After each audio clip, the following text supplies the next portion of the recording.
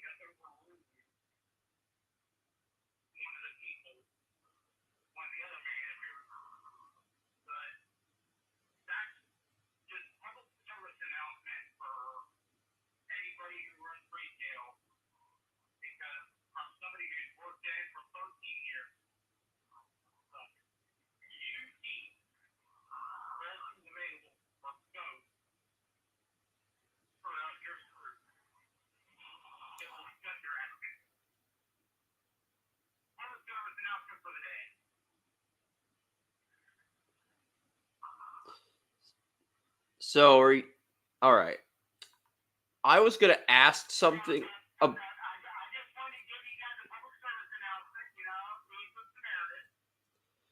That's fine. I respect that.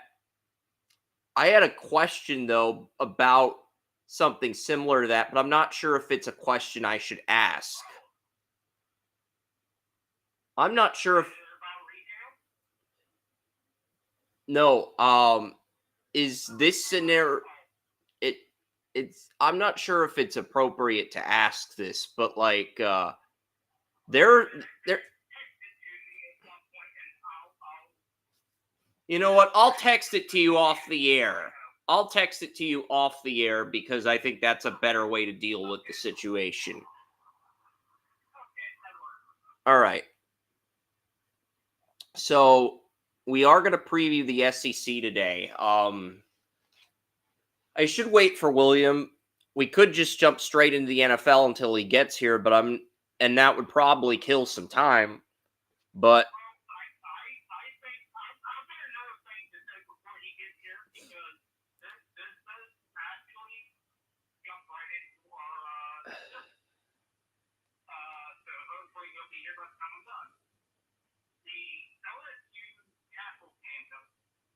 is really good.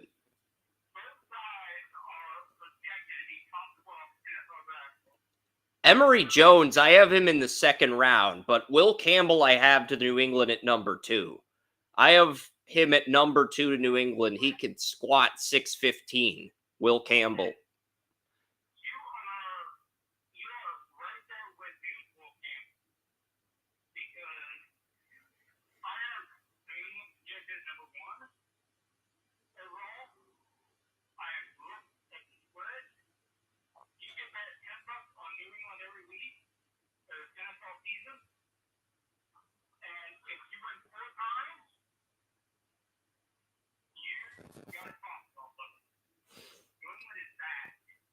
I have Will Johnson at 1 on my big board and Will Campbell at 2, but I have the exact same grade on both players. Floor grade of 86 out of 99, ceiling grade of 96 out of 99. Both players, I think, reach their ceiling by the end of their second year. So I have those two at 1 and 2 on my big board, but I have Shedeur Sanders going to the Titans at 1, and I have the Patriots taking Campbell at 2. But our thought process is almost identical in that respect with Campbell.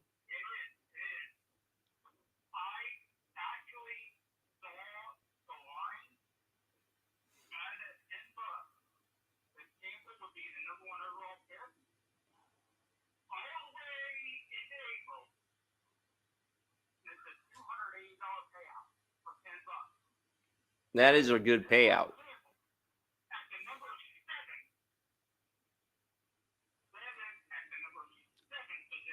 Outside of Will Campbell and Kelvin Banks, it's not a good tackle draft. I do like Emory Jones. I think Emory Jones is the best right tackle in the draft, but I have a second round grade on him at the moment. He could move into the first round, but I have a second round grade on him, and I think he's a pure right tackle.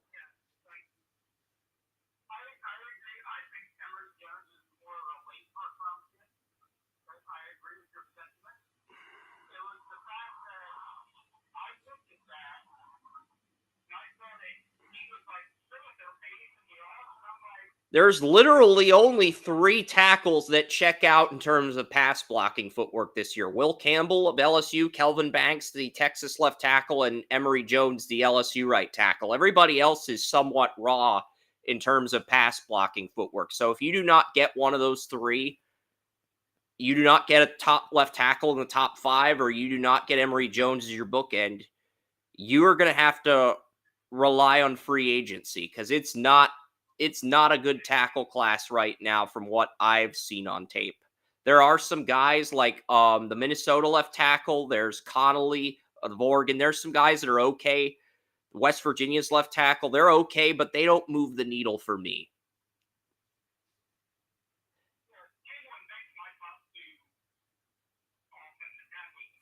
Yeah.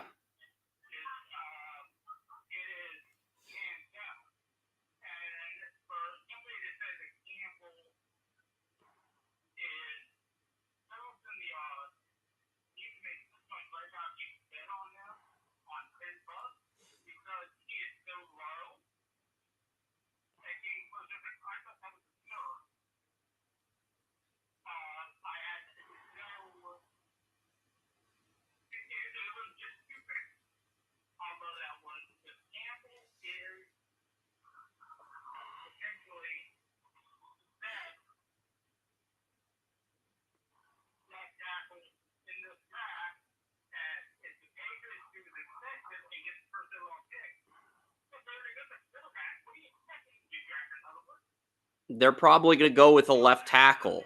Patriots are going to go with Will Campbell, I think, if he's there.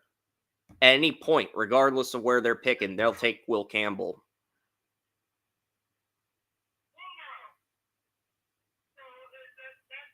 I've got the Titans at 1-16, though. That's why I have the Titans going quarterback. Because even though I think Will Campbell is worthy of going number 1 to the Titans, I don't think they're going to move Latham from left tackle to right tackle after 1 year and draft a left tackle at 1. The only other position I could see the Titans taking over quarterback is edge rusher. And while I like Mikael Williams, I have him 9th on my board. I don't see him being the pick. All right, I'm going to jump into these teams now. Vanderbilt has 2 NFL prospects: London Patterson at middle linebacker and CJ Taylor at free safety. I think both guys, best case scenario, they sneak into day 3, but this is Vanderbilt we're talking about. They are the bottom feeder in the SEC. They do produce a few NFL prospects. It's a shame Will Shepard transferred to Colorado, but I understand his decision. The offense really wasn't doing much at Vanderbilt. He had to carry that offense, and with Shadur, he will ball out there. So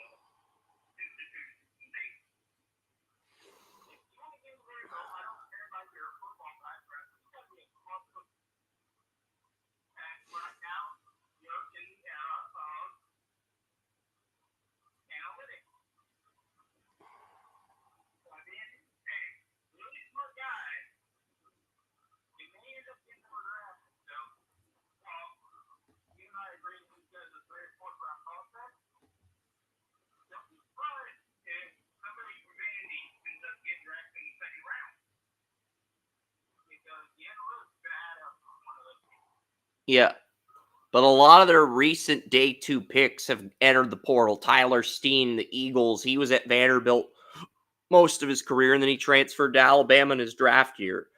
That was Vanderbilt's highest drafted player as of recent. But we'll see what happens with Vanderbilt.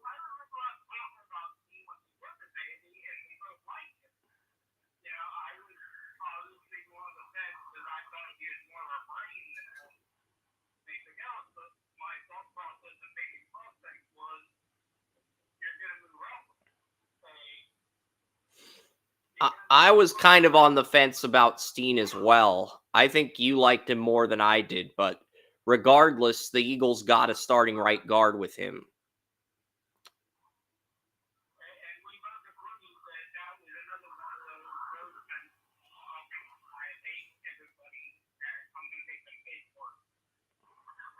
Yep. Mississippi State has 3 NFL prospects. They have Seydou Traore at tight end. DeMonte Russell's their best 34 right end since Jeffrey Simmons. I don't think he's as good as Simmons, but he's their best since him. And then they have Corey Ellington at strong safety, their best strong safety since Abram. Those are the 3 players they have returning that made either first, second, third, or fourth team in the preseason polls. So we'll see if that holds up. But those are the...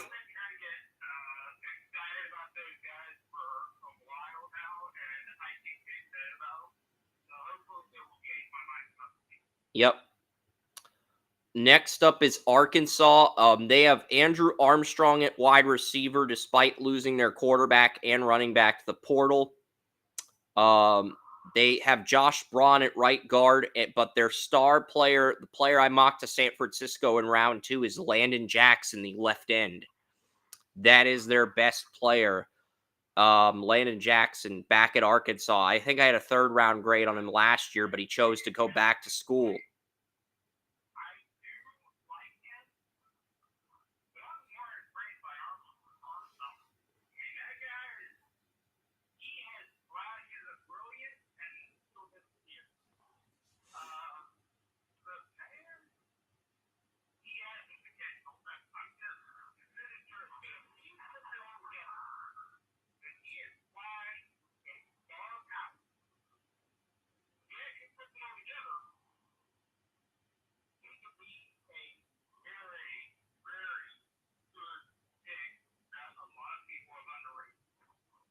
Yeah, Andrew Armstrong, definitely one of the more underrated players. I mean, looking at what he did last year, I'm going to quickly look at what he did last year, and then we'll get to the next team, Auburn. But looking at what Armstrong did, 56 receptions, 784 yards, and 5 touchdowns at Arkansas last year. And he does have some nice leaping ability. Landon Jackson was a captain last year. He was on our radar after a very good 22 season. And the next team up is Auburn. Auburn's interesting because they...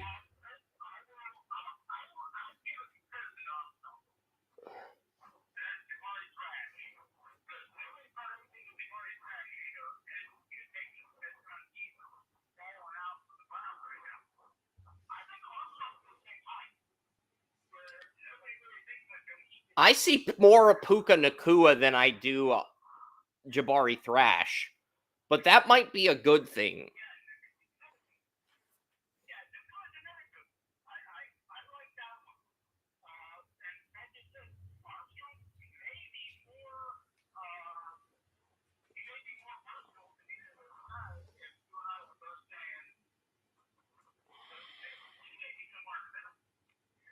Landon Jackson's a good prototypical 43 left end, though. My player comparison for Landon Jackson's a kind of a throwback. Grant Wistrom. That is my player comp for Landon Jackson, the defensive end on Arkansas. So...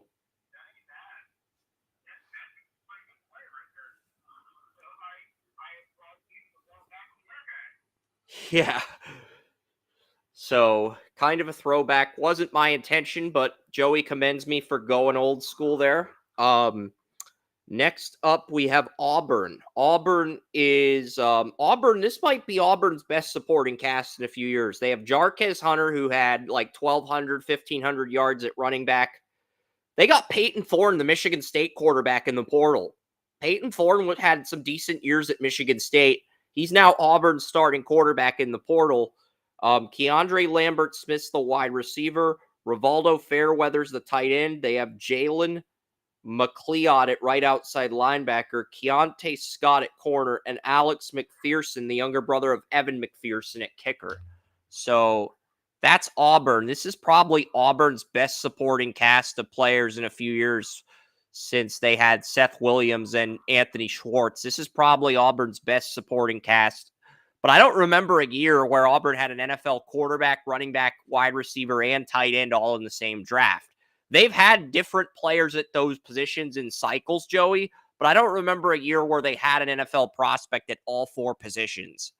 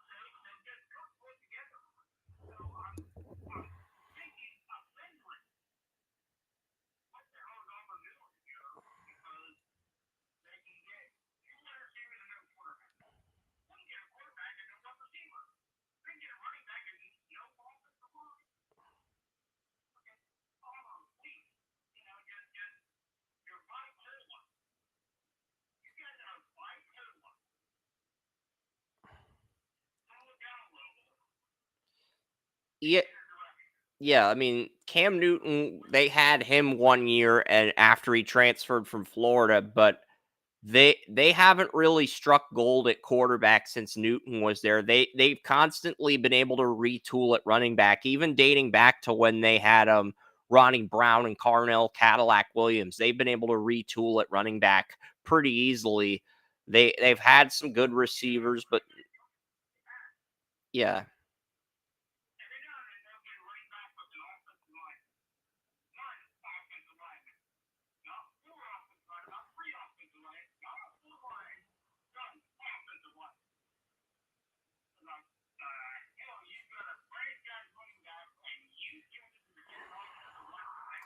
Auburn hasn't had any linemen drafted since 2020 when both Jack Driscoll and Prince Tanego Wanogho got drafted in the 4th and 6th rounds.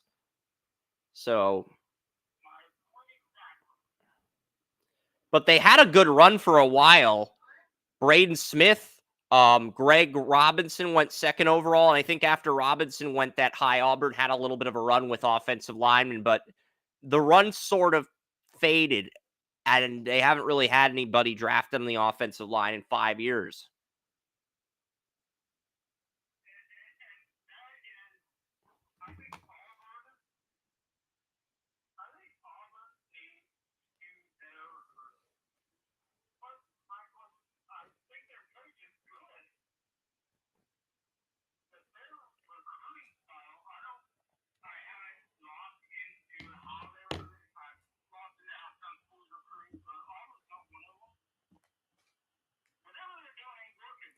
They do have a true freshman starting, Cam Coleman at wide receiver.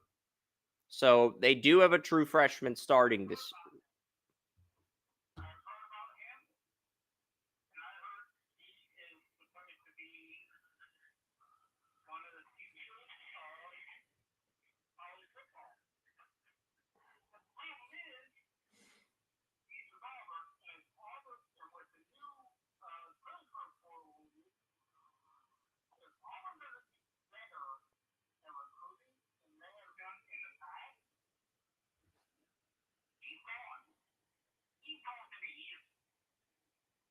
I mean, Hugh Freeze was a first-year head coach last year. He went 6-7. He didn't do bad, but you know, it's going to be interesting to see what.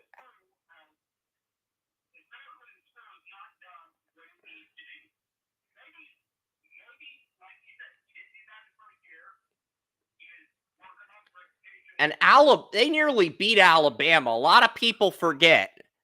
Before Georgia lost the SEC title to Alabama, Auburn nearly beat Alabama because it felt like Alabama was looking ahead to the SEC title against Georgia. And Alabama nearly lost that game to Auburn. So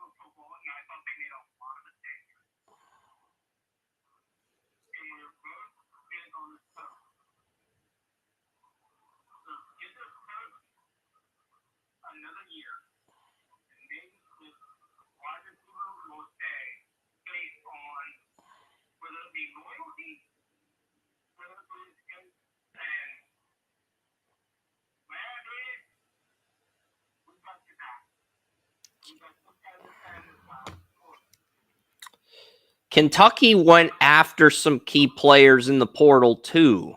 They got Brock Vandergrift, the Georgia backup, as their new starting quarterback. They also added Northern Illinois left tackle Marquise Cox, a player we both talked about last year at Northern Illinois as a potential late round pick.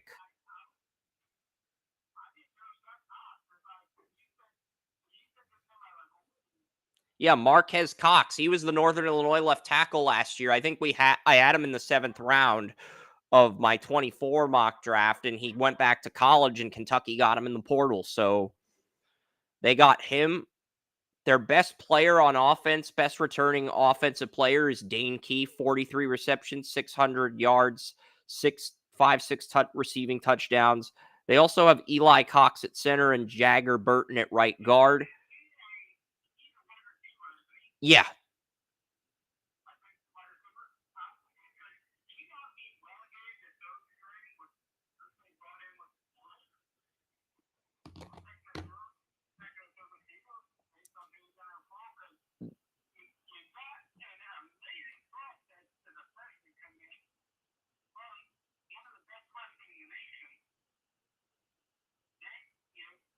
Berrien Brown and Jamorian Macklin are the top 3 receivers.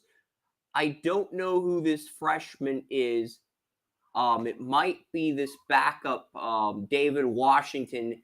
And David Washington is one of the backups. He's a true freshman, but he's listed as the number 5 receiver on Kentucky's depth chart. So, yeah. Well, Phil Steele's magazine did. He's listed as the number 5 receiver on the depth chart.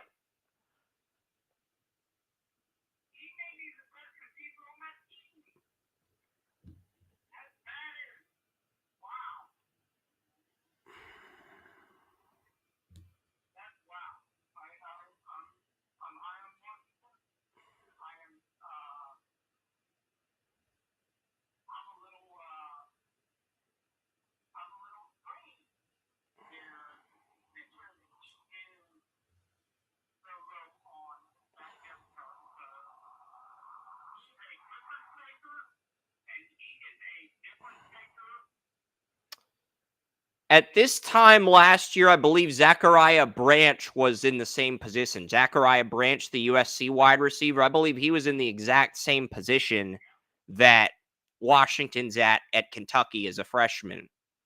So things could change.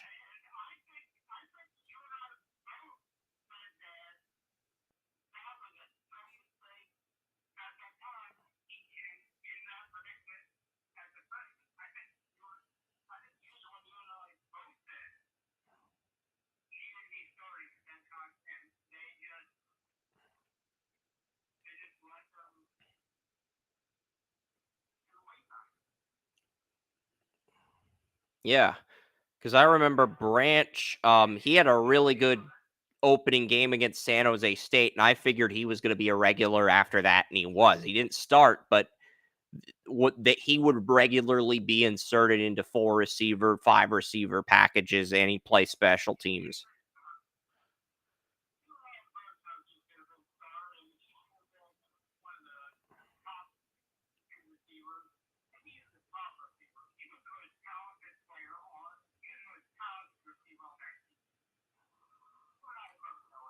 Yeah.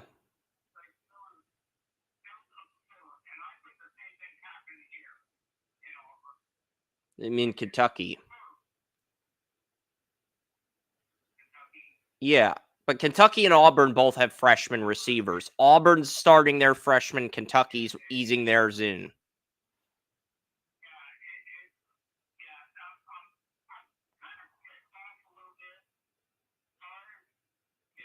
To be fair, they think he can push for the number 4 receiver job. He's 5 right now, but they think he can push for the number 4 receiver job. But they have 3 juniors starting, and they're all returning starters. So they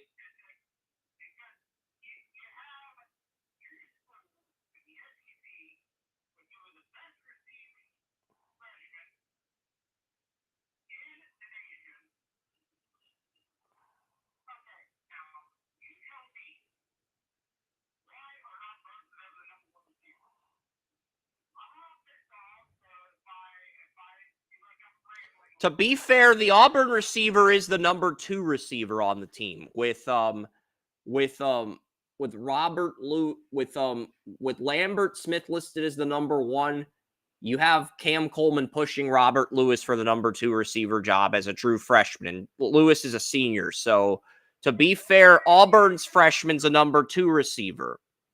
To be fair, Auburn's true freshman's already the number 2 receiver, and he'll be the number 1 by next year with both other starters as seniors.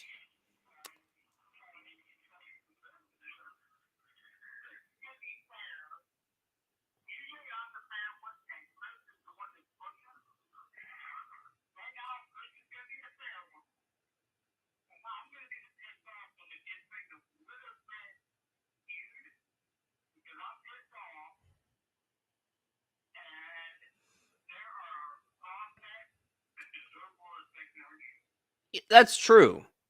And I feel like that's the case with a lot of players in the on Kentucky. I do want to get to the defensive side of the ball.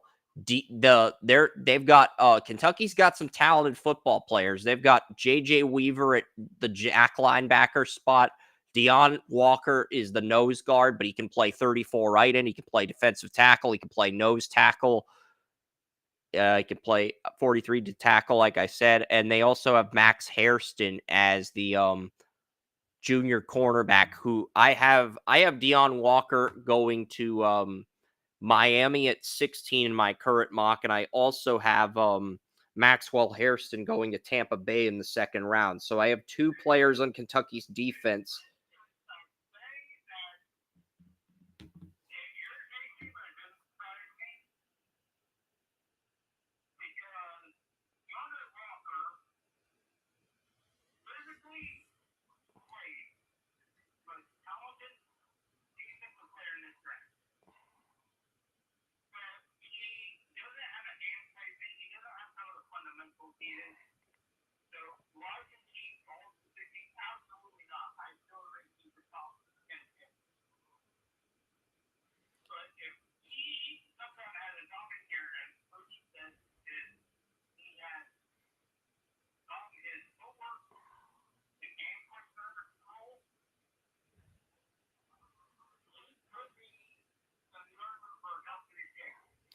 Walker's hand placement was excellent against Georgia. I mean, Carson Beck started that game 11 for 11, and he swatted the first incompletion down in that game, but it wasn't excellent the rest of the way.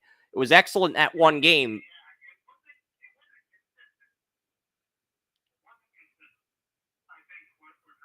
Yeah.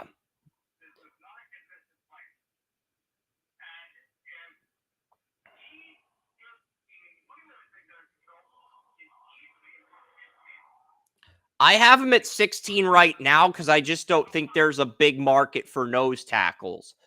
And I feel like he's more of a nose tackle, 6'5", 6'6", 349. I feel like he's more of a 34 nose tackle than a 4. He can play 5 technique as well as 43 defensive tackle. He can. He's that versatile, but at the same time, I feel like his best scheme fit in the NFL is nose tackle. And outside of Miami, there's really not a big market for nose tackles right now. Maybe the Chargers if they miss the playoffs.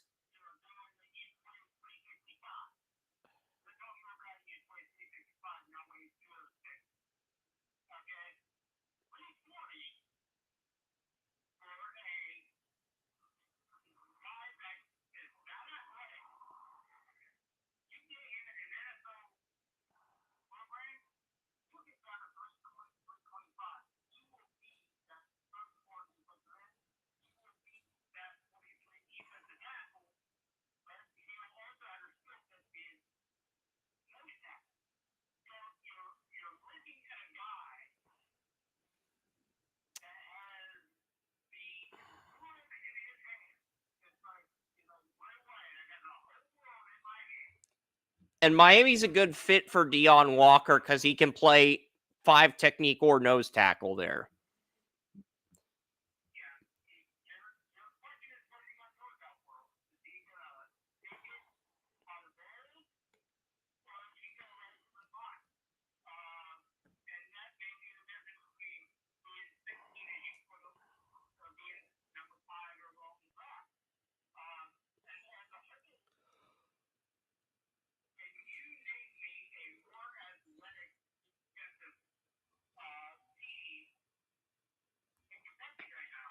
I have Deion Walker at number 10 on my big board, and I think he will reach his ceiling by the end of his second year, and I think his floor is pretty good as well. So I have him at number 10 on my big board, but I mocked him at 16.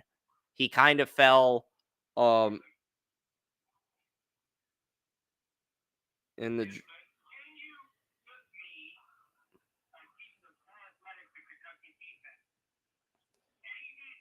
I mean, with Walker, with J.J. Weaver, and with their Maxwell Hairston, their number 1 corner, they do have some talent on that defense.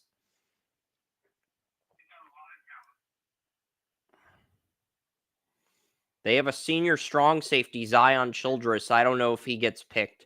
They also have a senior middle linebacker in Jamon Dumas Johnson. So they do have some guys. I just don't know if they'll get picked. But we'll see. I mean, Kentucky's one of these teams. They're talented on the college level. I don't know if they make it to the NFL, but they're talented on the college level.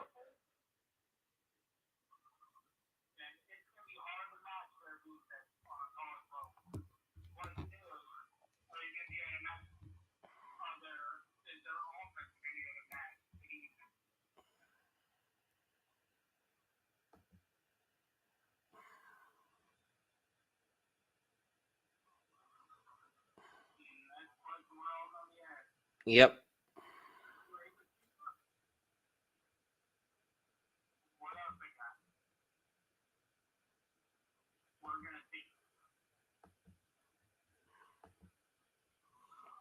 All right. Next up after Kentucky, it is South Carolina. This is an interesting team. The South Carolina Gamecocks. They have some interesting players. And I'm going to start with their running back that they got in the portal. Raheem Rocket Sanders, the former Arkansas running back. He is now a Gamecock.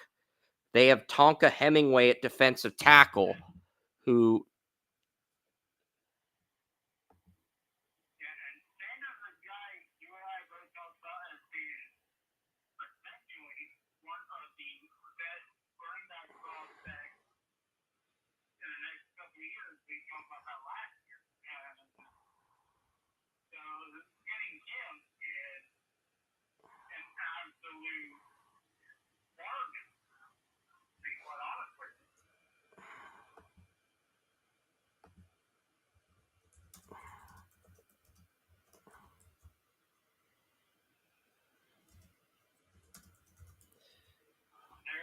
Yeah, I'm there.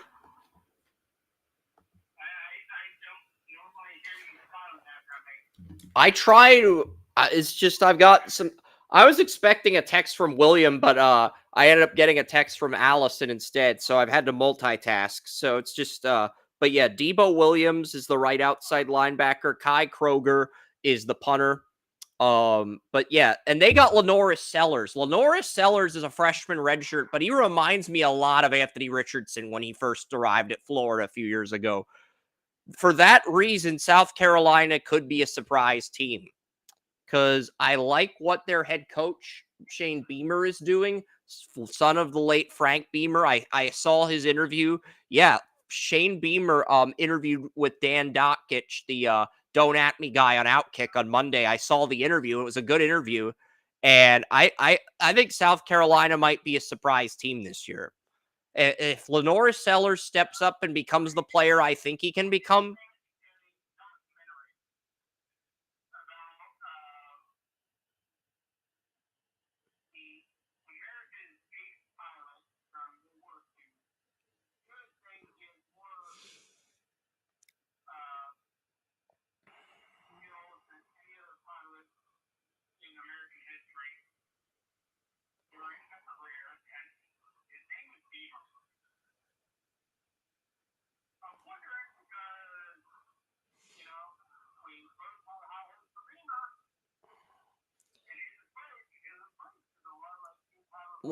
well, Shane Beamer had two really good seasons.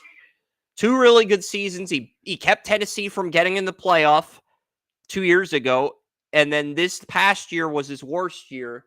But he's entering his fourth year, 2 bowl games in his first 2 years, and then a down year in year 3. This year, South Carolina is going to be interesting because I'm looking at their schedule. They host Old Dominion, they go to Kentucky, they host LSU, they host Akron. They're going to win at least 2 of those games. They'll probably lose to Kentucky and LSU. They travel to Ole Miss. No, they host Ole Miss. They travel to Alabama. They travel to Oklahoma. They host Texas A&M. They travel to Vanderbilt. They host Missouri. They host Wofford. They go to Clemson on the road. I think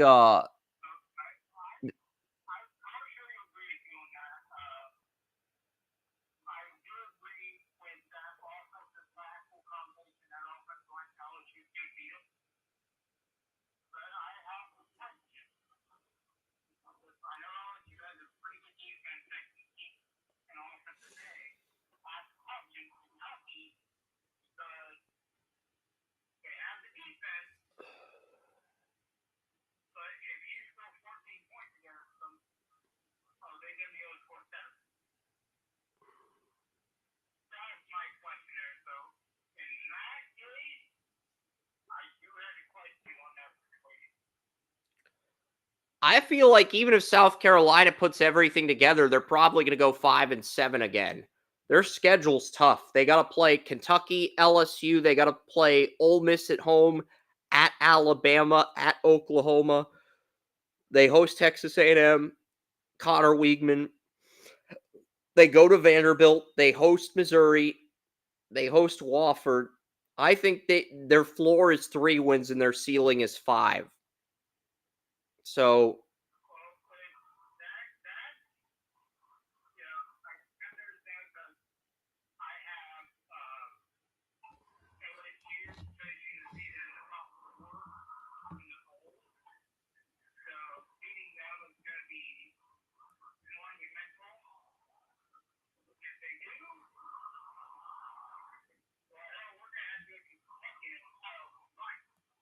yep.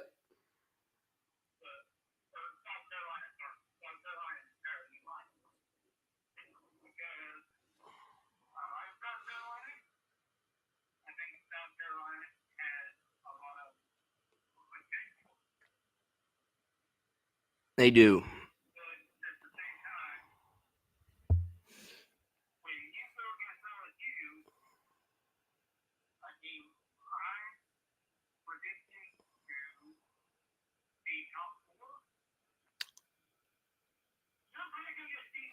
It sounds like we both have LSU in the SEC title game. That was my initial projection.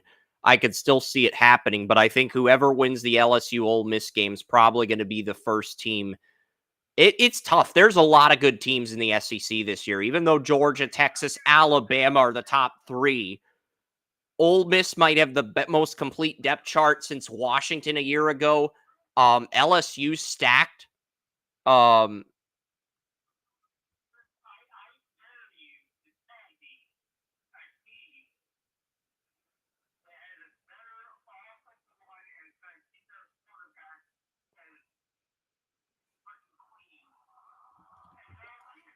and their strength of schedule is easy too. At Mississippi, Ole Miss, Tennessee. The next team on the list, yeah, because they have Tennessee 8, Oklahoma 7, Missouri 6, LSU 5, Ole Miss 4, Alabama 3, Texas 2, Georgia 1 in the rankings I'm reading. But the team coming in at number 10 for the SEC is the Florida Gators. I think they are ranked a little bit too high, if I'm being honest. I do not trust Graham Mertz. That's interesting. This is the first team we disagree on. So they had Vanderbilt at 16, Mississippi State at 15, Arkansas at 14, Auburn at 13, Kentucky at 12, South Carolina at 11. We both probably agree South Carolina is a little too high. Even though I like their potential, we don't know what they're going to become. And Florida is ranked 10th. This is probably the first team we disagree on because I think they're too high. You think they're too low. Jason Bantle is not a fan of Graham Mertz, the Wisconsin quarterback that transferred to Florida. Graham Mertz is now starting at Florida. Jason's not a fan of Mertz. I could tell just by watching some of his games last year. I'm not sure he's the guy. They do have Montreal Johnson at running back. They have a left tackle, Austin Barber, senior left tackle, who's actually pretty good when it comes to winning one-on-ones. They've got Shamar James at right outside linebacker. Jason Marshall's back at corner. He had a really good first 2 years, but his junior year was awful last year. And they also have Trey Smack and Jerry Crawshaw.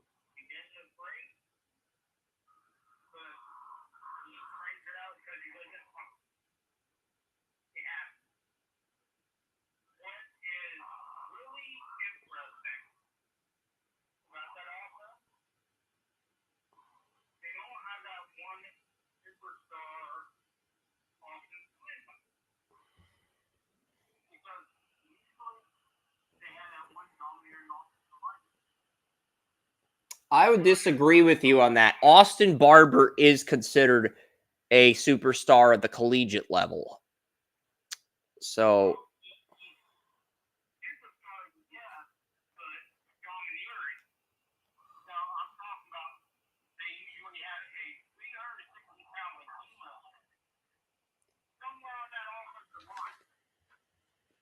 and to be fair to Barber, even though Barber is good, he's third team left tackle in the SEC. He's a third team. He's not first or second team. He's third team, which is kind of disappointing by Florida standards when you look at their history with offensive linemen. That's all.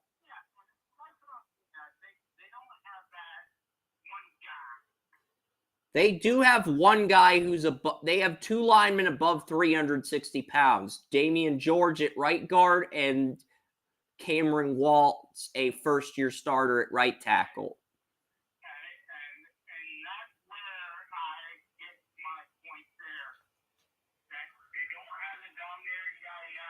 They do have Barber. He's only 305 pounds, but he did well against Pierce last year. Him and Latham had the most success against Pierce, the Tennessee edge rusher.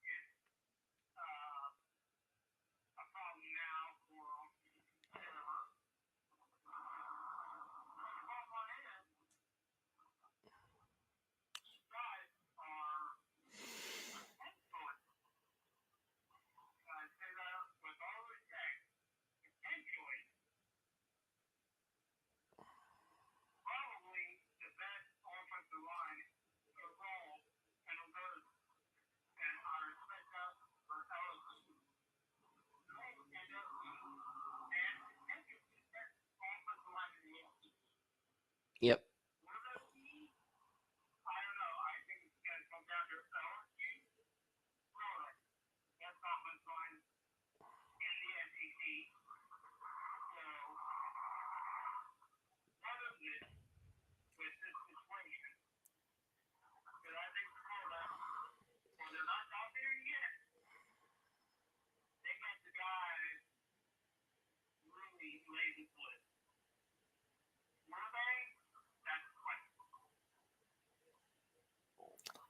I think Florida only wins 3 or 4 games, and they are the first team to fire their coach. They have Billy Napier.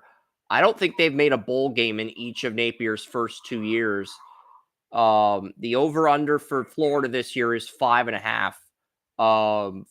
Phil Steele does have them on his most improved list, and he has them with a winning year. So Phil Steele has Florida finishing with a winning record, and they did make its most improved list, but he thinks they're a 6-win team at best. I'd agree. Their schedule is rough. They host Miami, Florida next Saturday.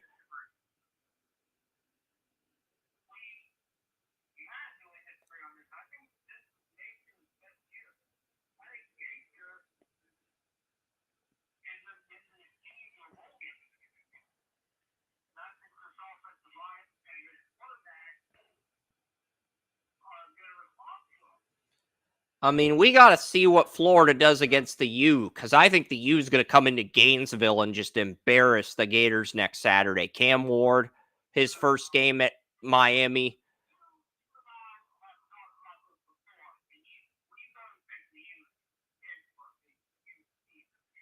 Yeah, we have. They get Samford. They'll beat the crap out of Samford. They get Texas A&M at home in their SEC opener. That's a game that could honestly go either way, depending on whether Mertz or Weekman steps up. It's the third game of the year. They go to Mississippi State on the road. I think Florida actually beats Mississippi State, so that's their second win. Central Florida, they'll win that game. That's their third win. They play Tennessee in Knoxville. They'll lose that game. They play Kentucky at home. They could win that game. That's a win or a loss, depending on how you spin it. I'm sure Joey's going to give Florida a win since Kentucky basically decided not to start their freshman receiver. That pissed you off. So I'm going to give Kentucky a win because I think they have a better team on paper, but they play Georgia. They're probably going to lose to Georgia. They go to Texas in Austin. Tough environment. They play LSU at home. They play Ole Miss at home, and they travel to Florida State at the end of the year. Florida's schedule is daunting, to say the least. I think it's a 3-4 win schedule. They might surprise.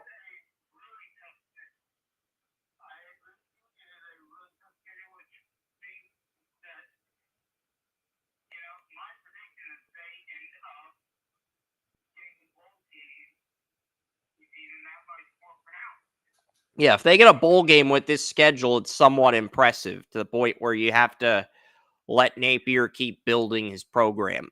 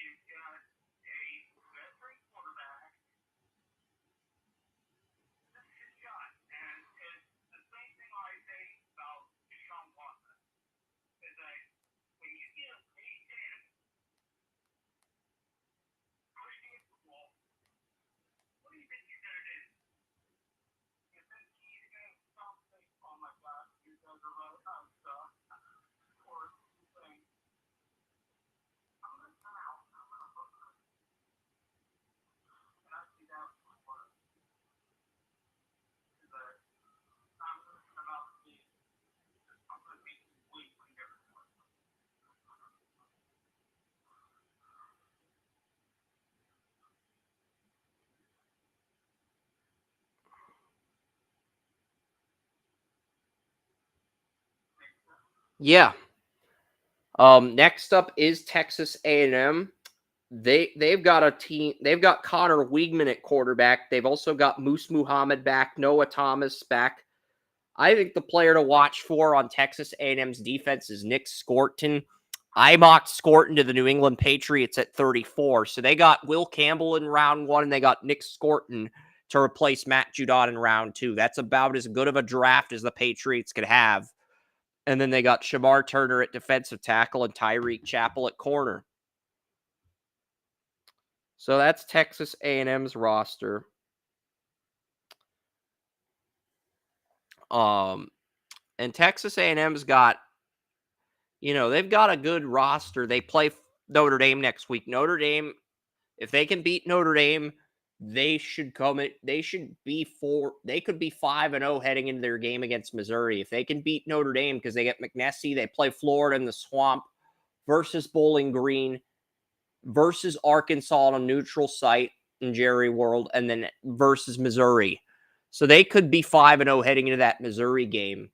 And then they play Mississippi State on the road. They do host Texas. They do host LSU at Kyle Field, at South Carolina, versus New Mexico State, at Auburn, and versus Texas to end the year. Texas A&M could be a sneaky sleeper in the SEC, Joey, because their strength of schedule, they don't have to play Alabama or Georgia, and their strength of schedule is manageable enough to where they can make something happen.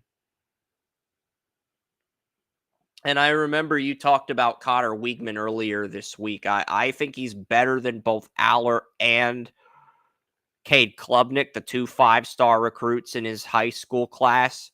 But at the same time, he hasn't done enough for me to move him into the round 1 conversation. There's a few people, Nick Fargo, Bill Sparks. You're not the only one that has Weigman approaching that first-round territory, but I just don't have him there yet at this time. I haven't seen enough from him to warrant that. But he could break out this year. Maybe he breaks out the way Burrow broke out at LSU when nobody expected it. But we'll see. Evan Stewart left Texas A&M. He's at Oregon now. But they did get Nick Scorton.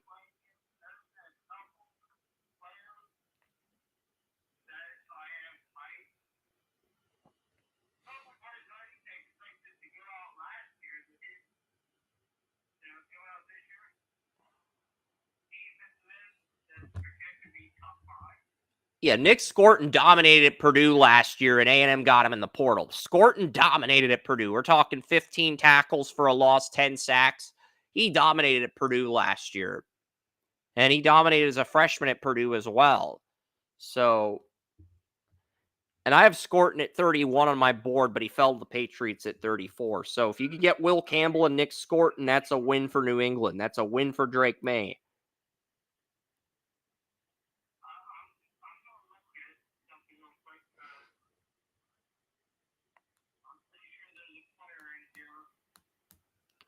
What position are you looking at specifically?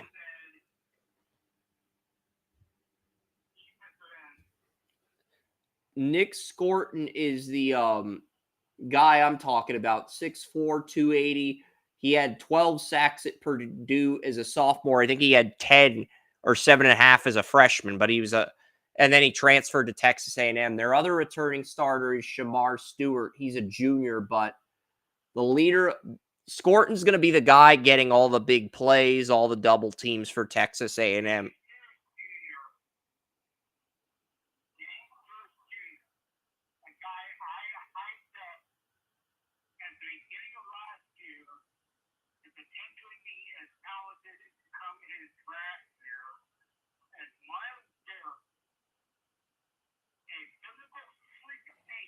Who is this, Joey?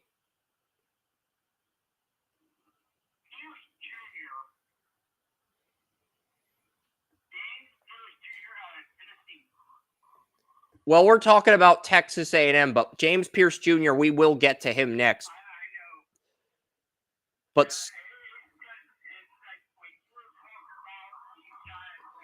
Scorton Jr., really good 2 seasons at Purdue. He transfers to Texas A&M. He's 31 on my big board, but I do have him going to New England at 34.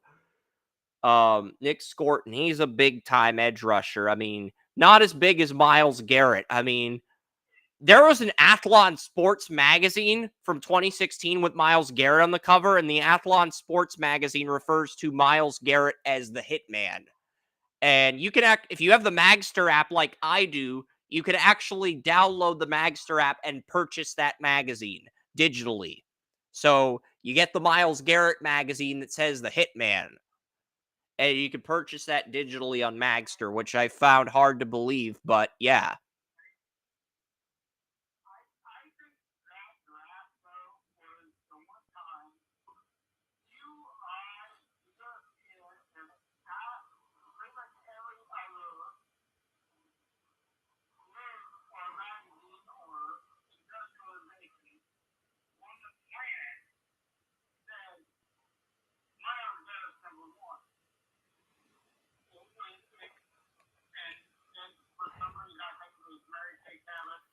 That was the first draft you and Oren got along, because 2015 was just us. 2016 was you, me, and Oren, and you and Oren were butting heads that draft. And 2017 was the first draft where you and Oren got along. And that was the Mahomes draft, too. So that's why it has such a positive feeling.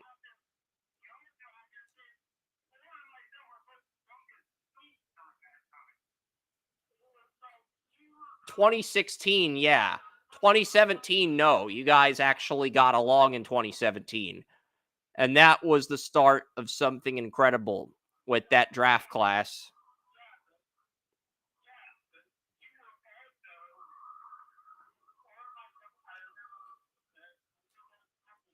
You know what's interesting? Jason's kid and Oren share the same birthday. Jason's kid and Oren share the same birthday, which was yesterday. So, yep. I did too. I messaged him, wished him a happy birthday. It was great. I hope Oren and Anakin both enjoyed their birthdays. I'm not going to argue with you. You do you, Joey, but what do you want to add to this Texas A&M team?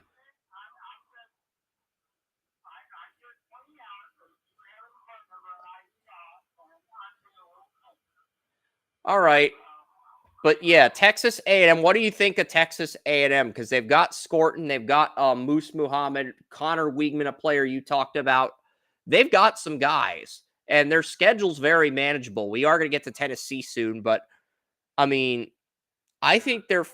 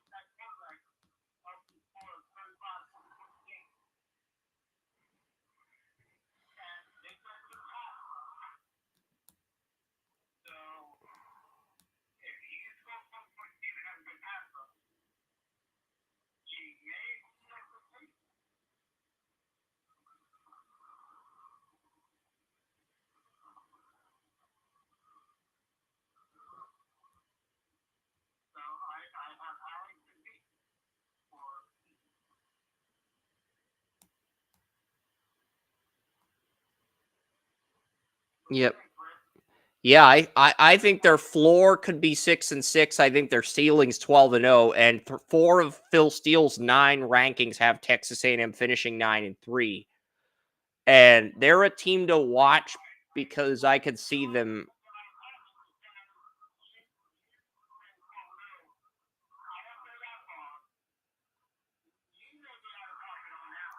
I would say there's like a 1 to 10% probability they go 12-0. I do not expect them to go 12-0. But I'm saying their toughest opponent, LSU, is a home game. They get Texas and LSU at home. They don't have to play Alabama or Georgia. They don't have to play Tennessee. That's a much bigger advantage than you realize, Joey. That doesn't mean they're going to be good or light the world on fire, but you have to admit that is somewhat of an advantage for the Aggies. They get Missouri at home.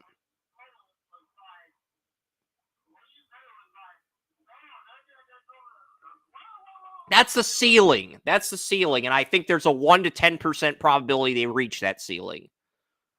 I don't think it's very likely, but I'm not dismissing it entirely. I'm not dismissing the thought process of it entirely because they do not play Georgia or Alabama. They do not play Tennessee. They get Texas and LSU at home. They get Missouri at home. They do have to go to Ole Miss. No, they don't have to play Ole Miss. They play at Mississippi State. They do not play Ole Miss. So they do not play Ole Miss. They do not play Georgia. They do not play Tennessee. They do not play Alabama. They get Texas, LSU, and Notre Dame at home, which are arguably the 3 toughest opponents. And they get Missouri at home, too.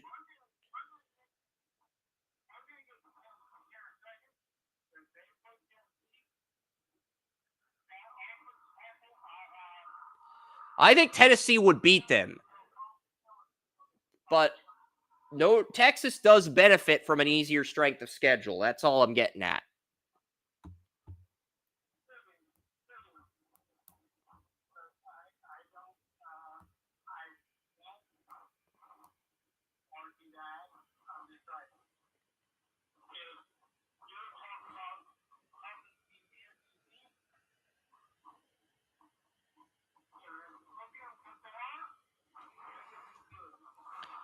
All right.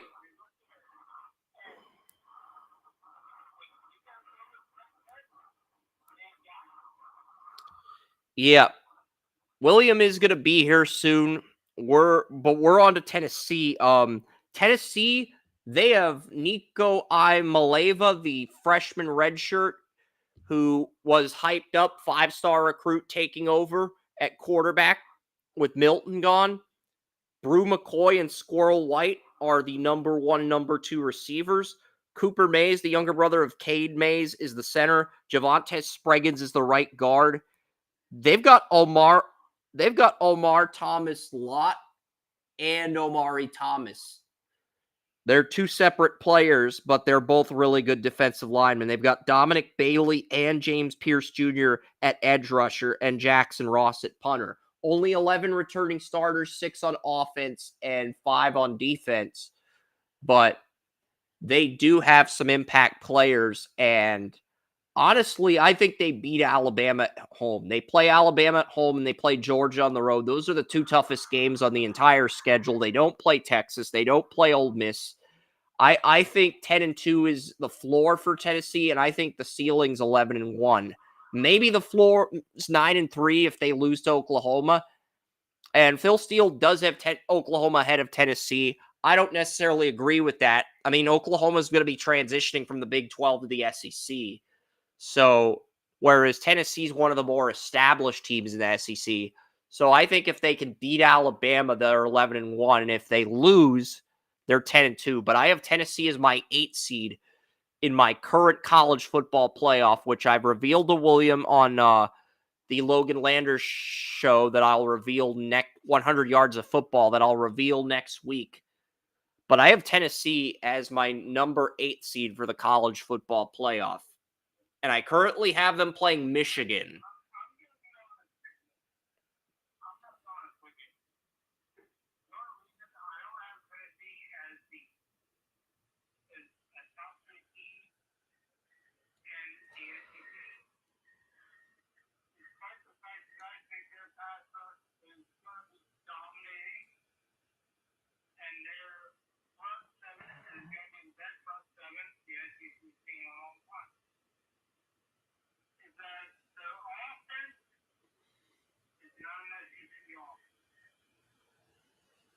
And I think Nico's going to break out this year. Nico is one of my candidates to win the Heisman. I think Nico Imaleva, the freshman redshirt, is going to be a Heisman finalist. I do.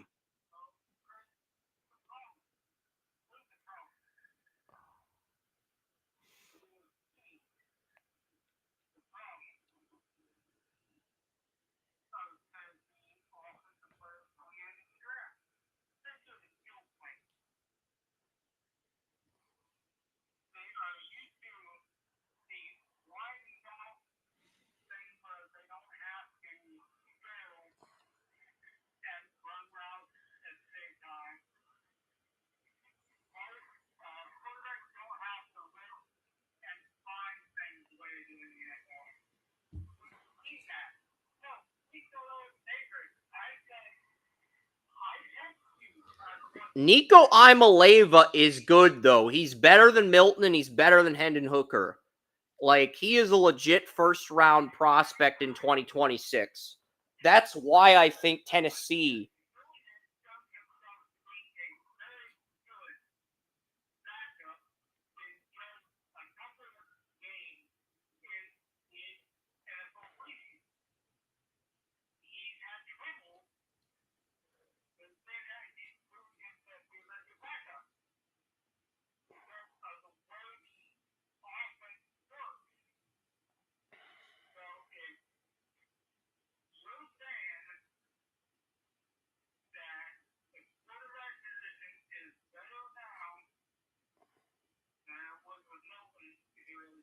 It is.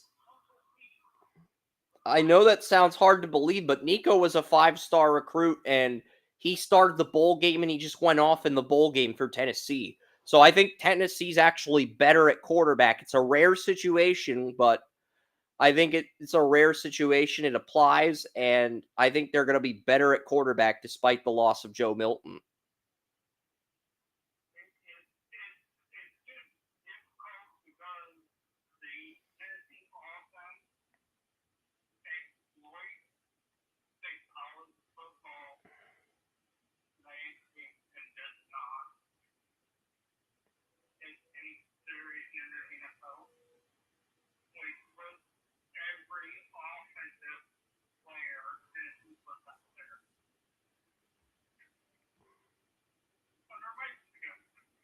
Yeah.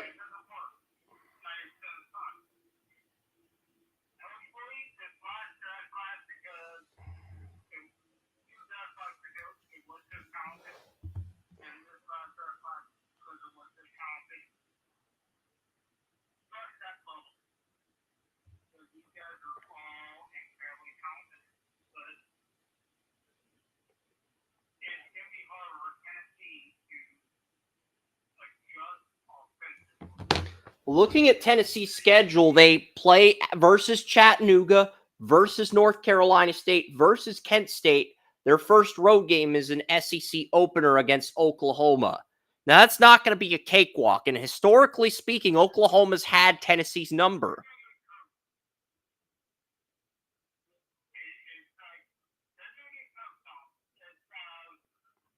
Oklahoma's the next team we're going to preview. I mean, they travel.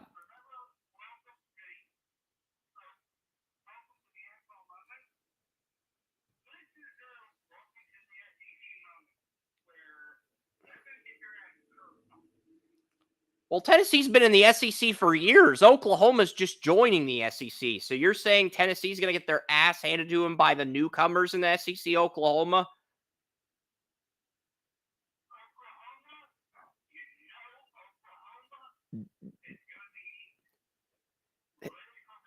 Historically speaking, they've had Tennessee's number. So I'm not arguing with you. I'm just saying that the newcomer in the SEC is going to have the welcome to the SEC moment against Tennessee. That's all I'm saying, asking you.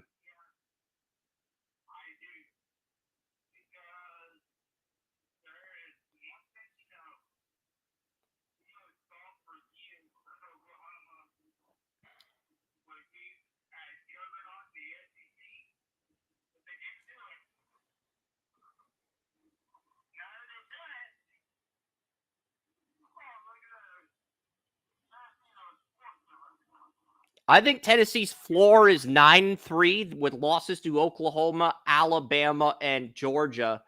I think the ceiling is 11-1 if they beat Oklahoma on the road and Alabama at home.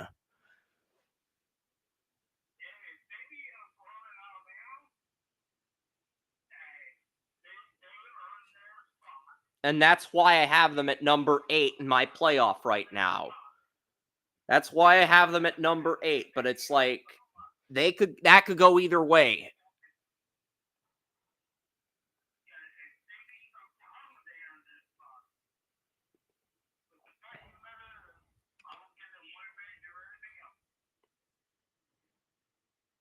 And Oklahoma's quarterback is also in the 2026 draft, Jackson Arnold. But we'll get to Oklahoma in a second.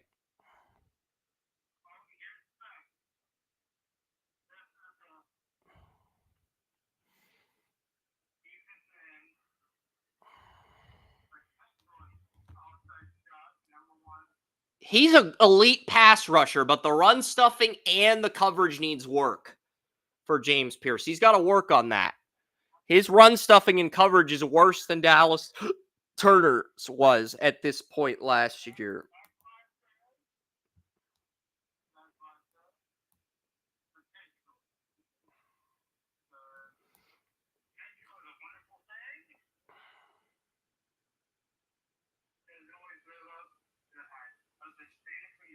Yep.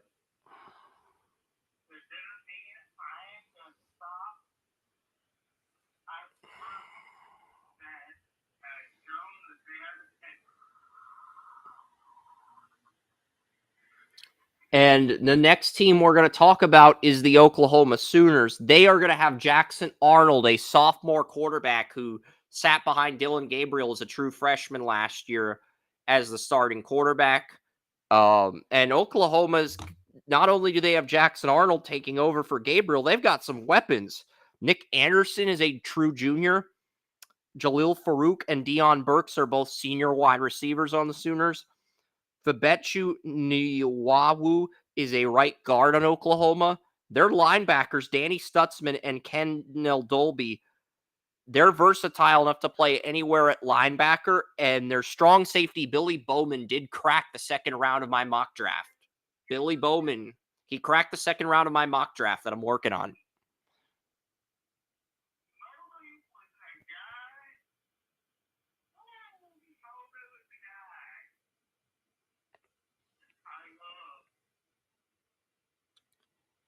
Yeah, everyone's talking about Nick Anderson. Like, when it comes to Oklahoma on draft Twitter, everyone's talking about the receiver, Nick Anderson. I think Billy Bowman's actually going to be the highest drafted player at Oklahoma, as bold as that sounds. And the crazy part is we're in agreement on Billy Bowman. He's going to be the highest drafted Sooner this year. We're in agreement on that.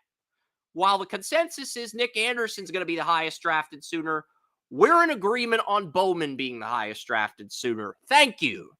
Now, do you want to continue to rave about this kid? Because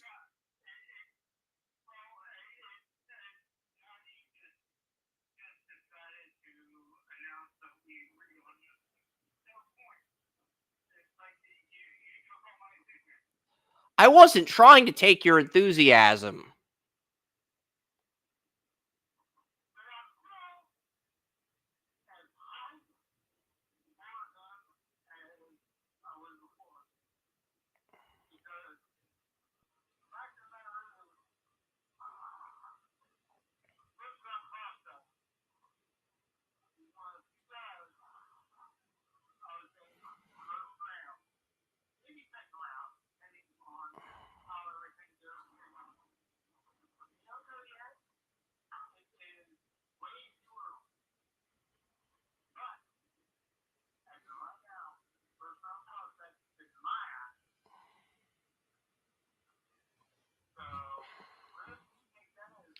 Billy, I have 3 safeties going in the first round, Joey. I think it's an absolutely loaded safety draft. I have Malachi Starks, Xavier Watts, the Bronco Nagurski Award winner, and Iowa safety Sebastian Castro, all going in round 1. And what's even crazier is I have Starks and Watts graded above Eric Berry and Earl Thomas. I have them being drafted higher, and I have them being graded higher. And I have a third safety going in round 1, and then I have a bunch of round 2 safeties. Yeah, I have Xavier Watts graded above Earl Thomas.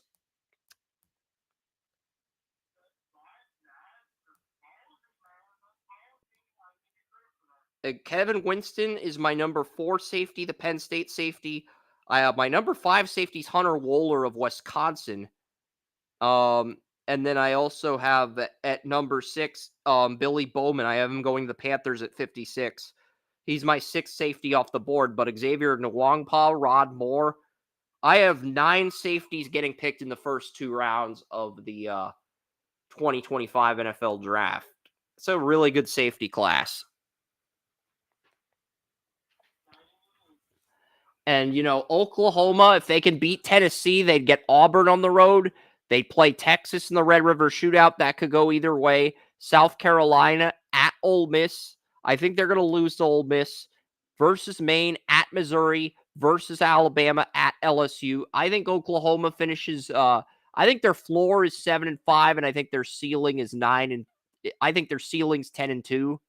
That's if they only lose to Alabama and LSU, and they run the. That's if they only lose to Ole Miss and LSU on the road, and they beat everyone else at home. Their ceiling could be 10-2, but I think their floor is probably 7-5, maybe 6-6. Their schedule's tougher than most think, but I think they're going to win at least 8 games. Phil Steele has them at 7, but I think they win at least 8. But if they lose to Tennessee, they could be 7-5. That's the thing.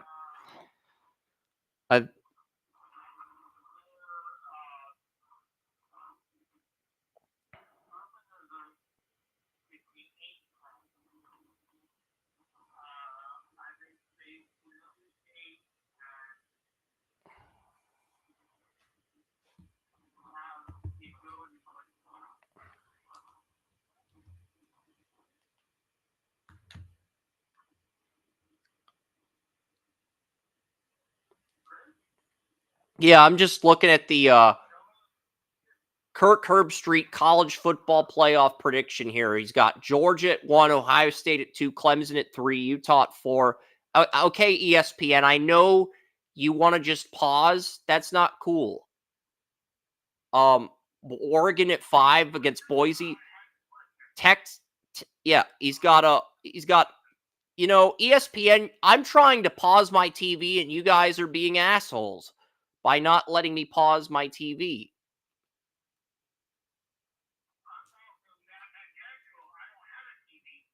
Texas and Michigan.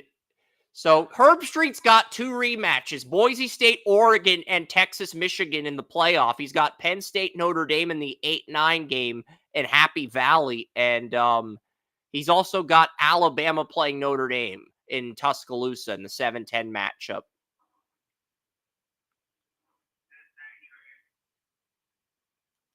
That was Nick Saban's. That was Saban's playoff.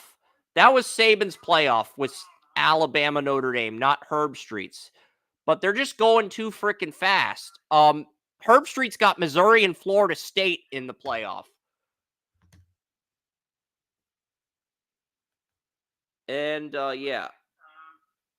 I know I'm getting a little off topic here. We are going to get to Missouri. But, yeah.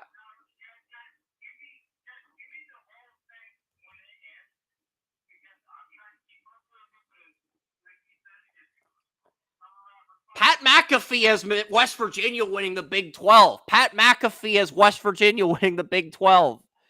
Then he's got Virginia Tech winning the ACC. So he's got Georgia, Ohio State winning their conferences, but he's got West Virginia and Virginia Tech winning. That's bold.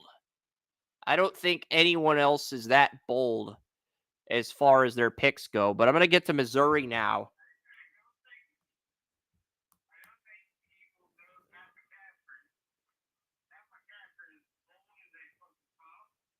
Yeah, Pat McAfee, but yeah.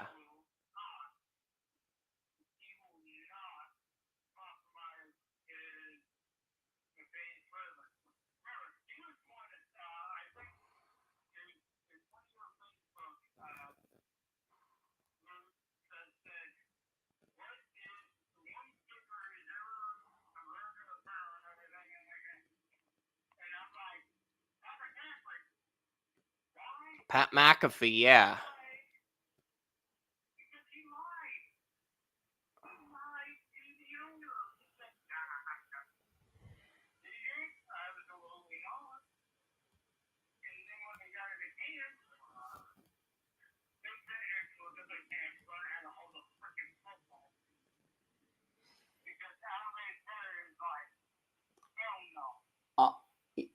Yeah, because Pat McAfee is bold. You keep saying McCaffrey, but you mean McAfee. I know who you're talking about.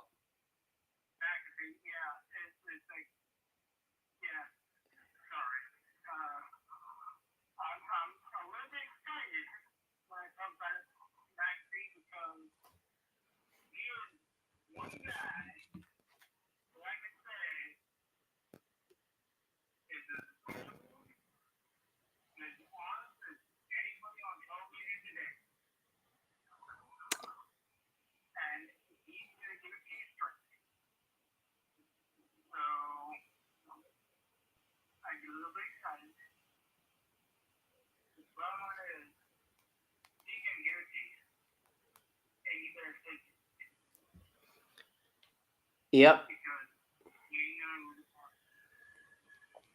But Missouri is stacked this year. I mean, Brady Cook is their quarterback. They have Nate. They did lose Cody Schrader, but they got Nate Noel, the App State running back, and they got Marcus Carroll, the Georgia State running back, that had 1,300 yards. That had 1,000 yards in his first 4 games. I was telling my friend was telling Nagy to take a look at last year. So they got Nate Noel and Marcus Carroll in the portal. Luther Burden is back. Mookie Cooper is back. They have Theo Weiss back. And they have Marcus Bryant at left tackle and Armand Membao at right tackle.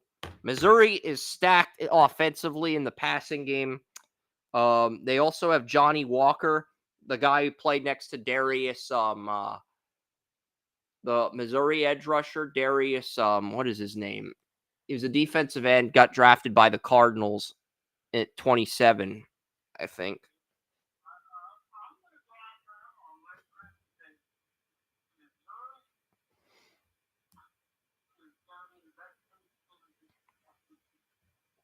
Tristan Newton, Chuck Hicks, and Dylan Carnell are back at linebacker, and Joseph Charleston's back at free safety. They have a really good team.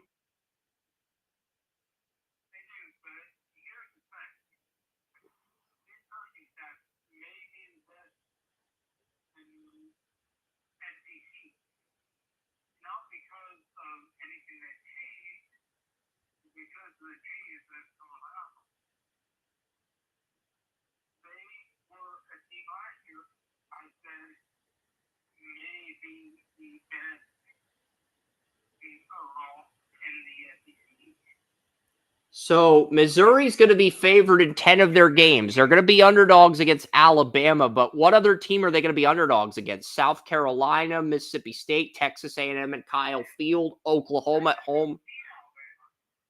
If they beat Alabama, they go 12-0. If they beat Alabama, they're 12-0 in my opinion. Because I think even though they are underdogs in two games, they play at Texas A&M versus Oklahoma. They might lose one of those in a trap game, but I think the only game that looks like a definitive loss is the Alabama game. And if they beat Alabama in Tuscaloosa, they could go 12-0, and that would put them in the SEC title.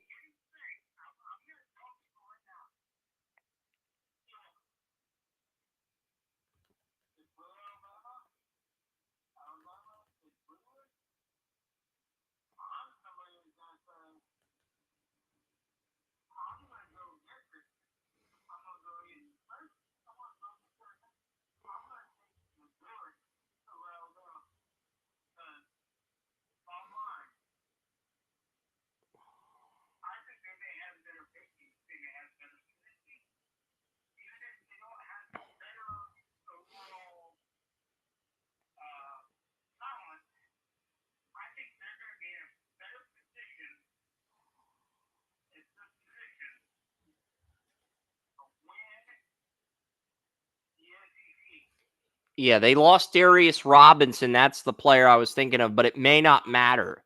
They have so much talent coming back this year. And if they could beat Alabama, they could very easily be 12-0.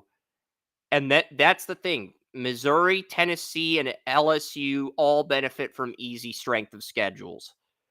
So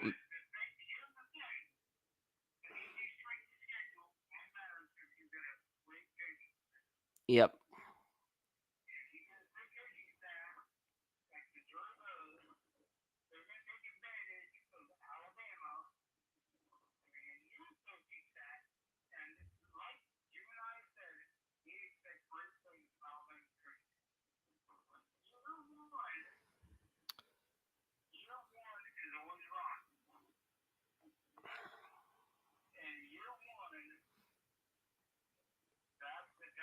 That's the thing. Missouri and LSU could theoretically meet in the SEC title. I said it a few weeks ago, and William Brandis and I did an SEC show that I moderated. I said if Missouri and LSU handle business, both of those teams could theoretically meet in the SEC title game. LSU is up next.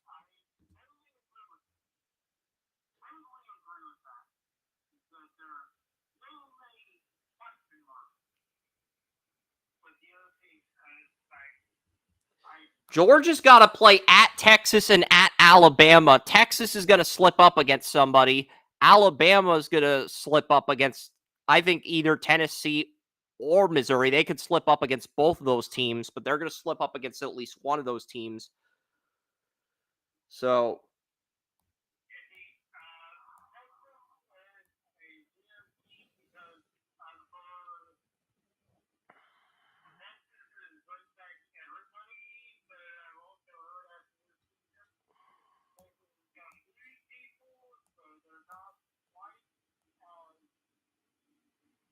LSU's projected to finish 5th in the conference, but, Texas is going to have a lot of turnover after this year, and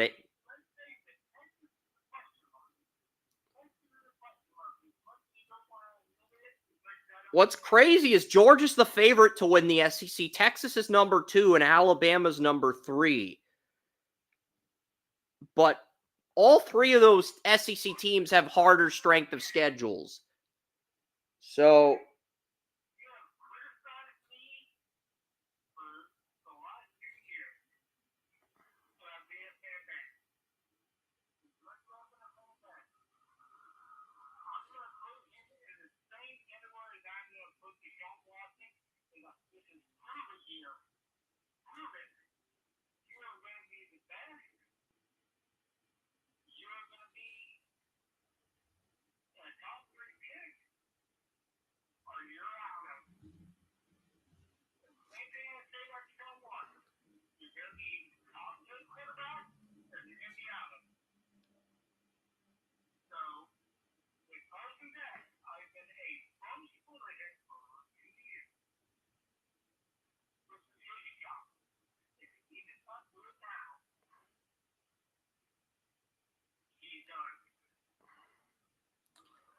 there's some limitations in Beck's game, but I want to get to LSU.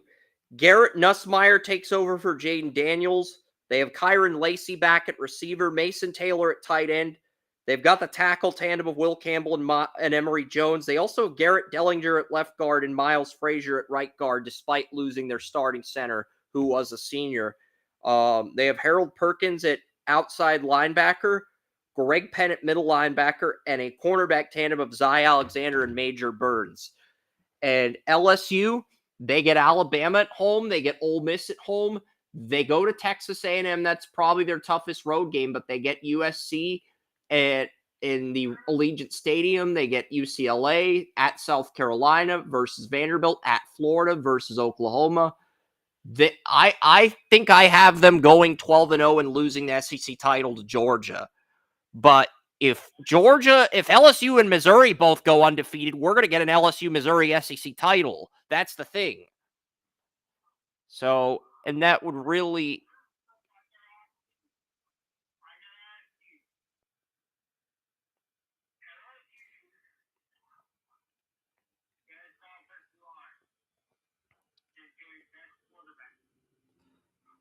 William Yannish is a first-round grade on Garrett Nussmeier. He has Nussmeier as one of his top 2 QBs behind Carson Beck. So he has Nussmeier a lot higher than I do, but he thinks he has him graded above Jaden Daniels, which is bold. But we'll see what happens.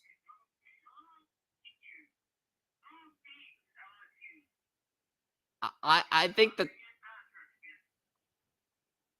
I mean, Ole Miss probably has the toughest pass rush. Ole Miss has a lot of returning starters, and Arkansas is Landon Jackson. I think Ole Miss and Arkansas will be the 2 toughest opponents for and Texas A&M is Scorton. So they got to play those 3 opponents back to back to back. So if somebody beats LSU, it's going to be in that stretch. It's going to be one of those 3 in that stretch. But if they can get through that stretch without a loss, I think they're 12-0.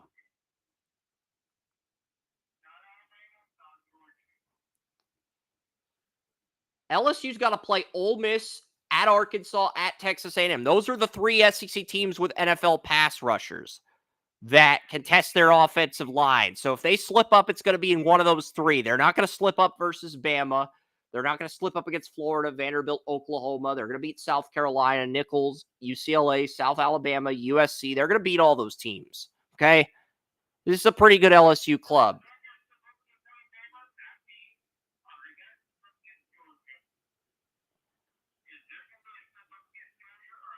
LSU doesn't play Georgia or Texas. Then they get Alabama at home.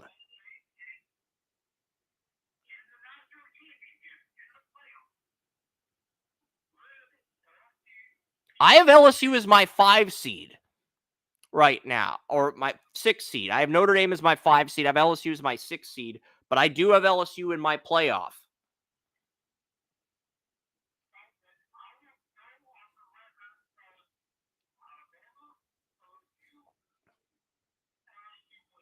I think LSU wins as well. Alabama, I feel like Alabama's been overhyped by the media. They got to play versus Missouri, at Tennessee, at LSU. They host Georgia. They're going to lose at least 2 games. They might lose 4 games.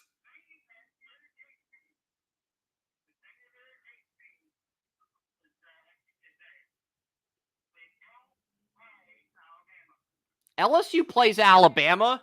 LSU hosts Alabama on November 9th. So that's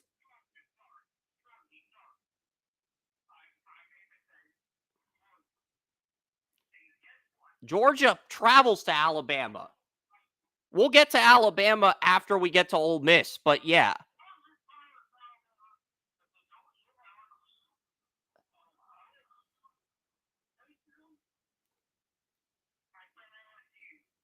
I like LSU at home over Alabama too, Joey. There's a reason I have LSU in my SEC title right now.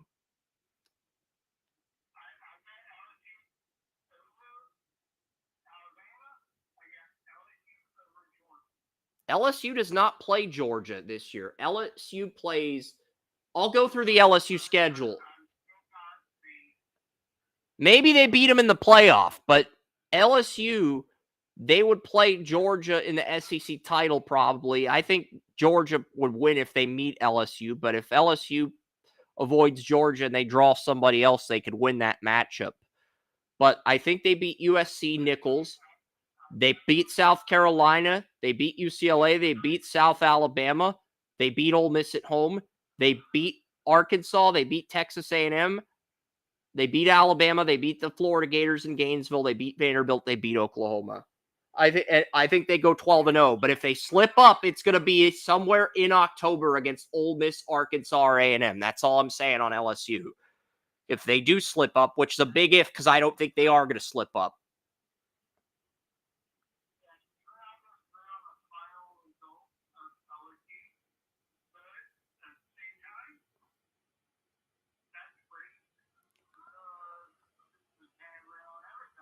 Yeah, we agree LSU's going to go 12-0 and during the regular season. But I think we actually agree.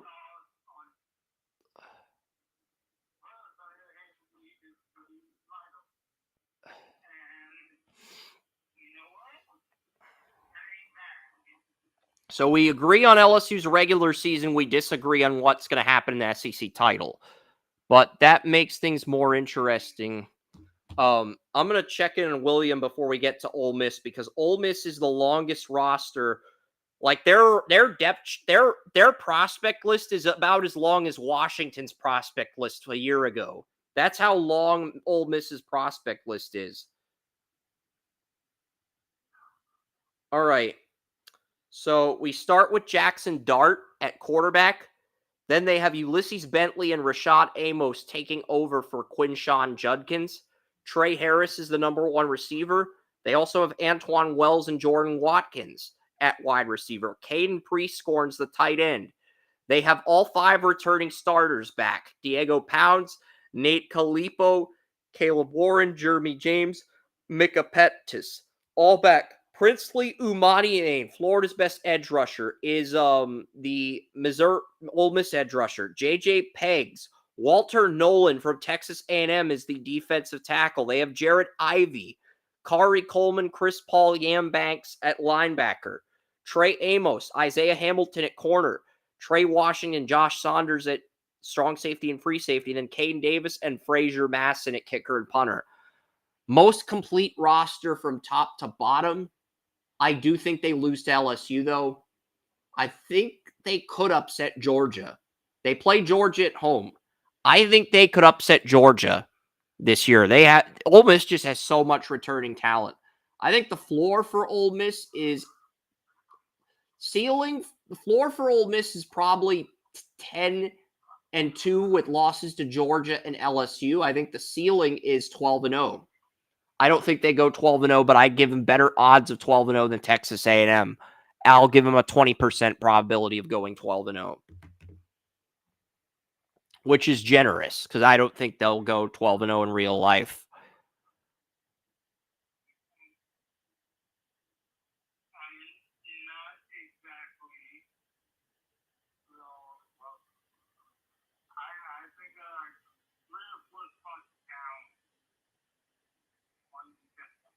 Well, they are projected to finish fourth in the SEC, ahead of LSU. They're projected to finish only behind Alabama, Texas, and Georgia, consensus top 3 teams. They're projected to finish ahead of everyone else.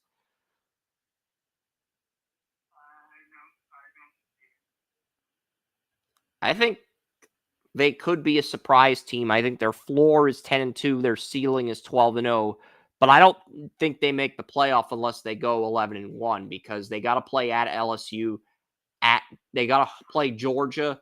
They play Oklahoma at home. I think they'll beat Oklahoma. They got to play at Florida in the Swamp. It's not an easy schedule, but I think the potential to win 10 games is there.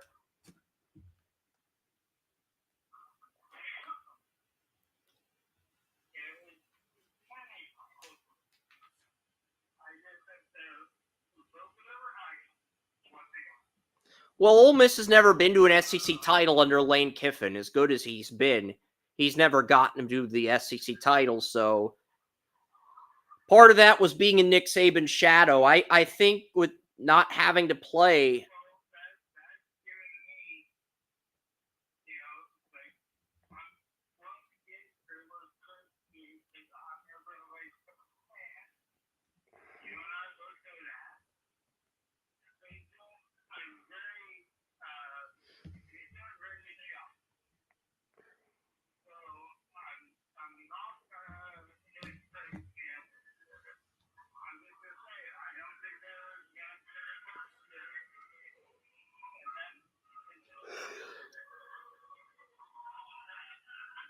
I think if they beat Georgia, they might be in the SEC title against LSU. I will go that far. If they beat Georgia, I think they could be the team that plays LSU. But we'll see. That's what makes this fun. Alabama is the projected number 3 team in the SEC. They have Jalen Milroe at quarterback. They have Tyler Booker, Parker Brailsford, and Jaden Roberts at left guard, center, right guard. Very good interior. Tim Smith at nose tackle. Deontay Lawson and Jihad Campbell at 34 middle linebacker. Domani Jackson at corner. And Malachi Moore at strong safety / free safety. They also have Graham Nicholson at kicker after losing Will Reichard, and James Burnip at punter. So that is Alabama's roster. Alabama, they host Western Kentucky and South Florida. They go to Wisconsin, Camp Randall. They play Georgia at home. They host Georgia at Vanderbilt versus South Carolina, at Tennessee versus Missouri, at LSU versus Mercer, at Oklahoma versus Auburn. I think their ceiling is 10-2. There's a lot of people hyping up Alabama saying they could go 12-0. 6 of Phil Steele's 9 sets have them going 12-0. I don't think they go 12-0. I think Alabama's going to lose a minimum of 2 games. And it could be to Georgia, Tennessee, or LSU.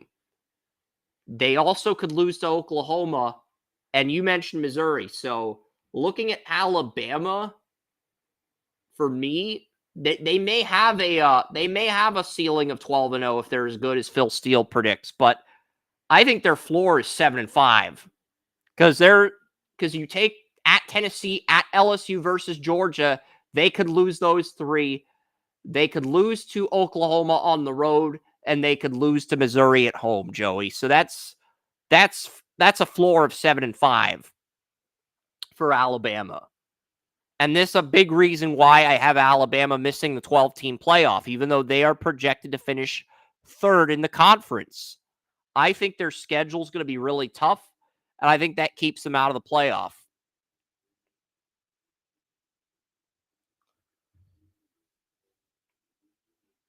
What do you have to say about Alabama? Because they are the consensus number 3 team in the SEC this year, and 6 of Phil Steele's 9 rankings have them going 12-0. I don't think they go 12-0. They might finish 7-5. If they lose to Missouri like you predicted, Alabama might be 7-5. If they lose to Georgia, Oklahoma, Missouri, Tennessee, and Wisconsin, they're 7-5. And 7-5 will not get Alabama in the 12-team playoff.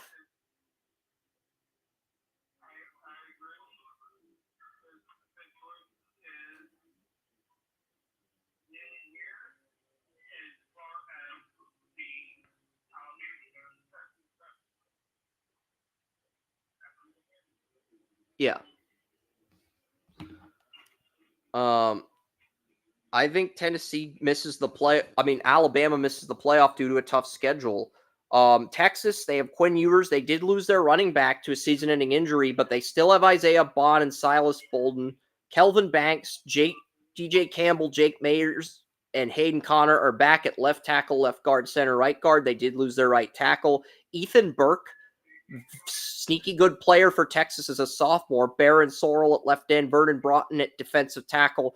Andrew Mukaba, the Clemson safety, is transferred to Texas last year, and Bert Auburn's the kicker. So Texas feels like another team like Alabama where they do feel overhyped to a degree. I think they lose to Michigan in Ann Arbor. Oklahoma game could go either way. They could win that or lose that. It's neutral site. They play Georgia at home. I think they lose to Georgia. And they could lose to A&M. So their floor is 8-4. Ceiling is maybe 11-1. I don't think their ceiling's 12-0. Texas just has too much tough competition in the SEC, but I think their floor is 8-4 this year.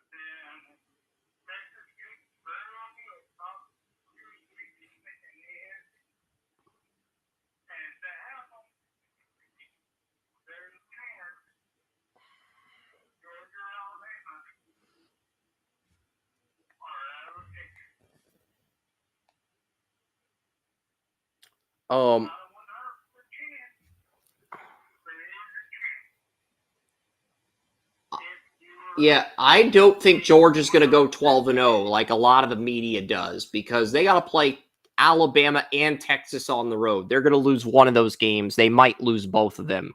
I think their ceiling's 12-0, but their floor is 10-2. So, and 10-2 will get you the 8 or 9 seed, but 12-0 will get you the number 1 overall seed. And if you lose to LSU in the SEC title, you're the 5 seed. You're like the 5 or 6 seed, basically. So Georgia will be in the playoff. It's just a question of where they're going to be seeded. Because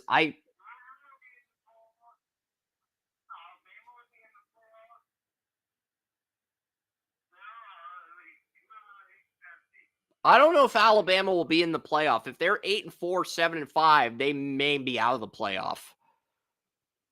I think they're going to be like 9-3, but they are going to be like 13 or 14 in my final poll.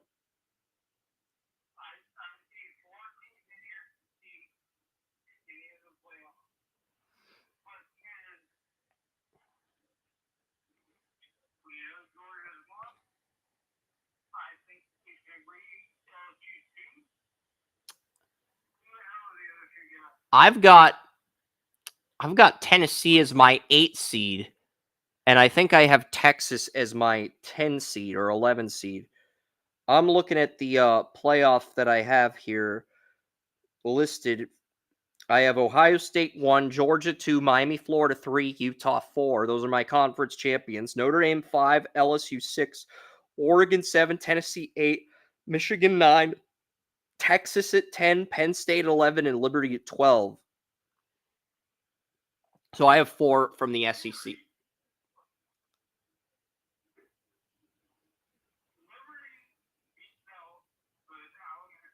Liberty's in the Conference USA. If they go 12-0, they would get in as a group of 5 champion.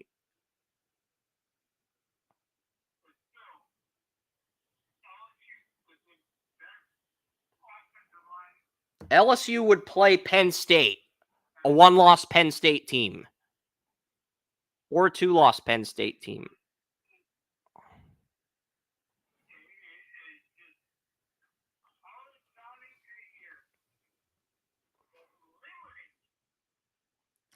Liberty's schedule is awful. Like, if another group of 5 team goes 12-0, they're going to get in over Liberty because of Liberty's schedule is that awful. That if another, because right now a lot of people are picking Boise State or Memphis or Tulane or UTSA or Texas State even to get in, App State to get in over Liberty as the group of 5 team.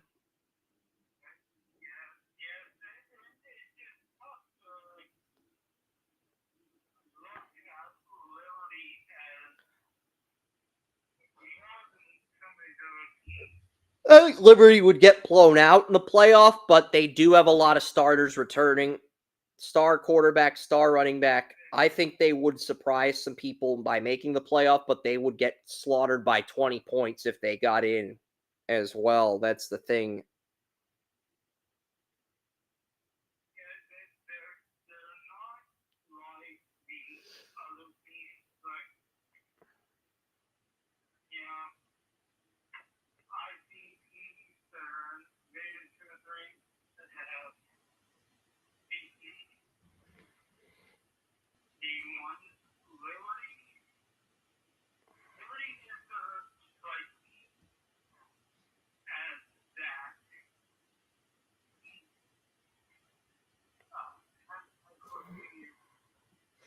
They play in Conference USA. They have a really weak strength of schedule. If they go 12-0 again, which they should, they're probably in if another group of 5 team doesn't go 12-0.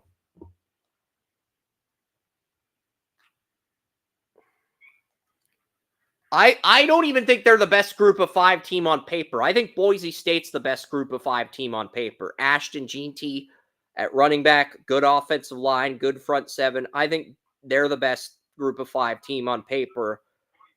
But if Boise State loses to Oregon and beats everyone else, do they get in over Liberty at 11-1? That's the question. I don't know if they would. I don't know if an 11-1 Boise State team would get in over a 12-0 Liberty team. That's kind of what I'm nervous about.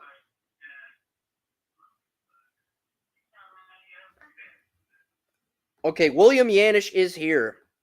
I'm going to bring him on, and he's here, and we're about to preview Georgia, but what do you want to go over before we get to Georgia, the big enchilada, William? I'm going to give you the floor because we've previewed every team in the conference except Georgia. So we'll put our Georgia thoughts until the end, but I'm going to give William the floor to talk about whatever SEC related while he catches up with us. All right, man. Yeah, no. Let's see if I don't have this feedback going on in my ears. Anyway, no. This conference is going to come down to teams. Like what is happening in Alabama. With Bauer and Milrow, and I feel that's a very, very good connection right there. And putting together these 12-team brackets like I was last night. I mean, I straight passed out. I woke up. I had plugged in my headphones, everything else to get it going. But let me tell you, man, I was up late on this, and that's a perfect example of what I say. A team's destiny in college football, relies heavily on the quarterback and the coaching, and I mean that just that says a lot right there for what is happening. I actually had Alabama at my 1 seed on the bracket that I was working last night. To see if I'd get to the point where I was happy with what I did. Georgia obviously has Kirby Smart and Carson Beck. The Heisman contender. That's one thing that is kind of a toss up between them. And a lot of people, would still hang on to the point that, this is still the same coached Georgia team, coming down as, has been the last few years, that won multiple national championships, and that has a lot. But I also, have Steve Sarkisian and, Quinn Ewers up there, very high. Quinn Ewers, I feel, is a great quarterback. His accuracy and ball placement are something that kind of needs tweaking. But in the end, he always usually in clutch time picks the right read and knows what he's doing. I mean, it shows for the football IQ that he is, acquired over the last few years, and what has happened. And with Quinn Ewers staying at Texas with Manning breathing down his neck, that says a lot right there, because I mean that shows for his confidence and just who he is. That cocky quarterback. He's not arrogant. He's just cocky. And like I said before, that's something I love in a quarterback. So, but besides that, so those are the 3 top teams that I have going here in the SEC. Alabama, Georgia, and Texas. And Ole Miss is always kind of back there. Something for all the talent that Jackson Dart has. There's something missing there, and maybe Lane Kiffin needs to get to a better coaching point in his career, to actually realize Jackson Dart's potential. But I see them, dating back, they can definitely win some games, but it just comes down to their schedule and everything else, man. So, what were you going to add, Chris? I just saw that everybody on ESPN picked Georgia to win the SEC. Like, it's unanimous. Yeah. And that's what I mean by, going back to that, 63-3 win, I don't think they're going to go 12-0 like all the experts do. I think they're going to lose to either Alabama or Texas, but they'll beat the other team and find a way to win the SEC at 11-1. I mean, we'll get into Georgia. We'll preview their roster in a second. Yeah. 2 of the panelists have them winning the national title. Nick and Pat McAfee. Sheamus in Dublin, Ireland, a WWE wrestler, as Notre Dame winning the playoff. I feel like he's just doing that for shock value, but it's a hell of a way to fire up the audience. With College Game Day in Dublin, Ireland, have the guest picker pick Notre Dame to win the title. I can see that, man. That definitely throws something up there. I mean, you got to love them Irish folk, getting all fired up over their team.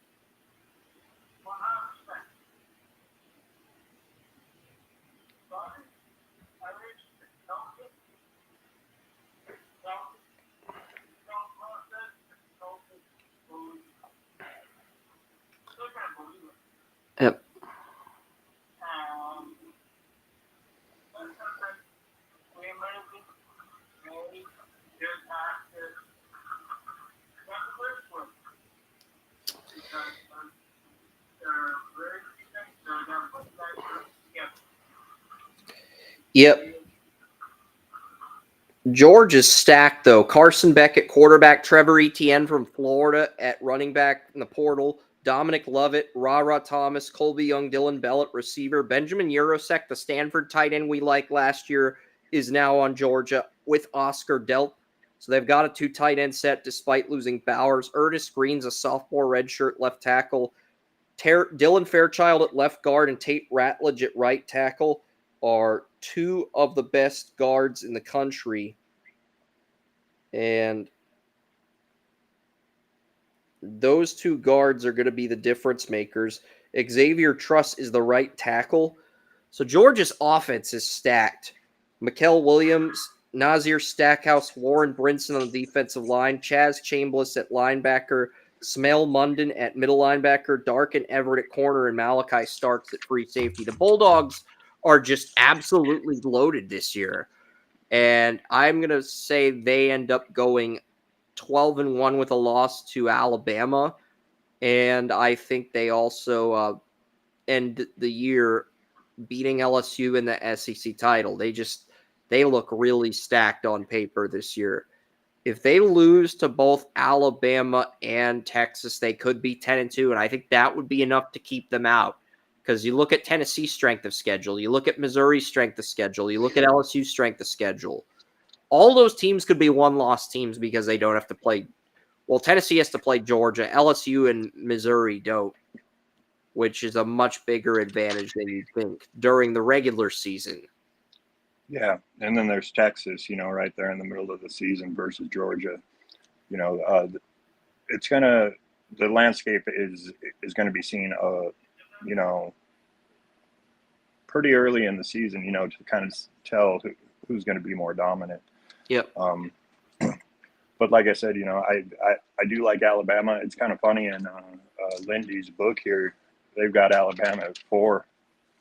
He's got him even behind. They've got him at 3 behind Georgia and Texas. But Lindy's might have Ole Miss at 3. It's strange, though. Yeah, that's what I'm saying, man. And they've got Alabama at 3 and Ole Miss at 4. But yeah, it's very. I forgot when I argued about this Phil before. Steele's magazine. You're talking about Lindy's. They're different publications. Yeah. Ole Miss's roster is stacked. Their depth chart. I think their depth chart's about as deep as Washington's was a year ago. If they beat Georgia at home, I think they will end up playing LSU in the SEC title instead of Georgia. That's the thing. That's what I forgot to mention earlier was LSU. I knew I was missing something coming out of the gate. No worries, man. Up too late. Joey and I love LSU this year. I think Joey's got LSU winning the SEC title over Missouri. I've got Georgia over LSU, but I will not be surprised if it is LSU over Ole Miss again, or a rematch where Ole Miss beats LSU, because I think if Ole Miss can beat Georgia, I think they'd beat LSU and be a storyline I'd love to see. It won't happen, but a storyline I'd love to see is Ole Miss versus Tennessee. Lane Kiffin named his first kid Vol, so having Ole Miss play Tennessee for the SEC title would be a hell of a story. I don't think it's going to happen. Yes, it would. Yes, it would. That would actually be a pretty good one. But, LSU, but back with that, I got to say I've got Carson Beck and Garrett Nussmeier right here in round 1. Yeah, LSU's offensive line is very good.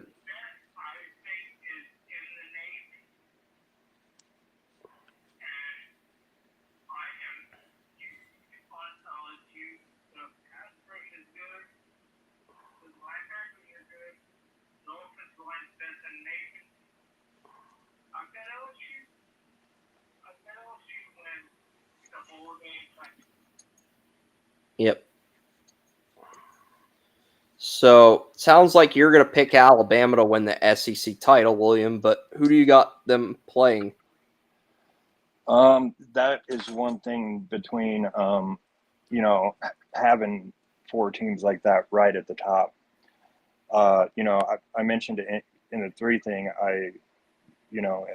on under the bleachers, I mentioned LSU in there as a possibility, but I also, really like Texas. That's where it has to come down. But you know, I'd have to say that they'd probably be playing Georgia for it. That's fair. It's too much, that team. And Ugalele starts off the game in Dublin, Ireland with a completion. That Florida State Georgia Tech game just started on ESPN. I'm watching it. And Ugalele looks pretty good in his debut with Florida State right now. This is week 0. We will get to some NFL stuff because we got to preview the AFC West. I did post a thumbnail of Justin Herbert and Patrick Mahomes. I do think they're the two best quarterbacks in that division, but we'll save those two teams for last. We can either talk about the quarterback that took a photo with President Trump, Gardner Minshew, or we can talk about Bo Nix. It sounds like Joey was campaigning pretty hard for Bo Nix before when we talked about Auburn earlier in the show. He's campaigning pretty hard for Bo Nix. And I know Bo Nix is a quarterback you were high on, William. So, yeah, we can definitely go that direction. Let's go that direction to start out, and then we'll go with the Raiders. Are you guys cool with that? Yeah. And I'll pull up the Broncos depth chart, screen share everything, William, so you can see what my talking points are. Because I've got the talking points up. And I'm also going to pull up the Broncos schedule. I mean, I might be lower on the Broncos in the consensus right now, but looking at the Broncos, they're going to start Bo Nix.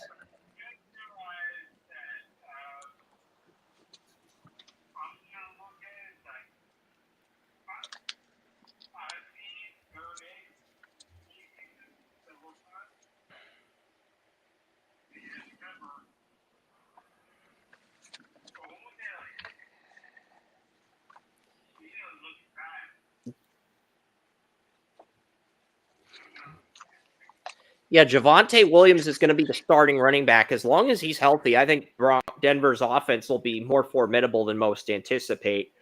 I think they're going to be run heavy. They've got Cortland Sutton, but they also have Tim Patrick and Josh Reynolds as the other two starting receivers on the depth chart. Marvin Mims is the number 4 guy to my surprise. Troy Franklin's the number 5 receiver. Devon Bailey's their number 6. So they do have weapons on Denver. Little Jordan Humphrey, who was on the team last year, midseason additions, number 7. Philip Dorsett is 4th string.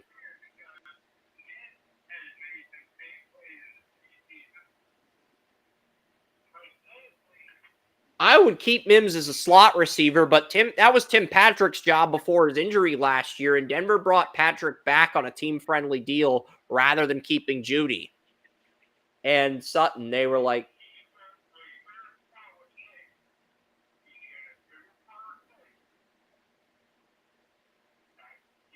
yeah.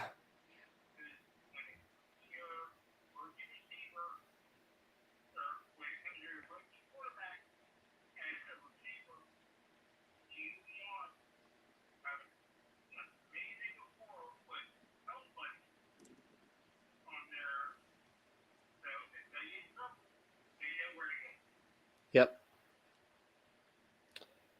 But they've got weapons. Adam Troutman and Greg Dulcich are back. They got Michael Burton, the Chiefs fullback, as their starting fullback now.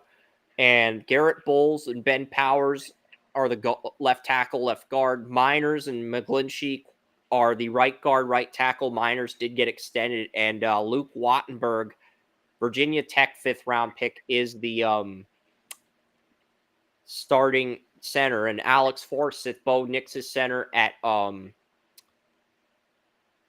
Oregon, is the backup center. And that's the lineup for the Broncos. Yeah, I definitely like Nix in there. There's a running back, Blake Watson from Memphis. He got signed as an undrafted free agent. They've got McLaughlin as the number 2 running back. Estime is the 3rd string running back. Perrine is the 4th string, and Watson is the 5th string. It sucks that one of those guys, and they got Tyler Beatty at 6th string. It sucks a few of those running backs are going to get cut. Yeah, and Watson is a player, you know, he I actually saw flashes of Le'Veon Bell's patience when he was running, but he is, an Alvin Kamara type of running back, out of the backfield, being able to line up anywhere. And I feel that he's definitely one that's going to stick. They're probably going to try to hide him. That's probably why they got him, low on the depth chart there. Stash him on the practice squad. But even Peyton came out and said, something comparing him to Kamara, and or mentioning them at least in the same sentence. And that is one thing that I'm looking at. And also Greg Dulcich, when he is not hurt, he is a good player coming out of UCLA. I mean, he is a great, slot, flex, tight end, whatever you want to call it. And that is one thing. He is definitely comparable, to a Mark Andrews, that kind of player. So yeah. Florida State with a flawless first drive. Really good job by Ugalele balancing the run game with Roydell Williams.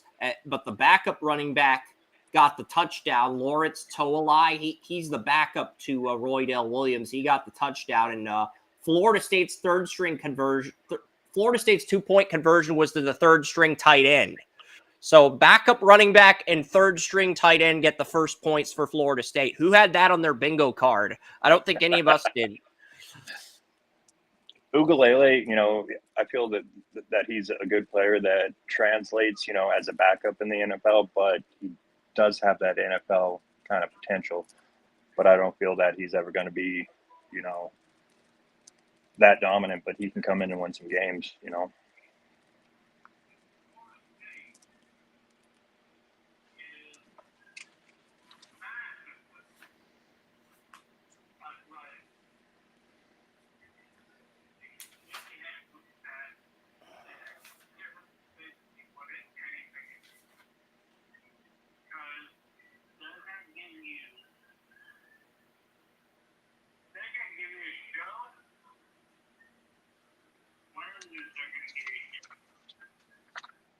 Number 3 is injured for Georgia Tech. I'm just trying to figure out who the heck that is.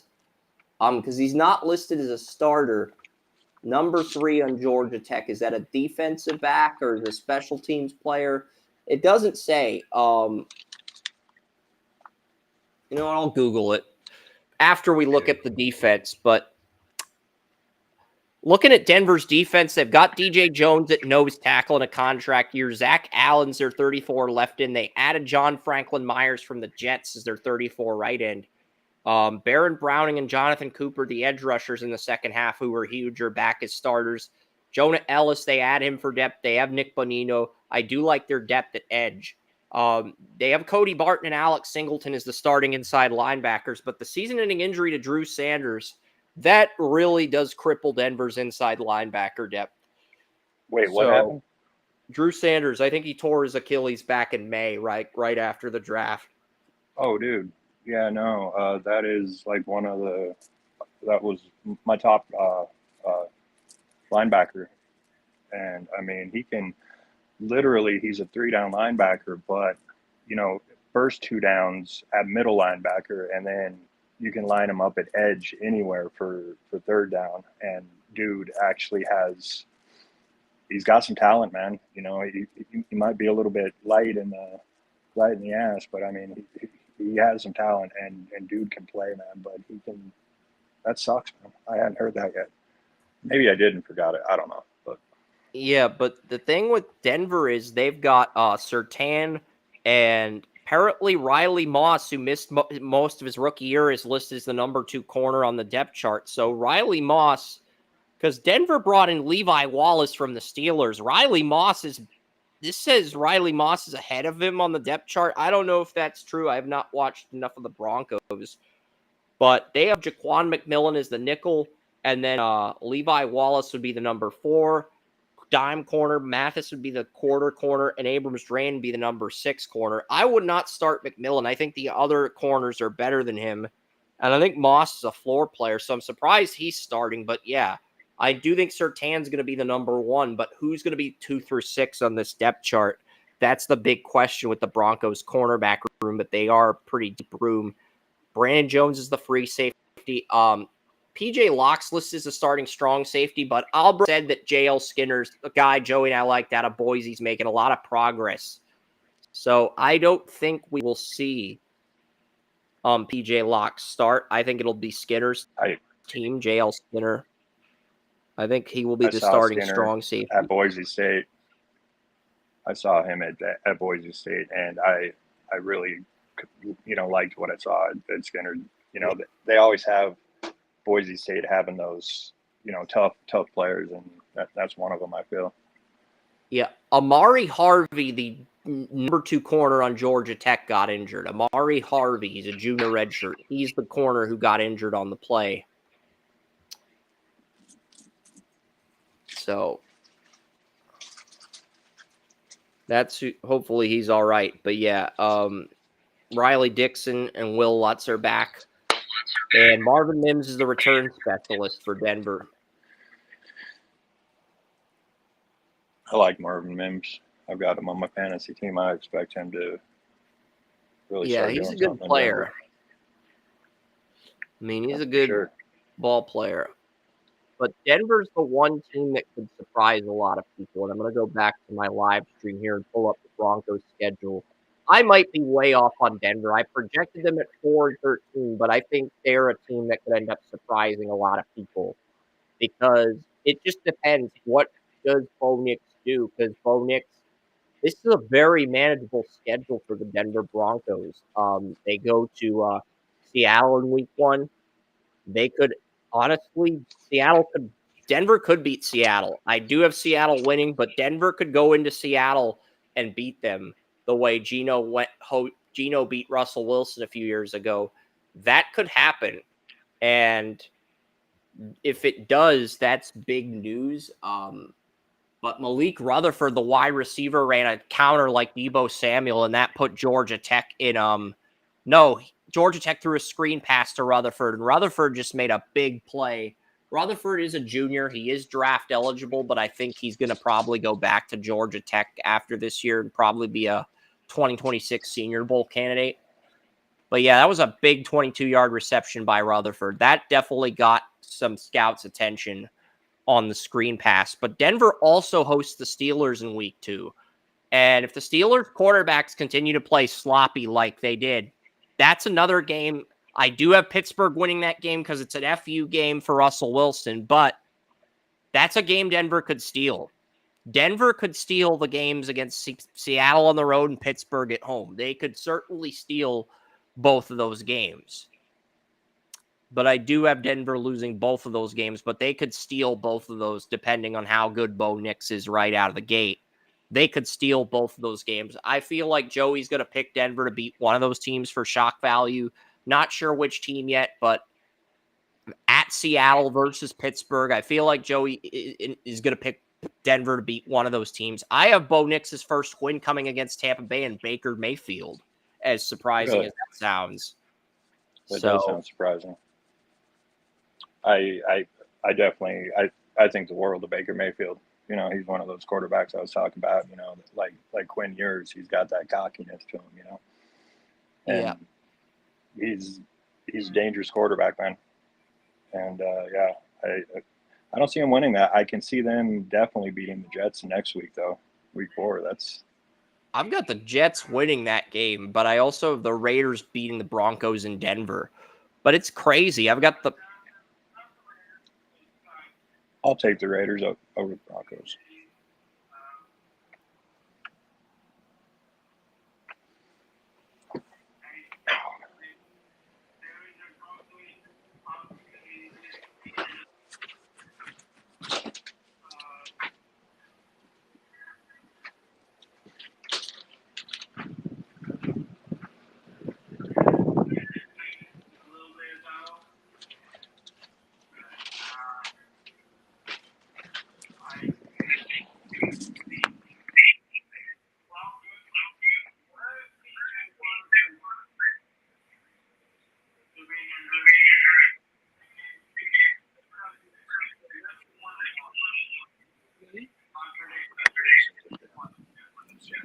They're either going to beat Seattle or they're going to beat Pittsburgh.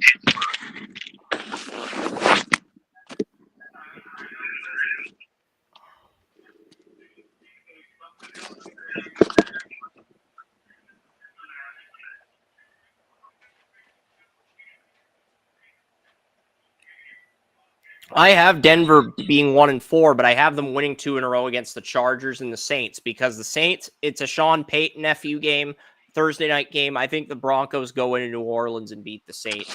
I do have Bryce Young beating the Broncos at home in week 8. That is a home game for Denver. That is a game Denver could win. They could beat the Raiders at home. They could beat the Panthers at home. If they beat those 2 at home and they beat Pittsburgh or Seattle, and they beat Baker, they're 2-1. They could probably be 3, 4, 5, 6 wins. They could be 6-2 heading into week 9. That's the crazy part. They could be 6-2 heading into week 9. Do I think they're going to be? No, but the ability is there because they do have a weaker strength of schedule. And if Bo Nix surprises people, then it's something you got to consider. Yeah, for sure. I see exactly what you're seeing there. That is definitely it's a possibility what can happen right there. I mean, like I said, I don't see him beating Tampa Bay, and I think they lose to the Raiders and the Chargers, but all those other ones before Baltimore are wide open. Yeah, they could be 4, 5-3, 6-2. I've got them at 3-5 entering week 8. I think they lose to the Ravens and Chiefs on the road. They play Kirk Cousins in Denver. I did pick Atlanta to win that game, but Kirk Cousins has been historically bad in outdoor games. So Bo Nix might steal that game against Cousins in week 11. It's just something to keep an eye on. I do think the Raiders beat the Broncos at home. I have the Raiders sweeping Denver. The Broncos play the Browns in week 13 before their bye week. And then they get the Colts at home. They get the Chargers on the road, Bengals on the road, and Chiefs at home to end the year. I do have the Broncos at 4-13. But I think Bo Nix, I would say he probably throws 21 touchdowns and 16 to 20 interceptions if I had to do a stat line. And I could see him going between 34 and 3,500 yards passing on the year. I can see him doing a lot better than that. I feel that Nix, he is the only one of the, the other top quarterbacks all have defensive coaches, out of this draft. And I feel that Nix can definitely do a lot better than that. I'm letting William rant about why I'm wrong about Bo Nix, and then I'll answer your question, Joey, because William's on Restream. I'm letting him talk about why I'm wrong about Bo Nix, because it's a good counter argument. Yeah, and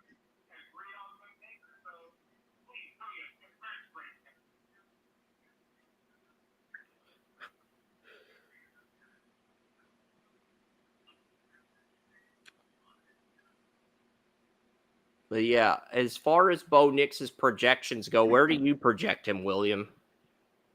I see that that he can definitely. I see him in the range of I can't say north of 30 touchdowns. That's just not right. But 26, 28, and I don't see his interception line being that high up. I imagine he probably throws 8 or 10 interceptions. That is one thing that he is really good at. In the short passing game and the accuracy.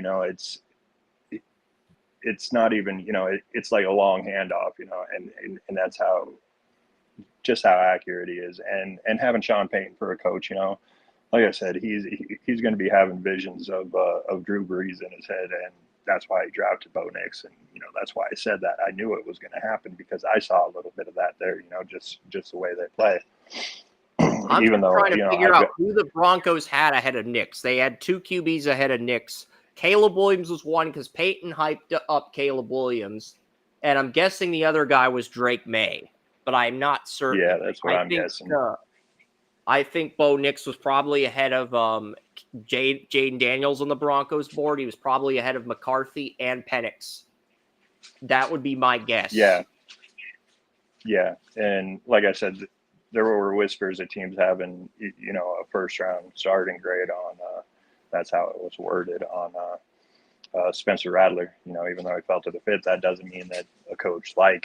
I think the only reason he fell that far is because of the whole Netflix series he did, QB1. The attitude he showed in that really rubbed some teams the wrong way. That's the only reason he Yeah. fell. Yeah. And like they said, it's going to be between him and Hayner, taking over in New Orleans, one of those two. Hayner's had a few setbacks. He had, the skin cancer thing, everything else.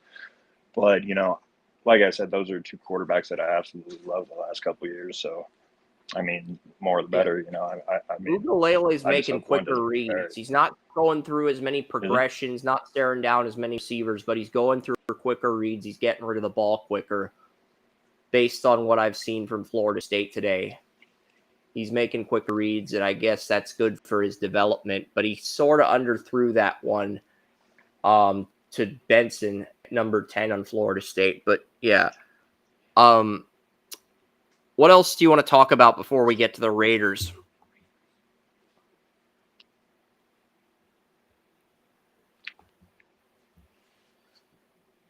I'm just rolling along, so unless Joey wants All to right. do something else. I mean, we'll do a Raider preview, and then you can decide if you want to stick around or do something else. Because the Raiders, they have Gardner Minshew. They are a fun team. I immediately saw the photo of the Raiders taking a photo with Trump in Las Vegas, and I'm like, okay, if Gardner Minshew does horrible, is Joey going to blame the former president? And Joey's like, I'm already blaming. I thought that was a hilarious reaction, Joey, but it is what it is. We're just having fun. But yeah, I Gardner try not Minshew to was mix politics with mix agreed. politics It's not good to with mix football. politics So, with sports. I just leave that alone. That yeah.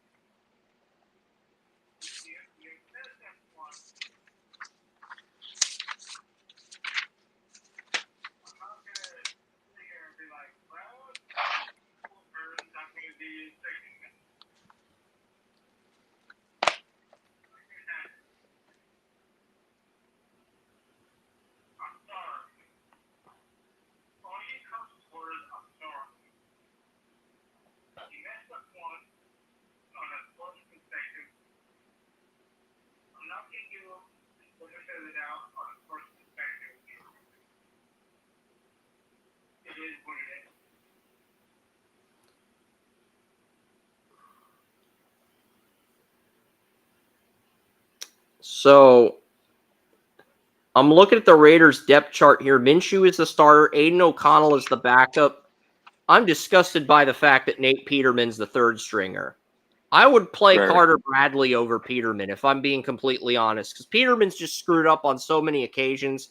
I would cut Peterman and make Carter Bradley the third stringer. I'm not I saying would Bradley too. would be good, but I don't think he can be any worse than Peterman. No, he can't. I evaluated Carter Bradley last year. I gave him a chance. And I feel that he can definitely do that. Peterman shouldn't. I don't think he should be on a roster. He is. He's never done anything but come in and throw interceptions.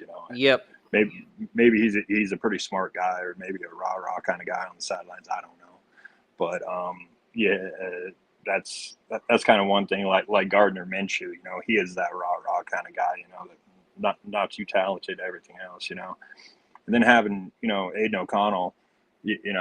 I said in my evaluation he was going to develop into a starting quarterback, and he's still on that track, and I feel he's going to be in sooner than later, And if this Minshew screws up due to the selfie with Trump, Aiden O'Connell might get his opportunity. We'll see. I don't want to mix politics and sports, but yeah, we got Bowers, we got Adams, Myers, Trey Tucker's the slot receiver. There's weapons on the Raiders. And oh man, and that was one thing I said too, was after they got Michael Mayer, I had them drafting Ben Sinnott in the draft, I talked about that, and that was one thing. With them adding Brock Bowers, I'm just like, yeah, I saw that coming. Dual tight ends. I feel every team should have 2 tight ends. I've said that repeatedly, but I just love that offense. Just always have. So. Yeah, and Georgia Tech with a huge 4th down stop against Florida State.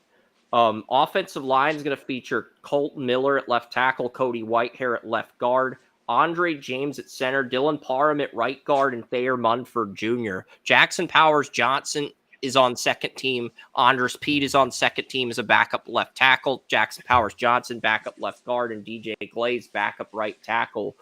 So there is more depth compared to previous years, but honestly, I think Powers Johnson should be starting. But we'll see how this turns out. I do like Jalen Guyton on special teams as a return specialist, but I feel like that's the maximum capacity for his role. Zamir White should be the starting running back. Alexander Madison's the number 2. Abdullah's the 3rd stringer, and Dylan Lobb, the running back I told Oren about, is the number 4 running back. So I've seen a little bit of him. I do like Lobb. He does remind me a little bit of McCaffrey. Not a lot, but a little bit. I can see why the Senior Bowl hyped him up as much as they did. Orrin was not high on him. I was encouraged by him, but he didn't really move the needle like I thought he would. I thought he'd at least be 3rd string, pushing Madison for 2nd string. He's 4th string, but I still think he's probably going to end up on the final 53 as like one of the last 2 or 3 roster spots. Yeah, for real. And when you said that McCaffrey thing, something was clicking in my mind about watching that film, and I can see what you saw there. But no, I also feel that what's his name, the coach? Anyway, Antonio Pierce is going to be that typical conservative defensive coach to start out, and depending what he has going from there, is all on him. But I feel that that's the reason he's got Minshew in there and everything else. They're trying to make him a little bit competitive.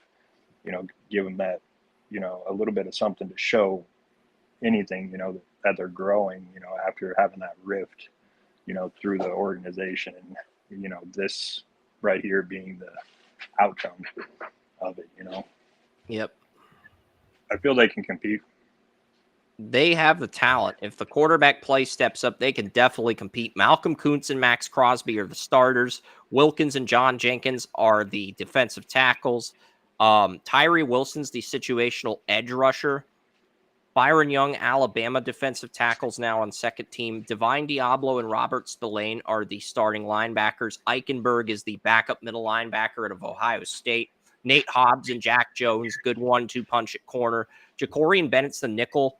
And they have Marcus Epps and Morig. I don't like the Raiders' depth in the secondary. I think Eichenberg can be a decent backup to Spillane, but if anything happens to Divine Diablo or any of their starters, I think they're in trouble defensively if any of their starters get injured. I don't see a lot of depth on the defense. But I do think they have a nice group of starters, and they could be an interesting team to watch this year. Yeah, that was one thing. I had a pretty high grade on Eichenberg. I definitely liked him. I feel that he should definitely get in there on some nickel situations, as a linebacker. I mean, he has that ability. I agree, but I don't know if they're going to play him because Spillane was so clutch at different points in the season last year. Yeah. That's why I kind of mentioned him just getting in there on nickels, some packages somewhere here and there. But and then growing, I saw the potential in him, I just didn't see the, in him yet, and, but I feel that he can be a good player, and definitely out of Ohio State, they have some decent linebackers coming out of there. Steel Chambers was another one that played with him, and he was pretty good as well. I mentioned Steel Chambers. He's pretty good too. Yeah, and he led the team, with tackles and just such, waiting for playoff predictors to load. But yeah, Florida State with a big tackle for a loss. I'm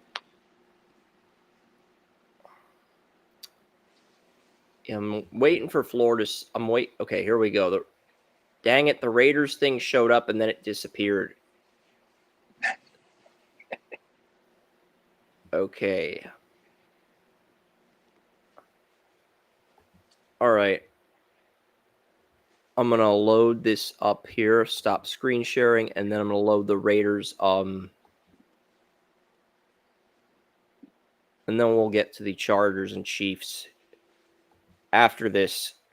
We do have a thumbnail, but yeah, like I'm looking at the Raiders here. I do have them losing their first 2 games to the Chargers and Ravens. They play both of those on the road. They do host the Panthers in week 3. That's probably the first game they could win, realistically. And they're going to be favored in that game because the Panthers really don't have any edge rushers that can get to the quarterback. So I do think that's going to be a shootout between Young and Minshew. That's going to be a pretty high scoring game. I got the Panthers winning, but that's because I love the Buccaneers offensive coordinator, Dave Canales, who's now the Panthers head coach. I think Canales is going to turn Carolina around, and we're going to see more success from Bryce Young. That's kind of what I'm banking on with the Panthers, but that they could beat Carolina to get to 1-2. Matt Rule set them back for years. And, you know, last year or first year with Bryce Young, you know, I'm just glad we don't have to watch Matt Rule and Josh McDaniels coach this game because, you know, Josh McDaniels turned down the C.J. Stroud trade. The Raiders had a deal in place for C.J. Stroud. It would have involved the number 7 pick in 2023 and a 2024 second rounder, which would have been a first had Stroud won Rookie of the Year with the Raiders. So the Texans would have gotten 2 first-round picks out of that trade, and it was a fair trade. The Texans had accepted. It's a fair trade. The Texans accepted, but Josh McDaniels was like, no, Stroud is not an NFL quarterback. That's what McDaniels said. And the ownership and scouting department gave McDaniels the benefit of the doubt. Dude, so Josh McDaniels screwed the Raiders out of C.J. Stroud. So that's crazy, man. Because, you know, Stroud was my QB1, and it wasn't particularly close. You know, and I think Stroud would be just as successful in Las Vegas with these weapons that he has. Yeah, the Texans were a mess. People don't remember how bad the Texans were a mess year before last, you know, before Stroud got there. Now, you know, Stroud is a game changer, and, you know, should have been the number 1 pick in that draft all day long. Yeah. But the fact that the Raiders screwed up so badly, I mean, they did get Aiden O'Connell. It wasn't a complete wash. I think the Raiders probably lose to the Browns.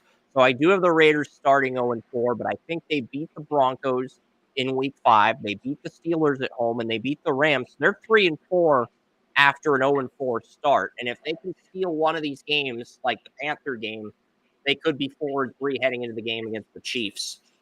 I think the Chiefs. And people don't remember, you know, Aiden O'Connell is undefeated against the Chiefs. Yep, that's right. Christmas Day. I mean, the first game the Raiders started Garoppolo last year, he got suspended. So Aiden O'Connell's 1-0 against the Chiefs. I do have the Chiefs beating the Raiders in Vegas, but the Raiders play the Bengals and then they go to Miami. They'll beat the Broncos, I think. They play the Chiefs in Arrowhead on Black Friday this year. The Raiders, they play the Chiefs in Arrowhead on Black Friday. Then they go to Tampa the following week, and then they host the Falcons on Monday night. I think they win that one. I've got the Jaguars beating the Raiders, but I've got the Raiders beating the Saints in New Orleans, and then I've got the Chargers beating the Raiders to end the year. So I do have the Raiders at 6-11. But they could end up at 7-10 or 8-9. I'm not denying that, but I don't think they're a playoff team. There's just too much working against them right now. Yeah, and I can definitely see that. You know, I mean, that's one thing I always loved about the AFC West, though, is that the divisional games are usually, you know, they're always capable of being won by either team. Just how much they hate each other, you know? Yeah, it's high-stakes warfare in the AFC West with some of these division rivalries. Yeah. I grew up around it, you know, being from Colorado with all these Broncos and Raiders fans. You know, we've got probably just many Raiders fans here where I live. It's like, oh man. Yeah. I used to have a Raiders jacket just because, it wasn't so much a conversation piece as it was an argumentative piece, You want to add anything to this conversation, Joey?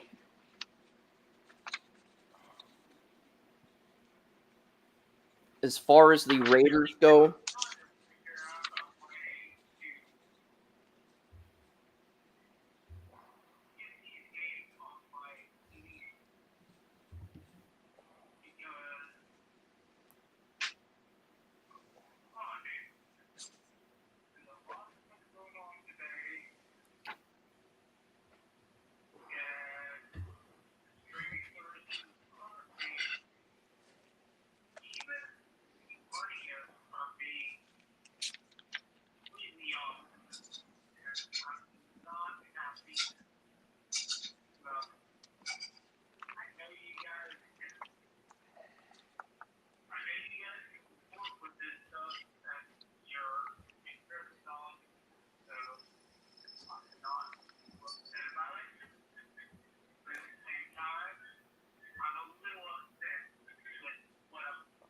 I'm guessing you're trying to get games on NFL Plus, and I'm trying to get games on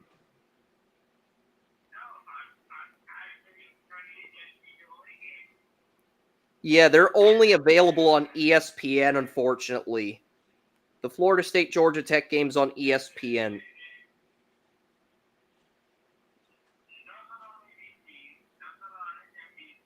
There's only 4 games in week 0, Joey. I'll find out what channels they're on. I'll Google them. So right now, Go to Stream East. I will get you the game schedules and times. So Florida State, Georgia Tech, ESPN. That's at noon. McNessie plays Tarleton State at 3:30, ESPN 2. Montana State plays New Mexico at 4 on FS1. North Alabama plays Southeast Missouri State at 7. You get Florida A&M at Norfolk State on ABC at 7:30. That's the only game you get for today. And then SMU Nevada's on CBS Sports Network. So I think the only game...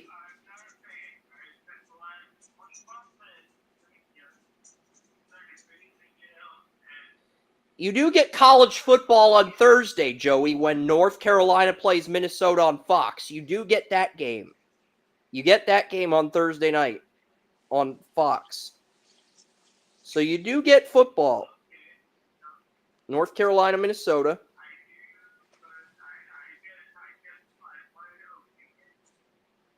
Well, next Saturday, you're going to get a triple header of opening day games. Clemson at Georgia, noon ABC. You're also going to get Penn State, West Virginia on Fox. And you're going to get 3:30. You're going to get the U versus the Florida Gators ABC. And you're going to get UTEP, Nebraska, Fox. And you're going to get Akron, Ohio State, CBS.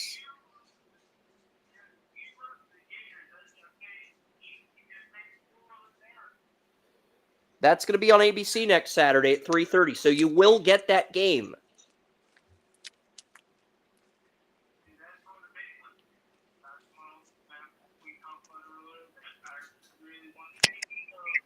And you get Notre Dame, Texas A&M on ABC. So you're going to get a good bunch of games.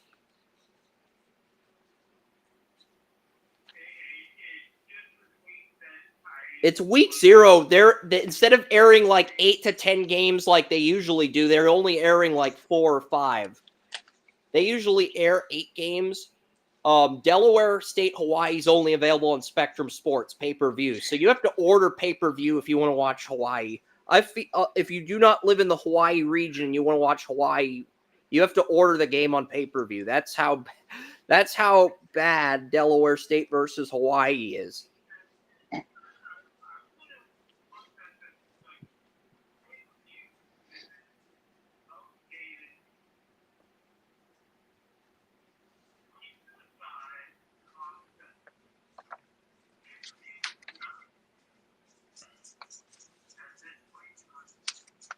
Georgia Tech sacked Ugalele on 3rd down, but they grabbed his face mask. So it's a penalty and an automatic 1st down. Just a boneheaded penalty. You cannot do that against Florida State.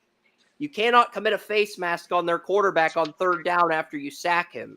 You cannot do that. You're giving Florida State a bailout.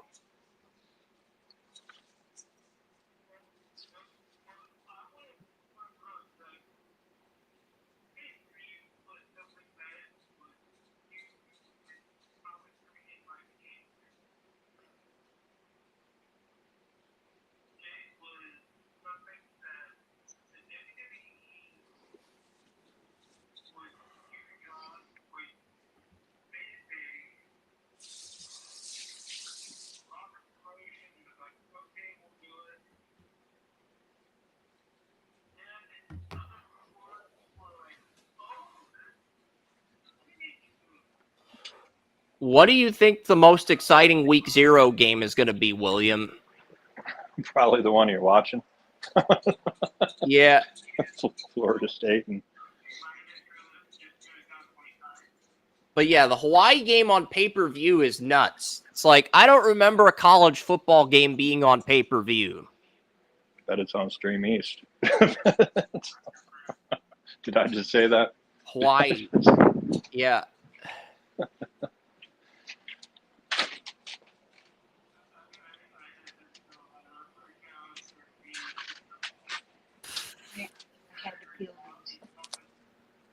Almost.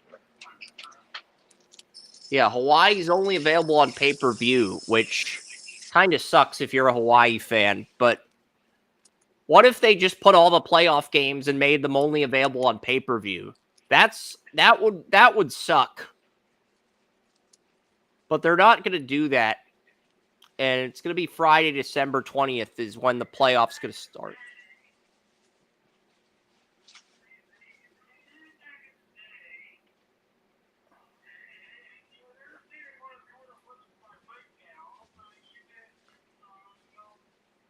We weren't trying to talk over you. I guess we did. I apologize. If you want to try to explain some stuff again, you can. If you don't, I understand.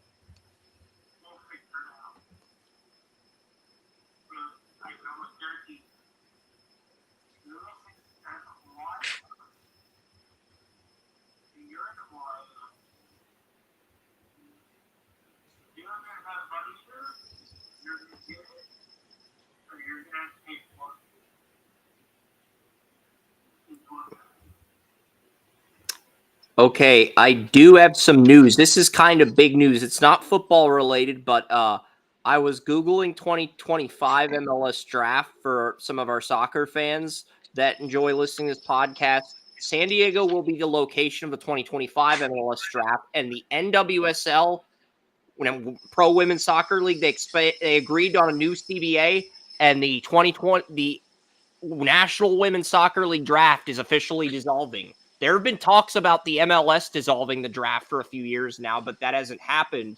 But the women's league is getting rid of their college soccer draft, which kind of sucks because there's I don't know how they're gonna. They agreed to it in the CBA. The players agreed to it. I don't understand why. After I thought the 2024 NWSL draft and WNBA draft were two of the better drafts in women's sports. So I don't know why they'd agree to dissolve the draft for athletics, but that is what they will expand the salary cap for each team, but they're getting rid of the draft for women's soccer. So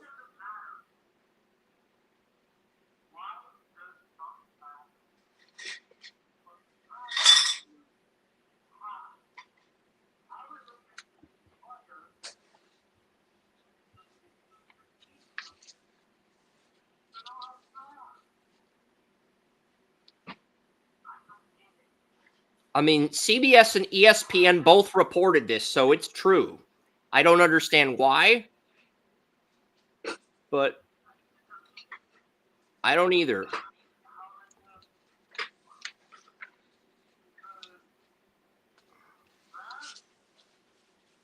They increased the pay. They got rid of the draft, but they increased the pay for established players and stars who are complaining about how they aren't making enough money.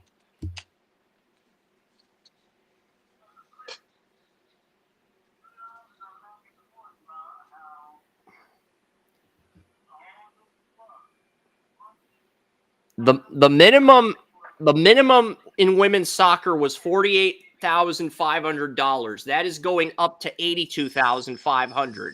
That is going to be the new league minimum for women's soccer.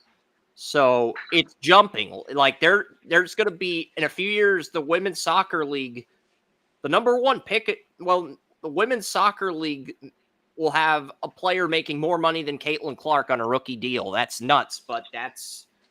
With the new league salaries, that's going to be the new minimum.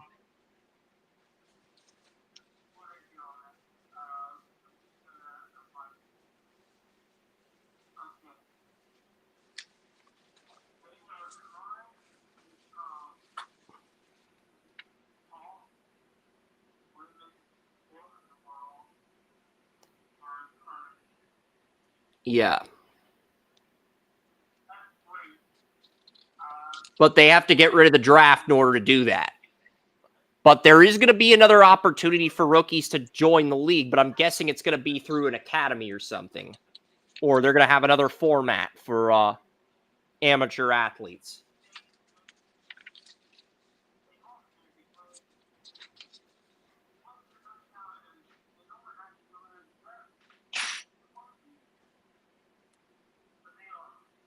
Yeah.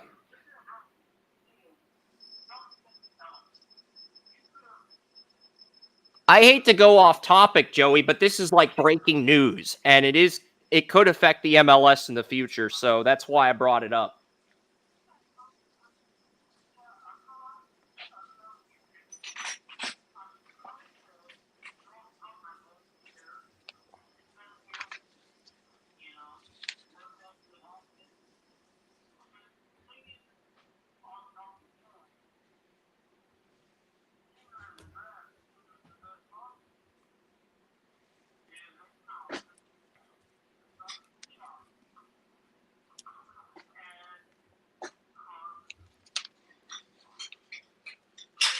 So basically, the players would choose the teams they want to play for. That's basically what the college athletes would choose what teams they want to play for, which isn't really fair to the expansion teams or smaller market teams because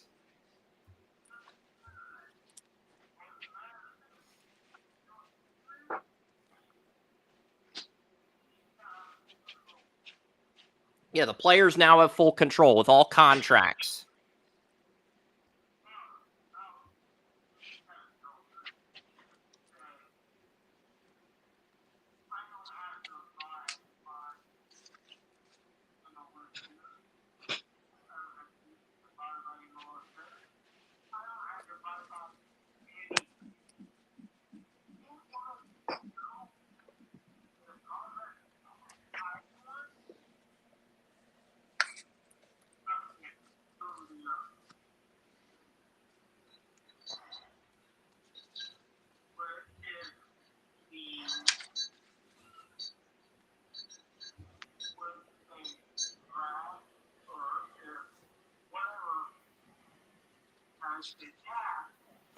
Basically, the NWSL president said the draft is a model that empowers teams to decide for players instead of players deciding for themselves. Now players can choose the team environment that fits their needs and maximizes their opportunities. Teams will need to step up to create environments that appeal to players.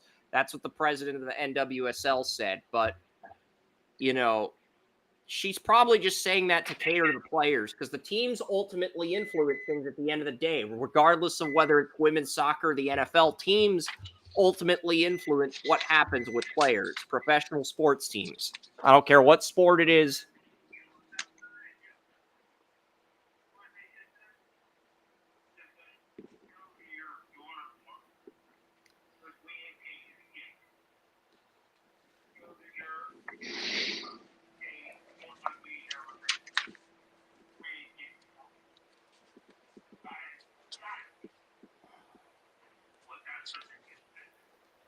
I'm not sure if that's good or bad for women's soccer because women's.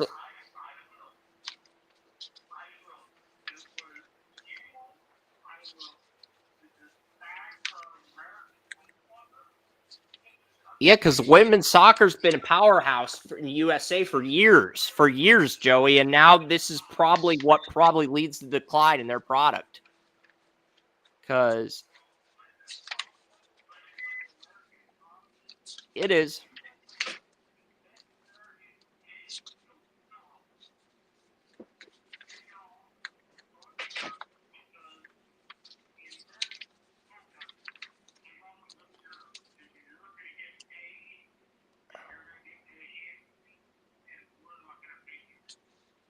And you'll still see some of the best women's soccer players on Team USA in the FIFA World Cup and the Olympics and stuff. You just won't see them in Europe. But on that note, I am going to get back to the NFL unless you got something else you want to add, Joey.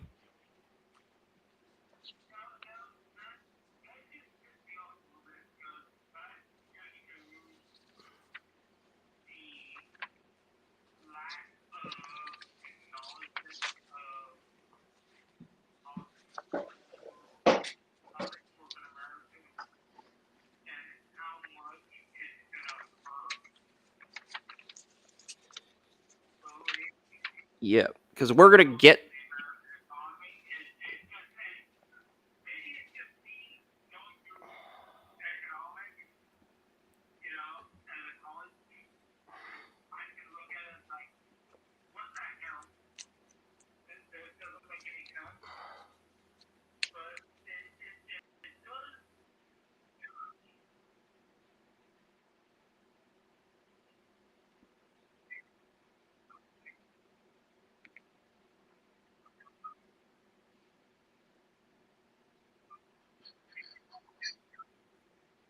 Yeah, and I feel like they could bring it back in 2030 or 2035 whenever the CBA is up. But I'm not going to worry about that right now. I'm going to get back to the Chargers. William, you can we can talk about the end of the first half of this game because Georgia Tech's got some momentum, and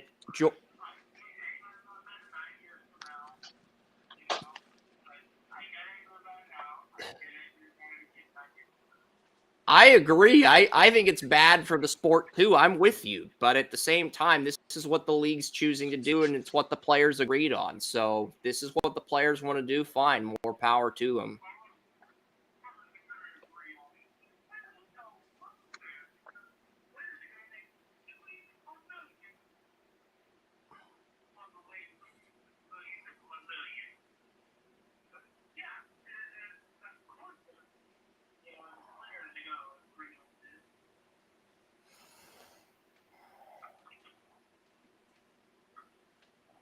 But yeah, Florida State, Georgia Tech, it's 3rd and goal here. If Georgia Tech could score, they would take the lead over Florida State. It is and Georgia Tech's got like a 7-minute drive going here, so pretty big stuff. We'll talk about the Chargers in a second, William, if you want to stick around. But I'm guessing you want to stay until the end of the first half, Florida State, Georgia Tech, and then head on out.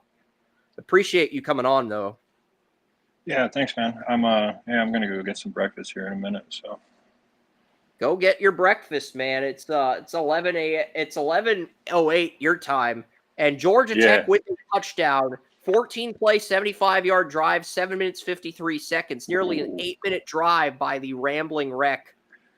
And this is why I didn't have anybody on Florida State in the first 3 rounds of my mock draft for defense. But there are a lot of people that think Patrick Payton could go in the first round. But Georgia Tech leads Florida State, so we'll see if that holds up, Joey. But yeah, that is something to keep an eye on because it's in Ireland. A lot of people expected Florida State to manhandle Georgia Tech, and the Yellow Jackets lead by a field goal, 3:13 left in the half. Yeah. No, yeah, that's the thing with that. Jordan Travis was, that's some big shoes to fill for Ukulele. Ukulele hasn't been horrible. He's actually done a lot more one read, throw it to whoever instead of going through multiple progressions. He's gotten rid of the ball quicker, but a lot of his throws are one read throws, and he's 9 for 10. And he was only able to get a field goal after Georgia Tech had a sack on 3rd down that was negated due to a penalty. Yeah. Don't be face masking those guys now. Yep. But yeah, we'll probably talk some more college ball next week, but you can probably because next week we're not really doing any previews. Next week it's just a mock draft, and next week we're probably just doing a 12-team playoff, which we're doing Tuesday as well on Under the Bleachers, and then the mock draft. That's really what I'm doing next week. But then we'll preview some week 1 games. Probably there'll be games live as we're breaking some of this stuff down. But yeah, I appreciate you coming on, man. Yeah, for sure. Thanks for having me. Yeah, I'll definitely be here next week as well. So. All right. Sounds good. Sounds good, man. I'll talk to you soon. Later.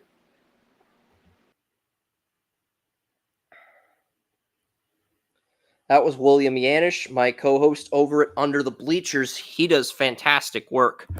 And we're also on 100 Yards of Football every Wednesday as well. So, all right, now we're going to get to the Chargers. There will be no chargering under the Jim Harbaugh regime. I don't think there will be. I mean, Justin Herbert's got weapons. He's got Chark, Palmer, Ladd McConkey. There are people that think Ladd McConkey is going to be the next Cooper Kupp. I think that's a bit of a stretch, but I do love the tandem of Slater and Alt at tackle. They've got Zion Johnson, Bradley Bozeman. Trey Pipkins is starting over Jamari Salyer at right guard. I don't agree with that. I think Salyer's got a higher ceiling than Pipkins. But hey, that's just what the Chargers want to do. They've got Edwards and Dobbins at running back. Quentin Johnston, Darius Davis are listed as backups. Simi Fehoko is ahead of Brendan Rice and Cornelius Johnson for third string reps. And, Will Dissly and Hayden Hurst are the top 2 tight ends in the Chargers. So looking at the Chargers, Joey, they do have talent on offense. I think it's Herbert and the tackles, though, that are the 2 best players on this offense. So I think Herbert will have more time. But also, losing Mike Williams, losing Keenan Allen, Herbert's going to have to make more big-time decisions. And I think best case scenario for the Chargers is they go 10-7 and they get the last wild card. And even if that happens, they're going to be an easy out for a team like the Ravens or the Bengals or the Texans or whoever gets that 2 seed behind Kansas City. They're going to be an easy out for that reason. Do I think Herbert can have a dominant season? Yeah, but at the same token, I think the fact that he's only got tackles limits him in January.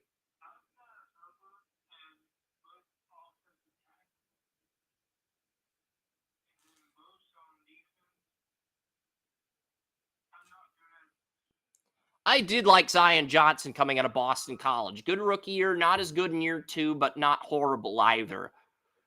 He enters year 3 of his rookie deal.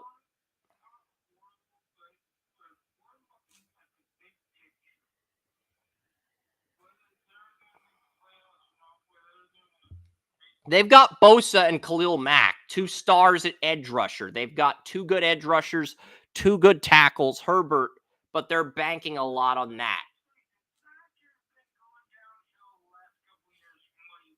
Well, Mack actually led the Chargers in sacks last year. I'm not saying he's good, but Mack led the Chargers in sacks, not Bosa.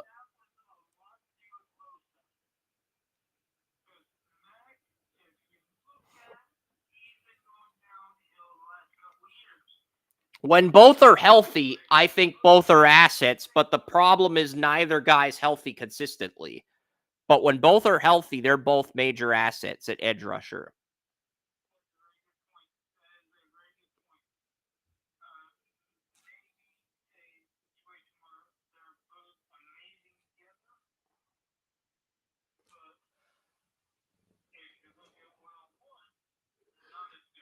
And they got depth behind those two. Bud Dupree and Tuli Tuipulotu, they're both backups. So they have 2 edge rushers for depth. So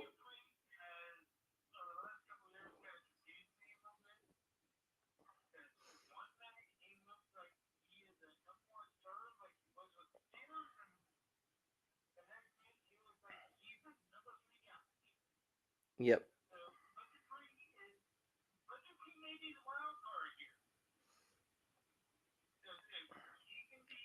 Because he's in a depth role. If he was in a starting role, I'd be worried. He's in a depth role. He might thrive in that.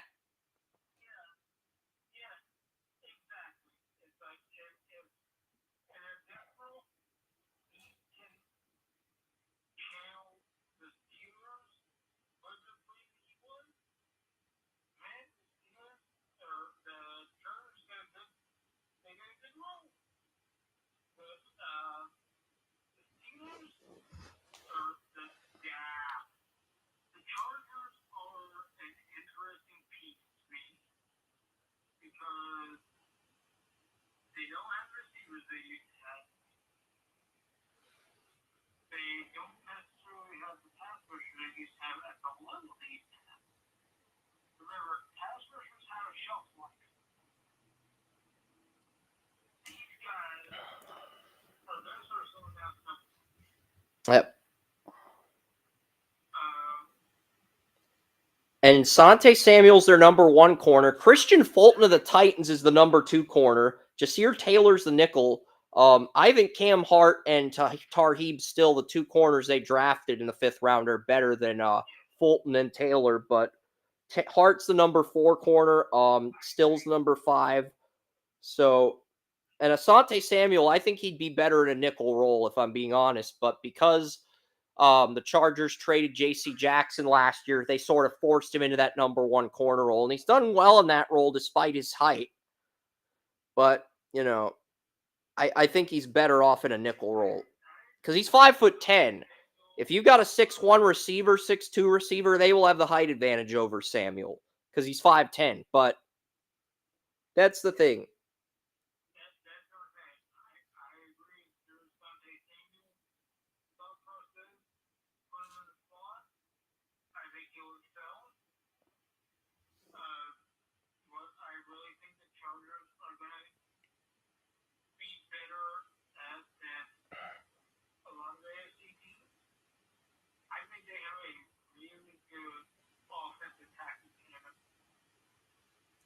They do. They've got a really good tackle tandem for Herbert. I think Herbert's going to have at least 5 seconds to throw consistently. Sante Samuel, I think he's okay. I mean, he can match up against. I mean, he's going to struggle against Adams, and Sutton, but I think he can match up against the Chiefs receivers relatively well. That's the thing.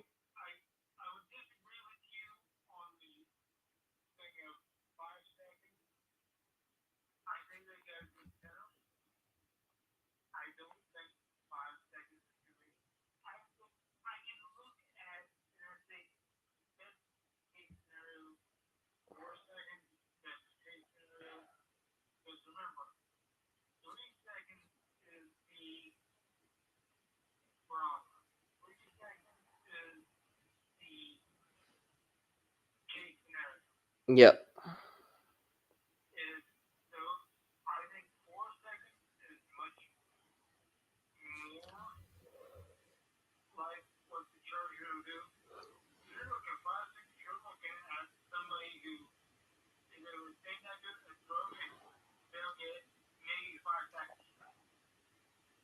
Yep. And you look at.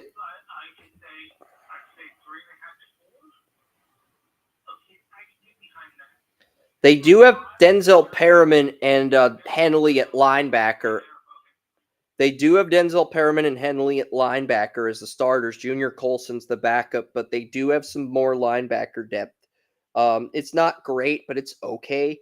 Tito Agbonina and Puna Ford are the 34 right end and nose tackle. They have Morgan Fox starting over Big B, the Alabama 34 defensive end. But yeah, looking at the Chargers, it's not a bad lineup, but outside of the quarterback, the tackles, the edge rushers, I don't see anything that wows me either. But they're decent enough to where if Herbert, the tackles, and the edge rushers carry them, they could be the 7 seed, but they would get knocked out by whoever the 2 seed is.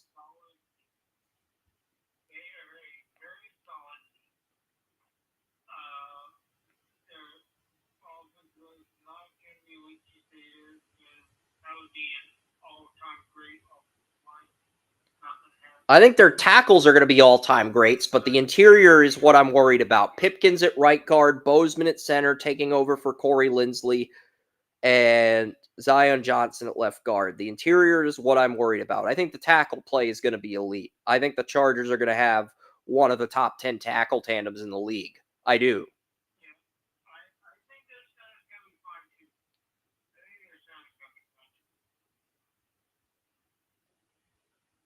So I'm looking at the Chargers. I think they're decent to where I do have the Chargers at 10-7.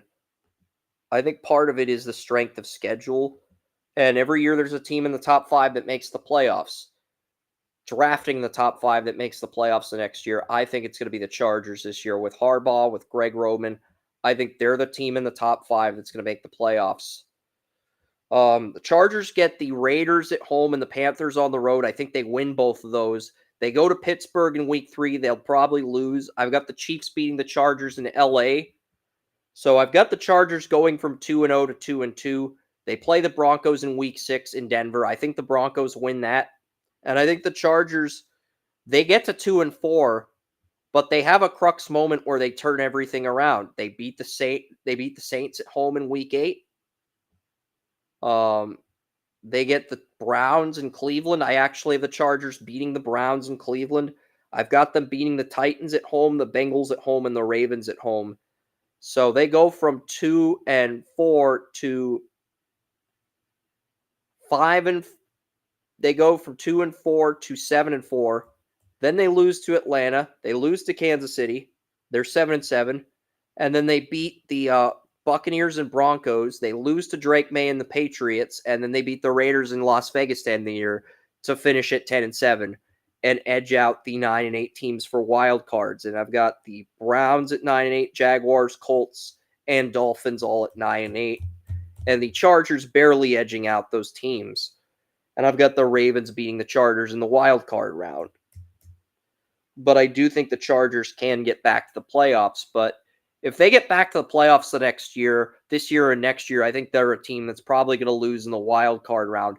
And maybe if they have 2 really good off seasons in a row, maybe they can position themselves to win Super Bowl 61. But right now, it's just a matter of positioning themselves. They're not there yet. They might get the last wild card this year. They might push for a 6 or 5 seed next year. And they might make that Super Bowl push for 61 in 2 years from now, but they're not there yet.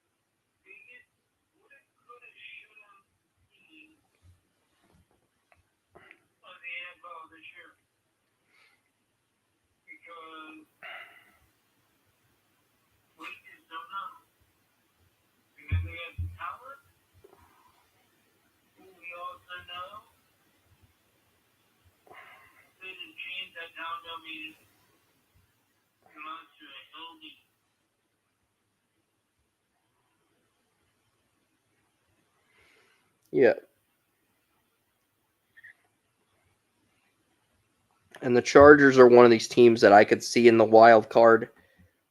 I know you're more bearish on the Chargers than I am, but I just think their tackle tandem, their edge rushers, and Herbert, I think that group can carry them to the playoffs. I don't think they'll do anything until they improve their weapons and corners, but I could see them in the wild card this year and next year. But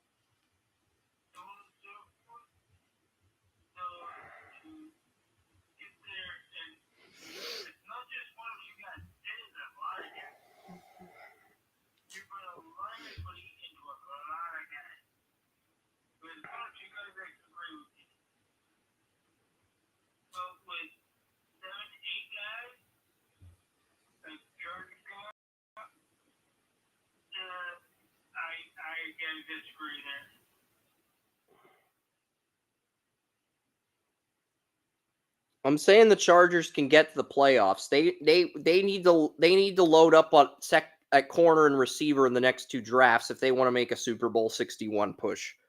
But they have the quarterback, tackles, and edge rushers to get to the playoffs.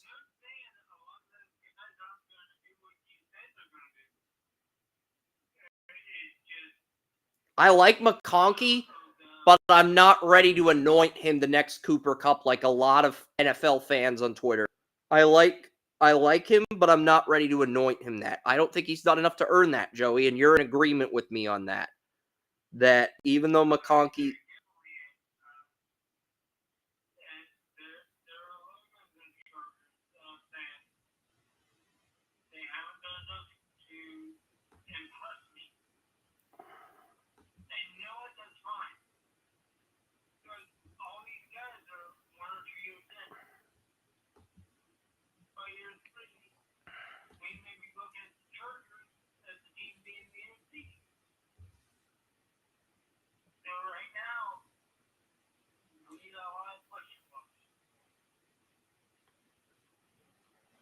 Yep. And we'll get to the Kansas City Chiefs now, but both Xavier Worthy and Kingsley Suamataia look like day 1 starters. So the Chiefs got a day 1 starter at wide receiver and a day 1 starter at left tackle with the 2 rookies they drafted. Which I told you Kingsley Suamataia was going to be a great pick. You didn't want to believe me at the time because You weren't as high on him as I was, but the Chiefs ended up getting 2 day one starters in Worthy and Suamadia with their 2024 draft.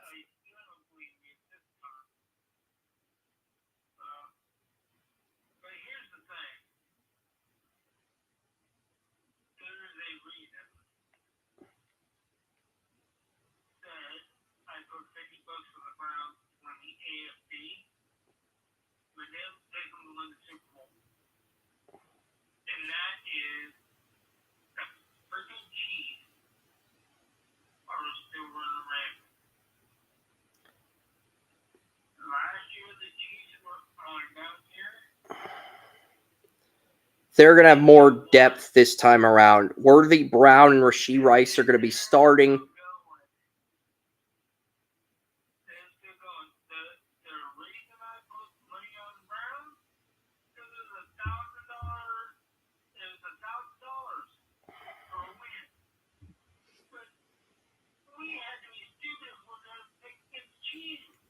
Yeah, I've got the Chiefs winning the regular season. I've got the Chiefs with the best regular season record. But yeah, they've got Hollywood Brown, Rashee Rice, and Worthy. Sky Moore, Justin Watson, McCole Hardman are the backups. Ross, Tony are 7 and 8 on the depth chart. I don't even know.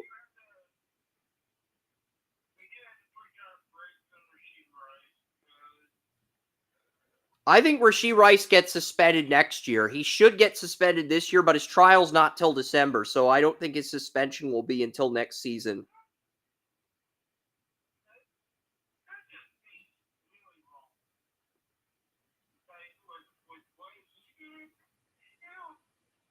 His league hearing about whether or not he gets suspended isn't until December. So, and the NFL's not going to make a decision on him until after the trial. So, if he gets suspended, it'll probably be next season, not this season.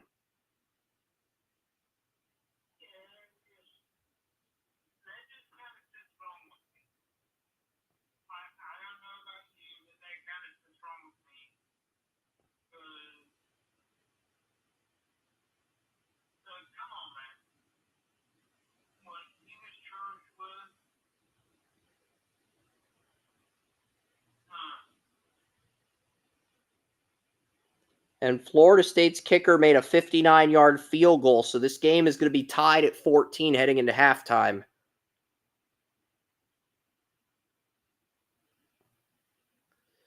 But yeah, Thuney's back. Creed Humphreys got extended. Creed Humphreys making $18 million a year for a center, highest paid center in the league, and I knew he was going to get paid because Hajah Froholt was the 5th highest paid center on Tuesday. And I heard rumors the Chiefs were trying to extend Creed Humphrey. I bet Humphrey's asking price went from 14 to 18 million once he saw Froholt, who we don't even like. Froholt was the 5th highest paid center prior to Creed Humphrey's extension on Thursday. And it's like, we don't even like Froholt to begin with. You and I, we both thought he was awful on the Browns and awful on the Cardinals. So the fact that he's the 5th highest paid center in the league, and now he's the 6th highest paid center in the league, that probably pissed off Humphrey to the point where he wanted more, and the Chiefs just gave him what he wanted.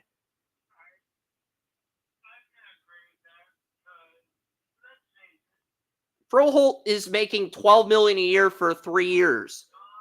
Almost as much as Nick Chubb.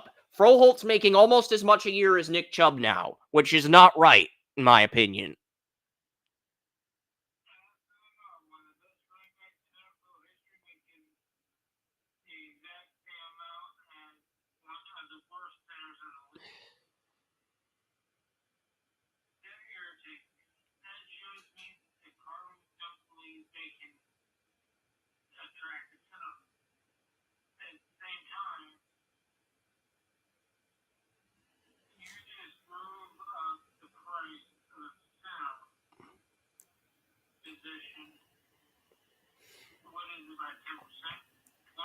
That's probably why Creed Humphrey, because Creed Humphrey was originally going to take $15 million, but once Froholt got paid, he wanted more money, and the price went up, and the Chiefs were just like, we're just going to pay him We don't care.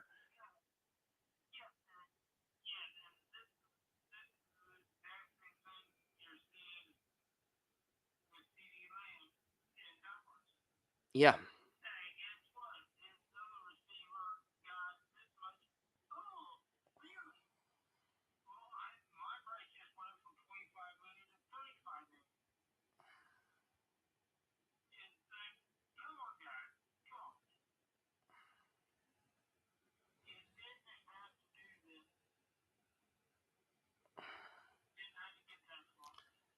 The Cowboys offered CeeDee Lamb 32 million a year, 32, 34 million a year, but he's afraid that Ayuk's going to get like 35 or 40 million a year, which is why he's non-committal about the offer. It was a fair offer Dallas gave him. They offered him like a 3-year deal, 33 million a year.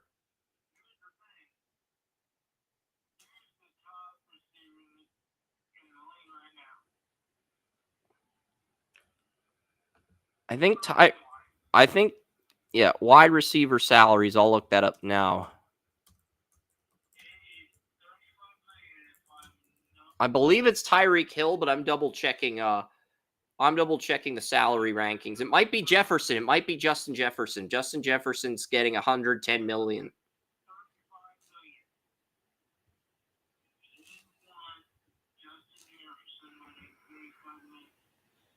This is total guaranteed, 110 million guaranteed, but I'll look at the base salary for each receiver like per year, and I'm gonna look at the base salary.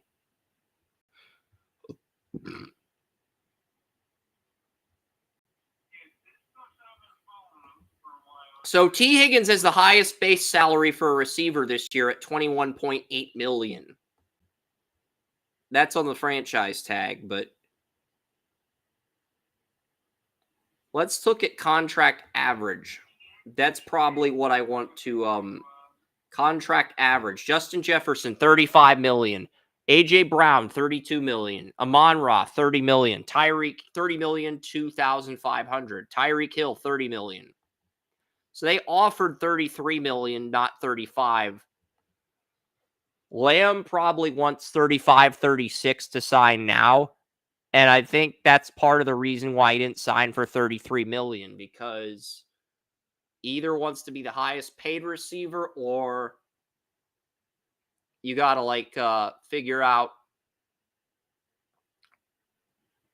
either he wants to be the highest paid receiver or he's afraid Ayuk's going to want more money. And I don't think anybody's paying Ayuk 36 million. They might pay him 30. The Patriots offered him 32 million. He didn't want to go to the Patriots. Ayuk.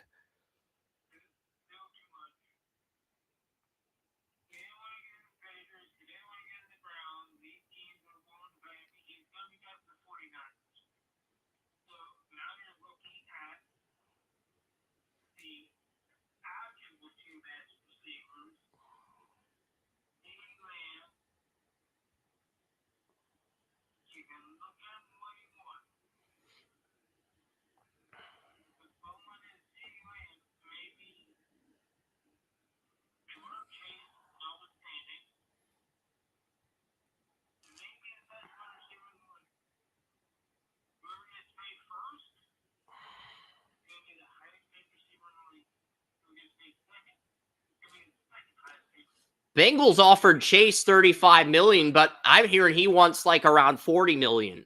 That's what Chase wants. He wants 40 million.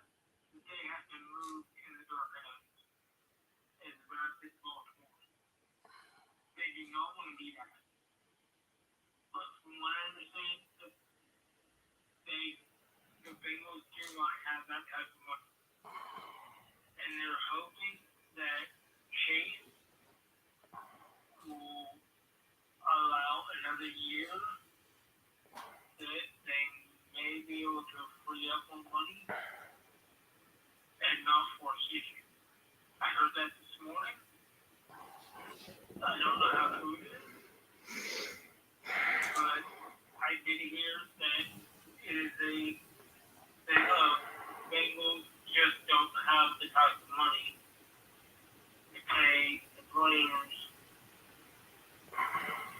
and Chase in particular what he wants. Yep.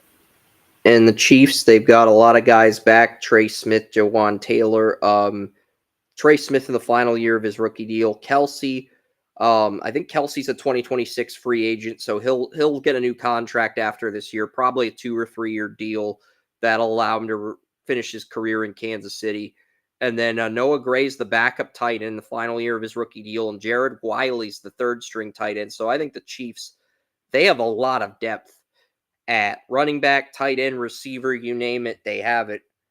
Mike Dana and Karlaftis are the starting defensive ends. Felix Anu-Daikuzoma, Kansas State first-round picks, the number 3 defensive end. Chris Jones is the starting defensive tackle. Derek Notty's on the PUP list. So Pennell or Wharton may end up starting. Charles Omenihu's also on the PUP list. They have Tranquil, Bolton, Leo Chenal in 3 linebacker sets for a 43 defense, but it's probably going to be Tranquil and Bolton in 4-2-5 nickel. And then Trent McDuffie's the number 1 corner, but last year the number 2 corner was Joshua Williams. Number 3 was Jalen Watson. Najee Johnson and Chamari Connor are listed ahead of the number 2 and 3 corners, number 3 and number 4 corners from last year behind Snead on the depth chart at the moment. So there could be some retooling at corner. Justin Reed and Brian Cook are the starting safeties. Deion Bush and Jaden Hicks are the backup safeties. Also have Nick Jones. So I do think the Chiefs have good depth. Just a very complete team on paper. Harrison Butker, highest paid kicker. Matt Ariza, Xavier Worthy's the punt returner. Remiko is the starting kicker. But yeah, the Chiefs, I've got the Chiefs dominating the regular season. I think the Chiefs are going to be one of the best this is going to be the best regular season the Chiefs have had under Patrick Mahomes. I think they went 13-3 or 14-2 or 13-3 Mahomes' first year. So I'm expecting a season. I think this is going to be Mahomes' best regular season since 2018. I do. I've got the Chiefs beating the Ravens, beating the Bengals, beating Atlanta, beating the Chargers in LA, beating the Saints, bye week, beating San Francisco, beating the Raiders in Las Vegas, beating the Buccaneers, beating the Broncos. So I have Kansas City at 9-0, and then they lose to Buffalo in Buffalo. Because the Bills, as of late, the Bills have had their number in the regular season, but they haven't had their number in the playoffs. So I think Josh Allen gets another regular season win over Mahomes. And the only other game I have the Chiefs losing is the Week 15 game against the Browns. I have them beating the Texans, the Steelers, the Broncos, the Chargers a second time in Week 14. I have them beating the Panthers, Raiders, and Black Friday. So I have the Chiefs' only 2 losses of the year coming in Week 11 at Buffalo and Week 15 at Cleveland. And then I have them losing in the divisional round. But I think they will have the most dominant regular season they've had since 2018. But then they will have a what the fuck moment in the divisional round where they lose after having such a dominant regular season that's arguably Mahomes' best regular season since his first year as a starter. So that's how I think the Chiefs are going to do this year. I know that sounds crazy, Joey, but I think this is going to be Mahomes' best regular season since 2018. I think it's going to be better than his 22 season where he won MVP and Super Bowl MVP in the same year. And I think he's going to lose in the divisional round. But he's going to have a better regular season than 22.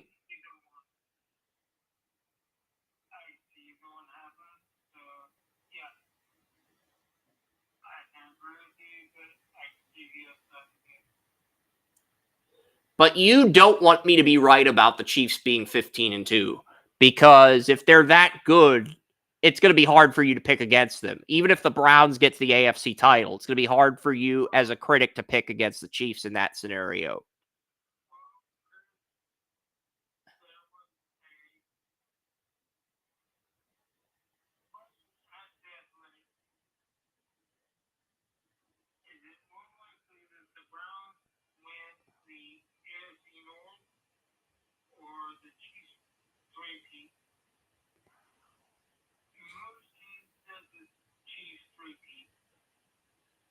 take that as well.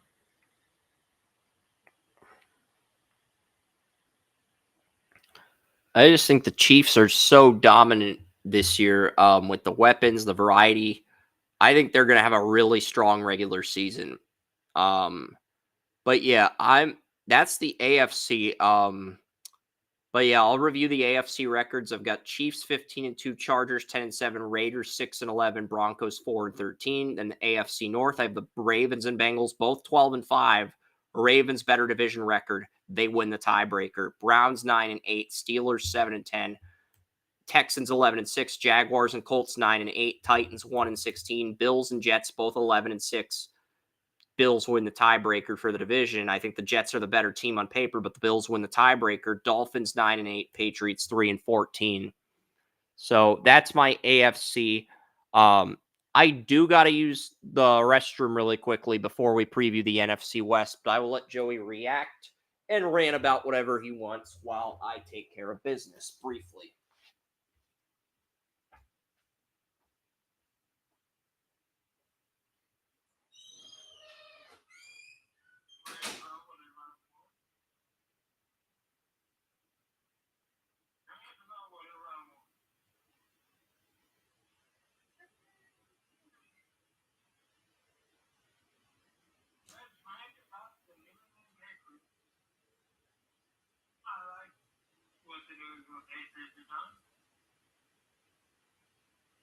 I like the way they have rebuilt their team,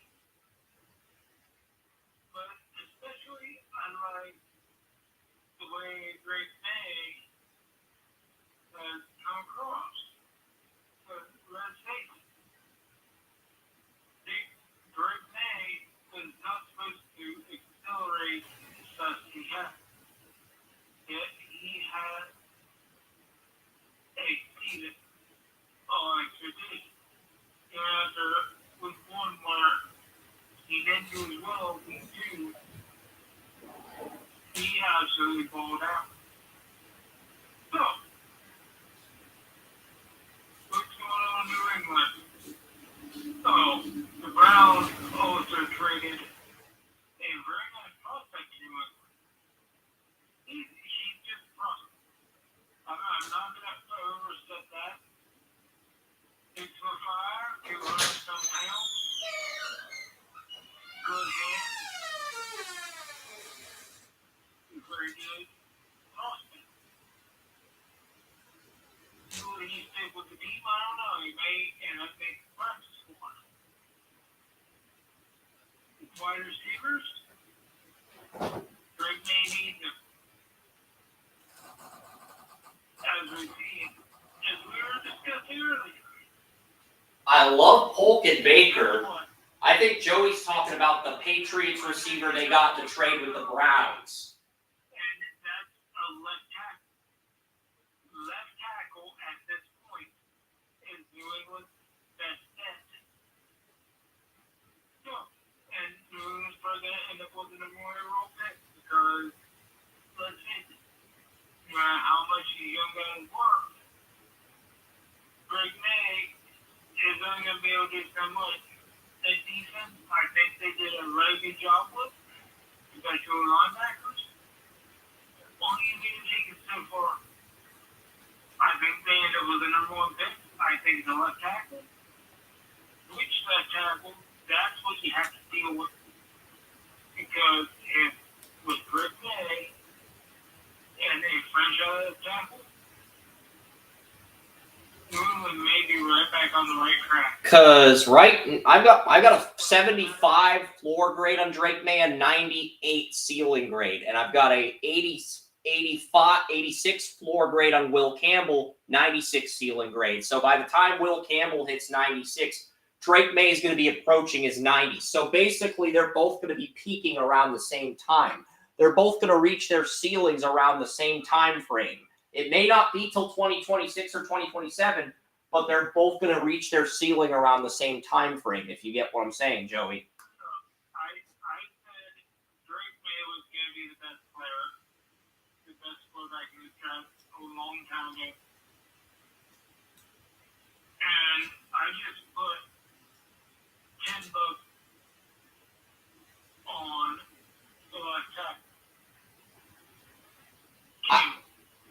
I think my top 5 is similar. I've got I'm kind of doubling down on this situation as if the Patriots are going to knock it out in 1 year, and they're going to knock it out in 2.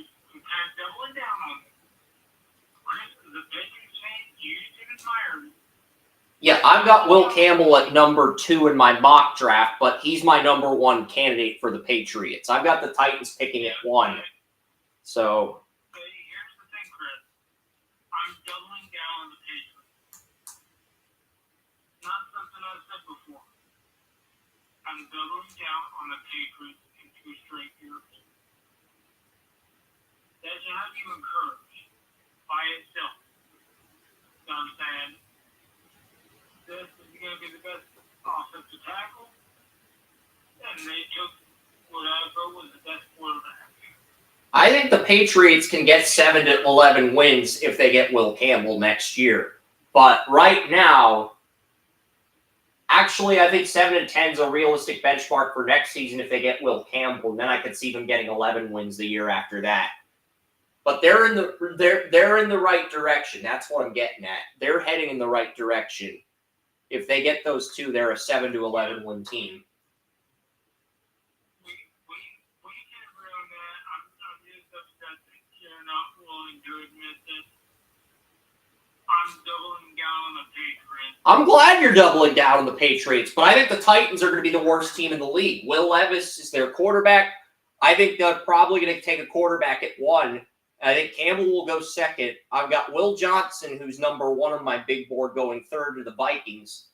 And I've also got the Broncos taking Malachi Starks to replace Justin Simmons at 4.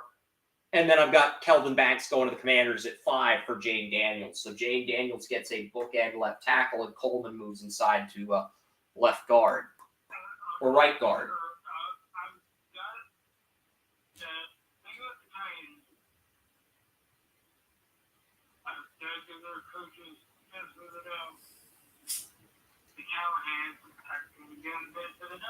I don't give people benefit of the doubt.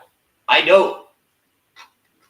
That's my problem. I'm not. I refuse to give people benefit of the doubt. I look at a depth chart and I say, if this team has the worst quarterback left tackle combo in the league, they're going to be horrible. And the Titans, I think, have the worst quarterback left tackle combo. I think Latham's a pure right tackle, and I think Levis is the worst quarterback in the league. So.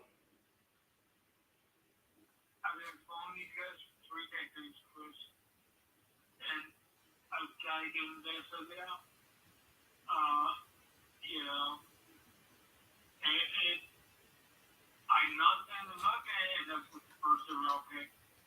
I'm saying the odds are they only end up with the 2nd or 3rd overall pick. I mean, I think these guys are such good coaches and so good at what they do. They're going to find a way to squeeze out. I don't think coaching matters if your quarterback's as horrendous as Will Levis. But hey, we'll see what the Titans do this year. I'm gonna leave it at that because we just agree to disagree on that. There's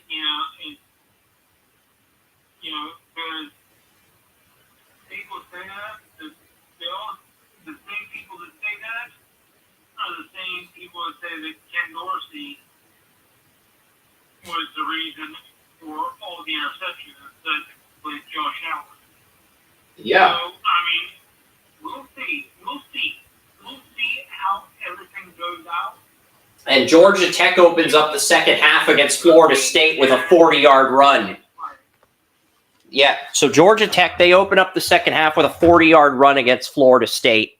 But on that note, I'm going to get back to it's 14-14. It's tie game. Florida State got a field goal to tie the game at halftime, but Georgia Tech's got the ball to start the second half.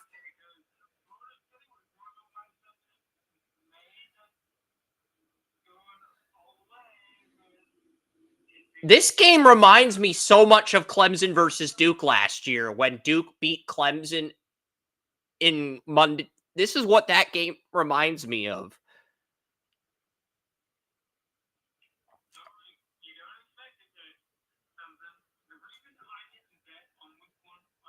Week 0, because we don't know what's going to happen.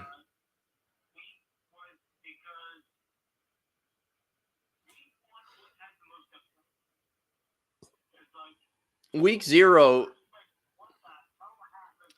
Last year, Notre Dame beat the crap out of Navy in Ireland. It wasn't even a competitive game in the second half. This game has been competitive in the first half, and it's been competitive early in the third quarter.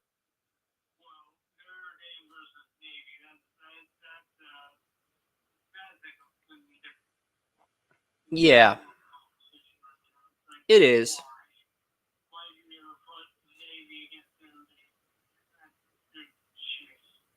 And Knowles the third made a good tackle on the incomplete pass there, tackling the receiver, but it's 4th and 5. But yeah, I'm going to get to Seattle's, or we could start with Arizona. I've got Seattle and Arizona at 6 and 11. I had Seattle at 5 and 12 last week, but after that abomination by Daniel Jones, I did give Seattle a home win against the Giants.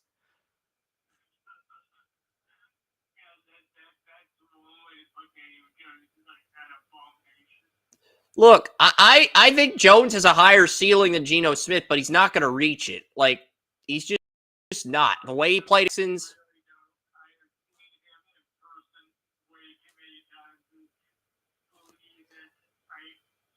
But he's just not going to reach his ceiling. He had 1 year where he came close to reaching his ceiling, and it was a contract year to get the money. Now he doesn't have that incentive anymore, and he needs to be brought back to reality.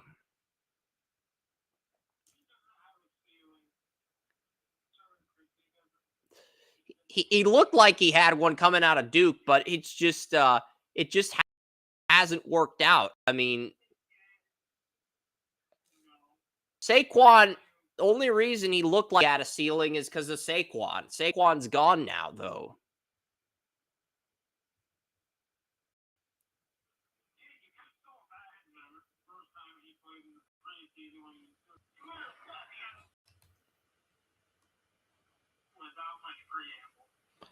Yeah, I'm Cardinals or Seahawks. Pick a team. I'm going to load their depth chart up because I have both the Cardinals and Seahawks at 6 and 11. I've got the Seahawks depth chart loaded, but would you prefer Seahawks first? I got the Seahawks depth chart loaded on our lads. May as well just get it out of the way. All right. So Seahawks are interesting because I think they win their opener against Denver. But if they lose to Bo Nix, they could be the worst team in the division.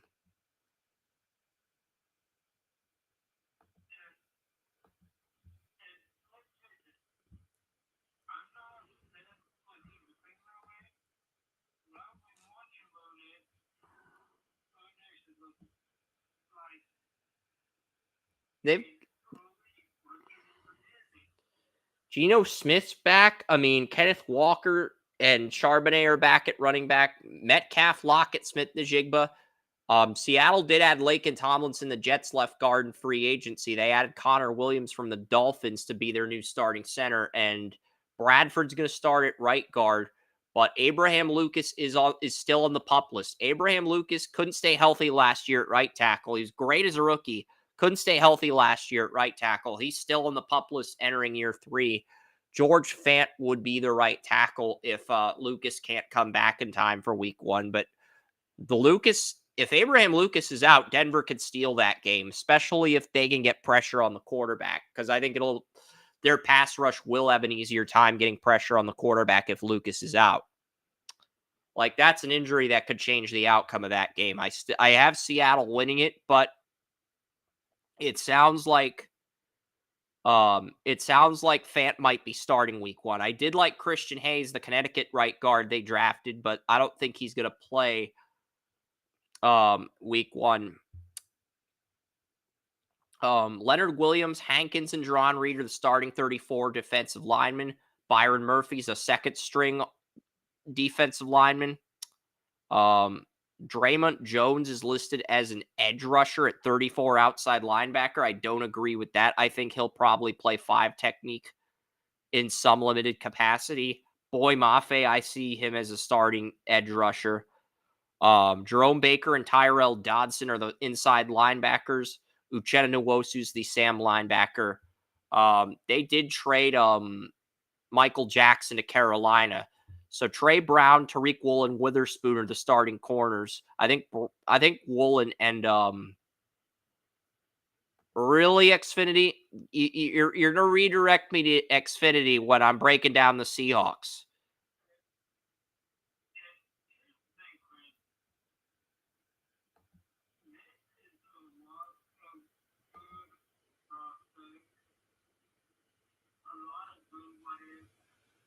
Oh, Rayshawn Jenkins is on Seattle too. So, Hey guys,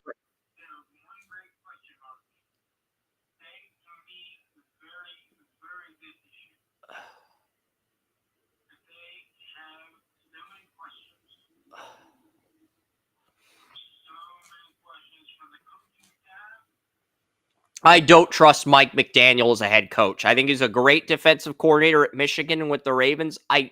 This is his first time as a head coach. That's why I have the Seahawks at 6-11. Because I think Geno's more of a floor quarterback than a ceiling quarterback. And the thing with Daniel Jones was he had ability to be a ceiling quarterback coming out of Duke, but he was just super, super raw to the point where it felt like a boom or bust player. And obviously he busted. He didn't boom.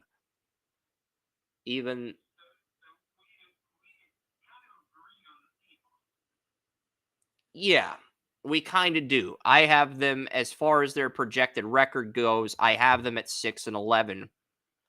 I'll load up the schedule.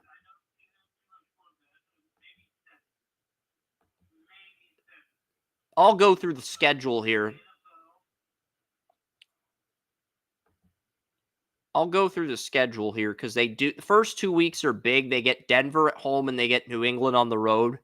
I have Denver losing. I have Seattle beating Denver but losing to New England. I have Seattle beating Miami at home, losing to Detroit. I have Seattle beating the Giants at home, losing to San Francisco. So they're 3-3. They lose to Atlanta. They beat Buffalo at home. They're 4-4. They get the Rams at home, but I have the Rams winning that game. I think Jared Verse is gonna have a big year. I've got Seattle at 4-5. They lose to the Niners. They're 4-6. They beat the Cardinals. They're 5-6. But Seattle's got to play at the Jets week 13, at the Cardinals week 14, versus Green Bay week 15. They play Minnesota at home in week 16. I'll give them a win because it's Sam Darnold. At the Bears Thursday Night Football, their former offensive coordinator, and at the Rams to end the year. I've got Seattle at 6-11, Joey. I think 6-11. And if McCarthy hadn't gotten injured, they'd be 5-12. And I initially did have them at 5-12. I had them at 4-13 at one point before the McCarthy injury. So I had them at 4-13 at one point with losses to the Giants and Vikings, but I don't think that's realistic now. But I think 6-11 is a little bit more realistic, but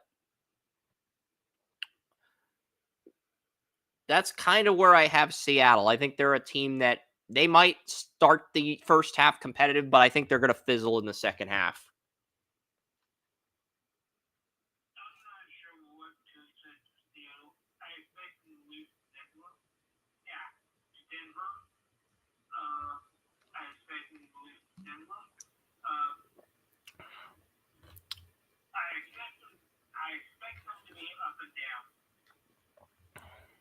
I don't expect them to win one game.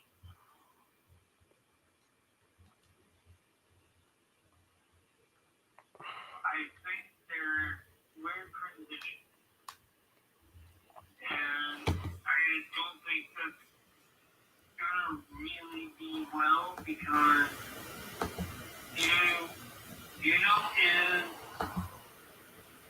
is at this point he's older. Yeah. And I don't think they're going to draft a quarterback unless the quarterback has a better floor and ceiling than Geno Smith and Sam Howell. I think the Seahawks, like the Saints, they're in the category of we'll draft a quarterback in the first round, but it won't be until 2026 at the earliest. Some people think the Titans are in that category. I don't think the Titans are in that category, but there are some people that think, well, Seattle, because if they draft a quarterback this year, he might redshirt. And you don't draft a quarterback with the intent of redshirting him.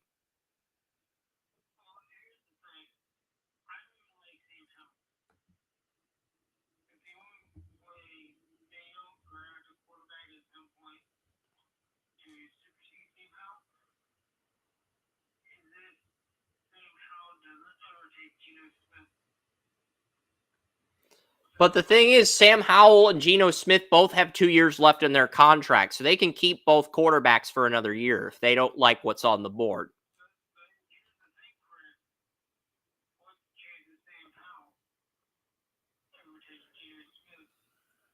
I think that happens in the second half of the season. I don't think it happens in the first half because you look at Seattle's schedule, they play a lot. I've got Seattle beating Denver but losing to New England.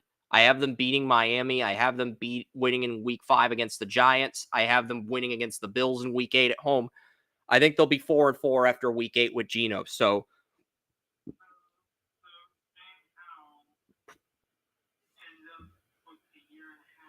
yeah, basically.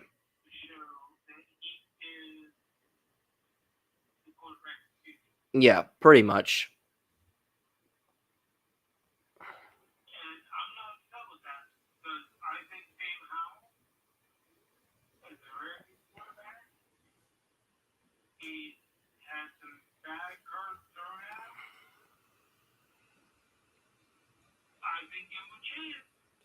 I'm not saying Seattle won't draft a quarterback, but it won't be in round 1 like a lot of mock drafts are expecting. I think it'll be in like round 3, and they'll get somebody like Jalen Milroe out of Alabama, and they'll ease him in.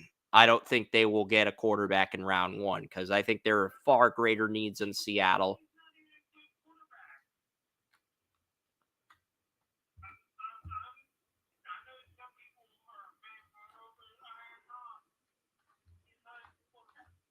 He's my number 5 quarterback. I have Dillon Gabriel at 4, Quinn Ewers at 3, Carson Beck at 2, and Shadur at 1.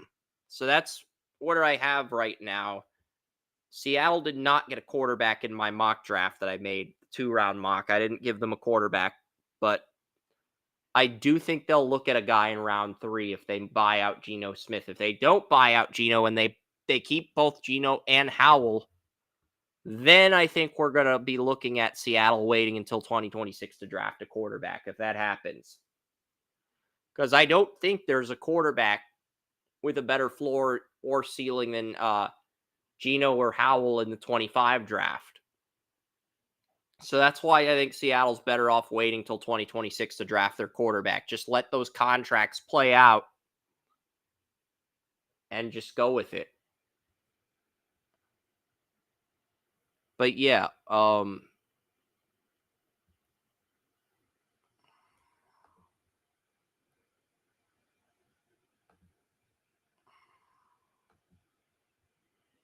Cardinals, though. I'm looking at the Cardinals. Kyler Murray's the quarterback. James Conner's the running back. Trey Benson's the backup. Marvin Harrison Jr. and Michael Wilson are the top 2 receivers. Dortch has been really good in camp to the point where he's beaten out Pascal for the number 3 receiver job. They do have Chris Moore, the former Titan. They also have Xavier Weaver, the Colorado receiver. Paris Johnson's the left tackle. Evan Brown's the left guard. Froholt's the center. Will Hernandez is the right guard. And Jonah Williams is the right tackle.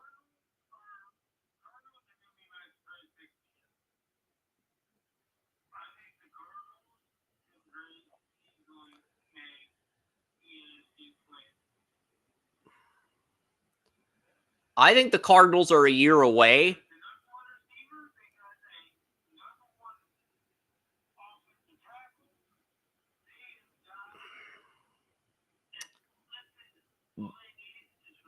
Their edge rusher, B.J. Ojulari, tore his Achilles. B.J. Ojulari, their best edge rusher, tore his Achilles in training camp. That's why I'm out on the Cardinals this year. I don't think they can make the playoffs without an edge rusher. But I do think they're in the right direction, and I think they're a year away. I'm not.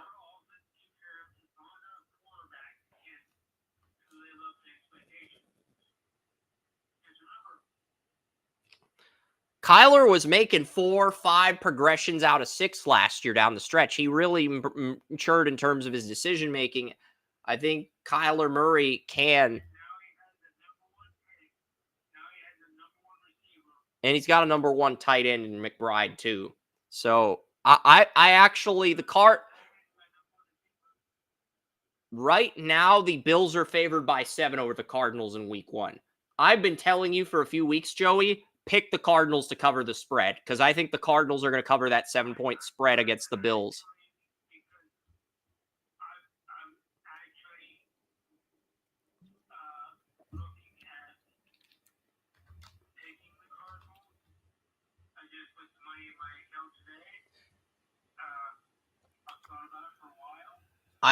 Yeah.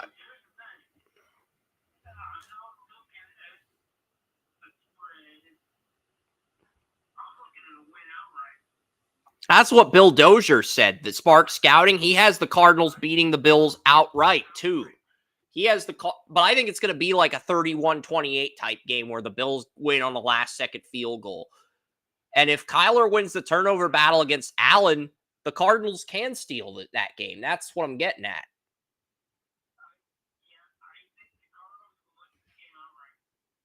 If Murray wins the turnover battle versus Allen, they can steal this game against the Bills in Buffalo. They can win this in Buffalo and steal it outright.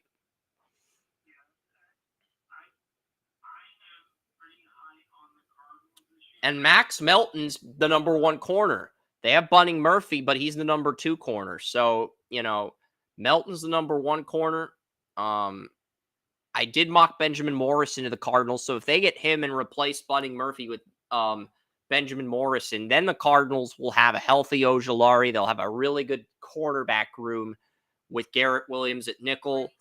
They'd have Max Melton and they'd have Benjamin Morrison. So with those corners, I think they'd be a playoff team. But I think they're a year away. But I think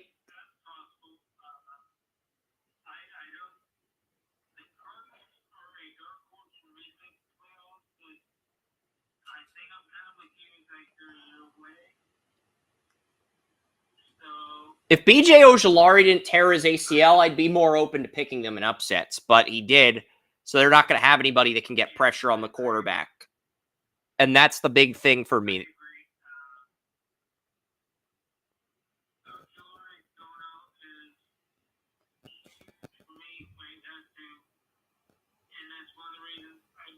Because he redshirted as a rookie behind Dennis Gardeck last year.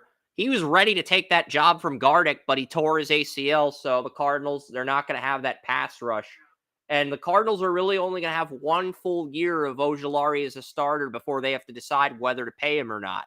Maybe they can get him on a team-friendly extension. Maybe they have to let him walk. I don't know what's going to happen there.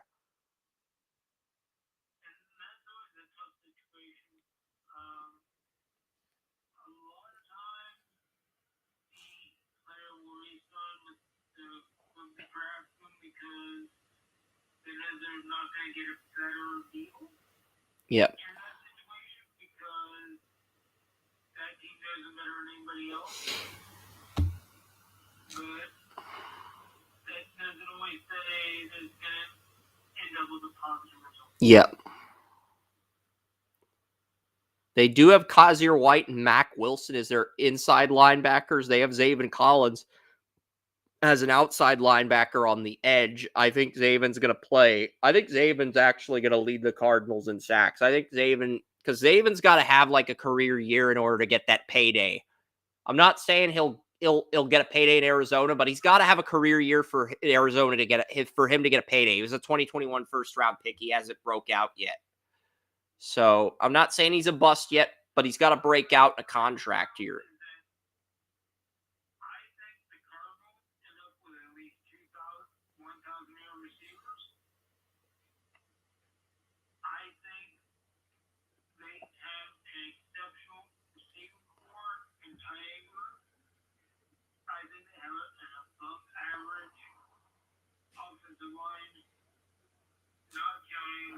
that they just overpaid because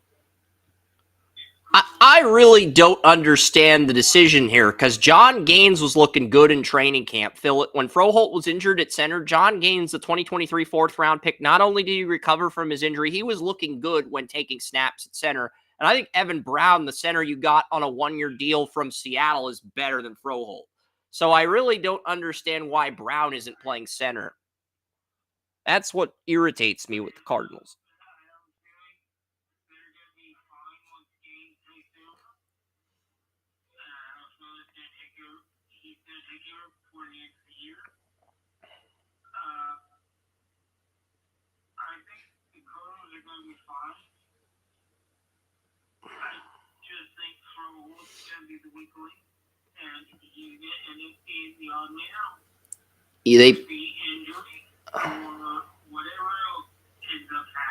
Froholt, they cannot. He's under contract till 2027. I don't think they can buy him out till 2026.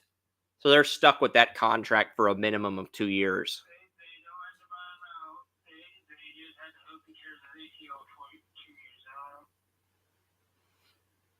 Yeah, and Ugalele, he overthrew his target there. Yeah, so, but I'm going to get to the Cardinals in a second here. Pull up their schedule. Yeah, but I'm breaking down like the depth chart. I'm going through the visuals on the depth chart here. And then the defensive line, they've got Justin Jones, Roy Lopez, Bilal Nichols, Darius Robinson, LJ Collier, Kyrus Tonga, Dante Stills. They've got a lot of bodies on the defensive line. So I'm pretty confident in their defensive line and their ability to deliver.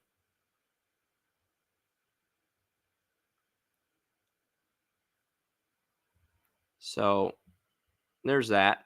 We'll get to the Cardinals are an interesting team for that reason. I don't know why, what's going on. It's not letting me click on stuff, restream. Come on, let me click on stuff. I've only got 3 screens up. I've got the restream screen up, the playoff predictor screen up, and the Hour Lads screen up. But yeah. All right, Cardinals.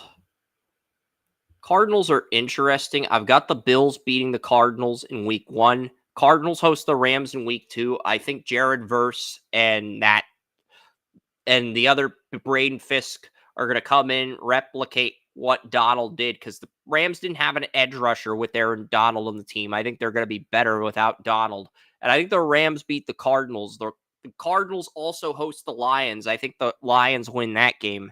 So I've got the Cardinals starting 0-3. Tough strength of schedule to start the year. I think the Cardinals beat the Commanders, though. They're 1-3. They lose to the 49ers. They're 1-4. They lose to the Packers on the road. They're 1-5. They beat the Chargers. They're 2-5. They play the Dolphins in week 8 in Miami. If that was in Arizona, I'd probably pick the Cardinals. And look, the Dolphins replaced Dolphins replaced Xavier Howard with Kendall Fuller. The Cardinals could steal the game against Miami. They could. I'm not bold enough to predict that, but that's a game they could steal. Both road games against Buffalo and Miami are games the Cardinals can steal this year.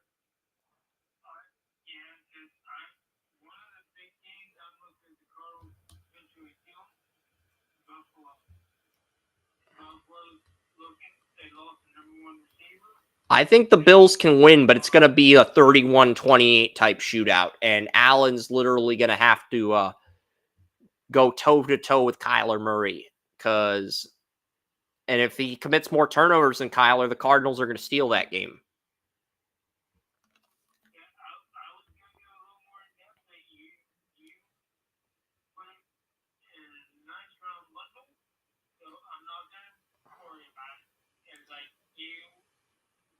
Well, the Bills have Taylor Rapp and Cole Bishop starting. I don't think either of those safeties can stop Trey McBride. And the Bills' number 1 corner is Christian Benford. I don't think Benford can keep Marvin Harrison Jr. to under 100 yards. So that's why I think this game's going to be a shootout.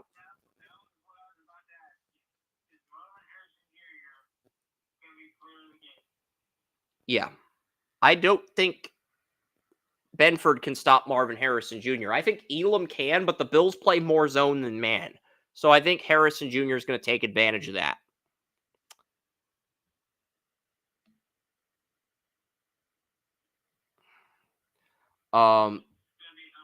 It is. I mean, the Cardinals could easily beat the Dolphins and Bills. I have them at 6-10, but if they beat the Bills and Dolphins, they're 8-9. If they beat the Lions and Rams at home, they're 10-7. It's that close, literally. They're a lot closer than you would think. I have the Cardinals beating the Bears and Jets at home in weeks 9 and 10. So that would put the Cardinals at 4-6 on the year. But if they can beat the Dolphins and Bills, they'd be 6-4 on the year. And I don't know why this thing's taking forever to load. Okay, I think part of it is there's another restream screen open. That's probably why. That's probably why there's a second that's probably why we had loading issues, but and we have somebody in the chat room here.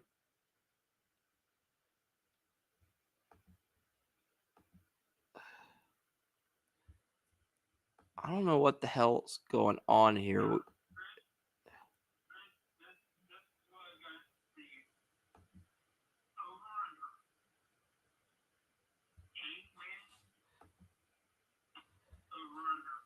Under. I've got the Cardinals at 6-11, but I've got them 5-4 at home. And I do think 4-6 through the first 10 weeks is possible if they can beat the Rams and Lions at home. They beat the Bills on the road. They beat the Dolphins on the road. They could be anywhere from 4-6 is my floor. Ceiling would be 8-2. I think they have to start 8-2 to make the playoffs. I'm not saying they can't, but I'm saying that's probably their only path to the playoffs, and that would get them a wild card.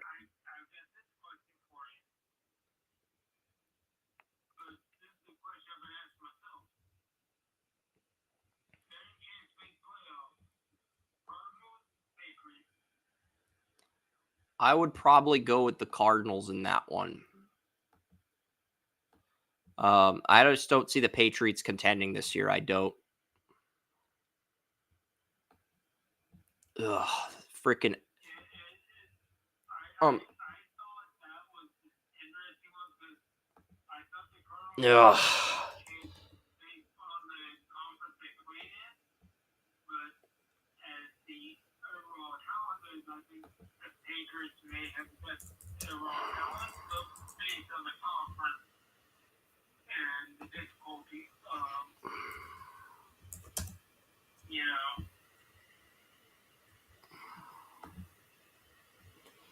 Yeah, Restream's not loading the schedule.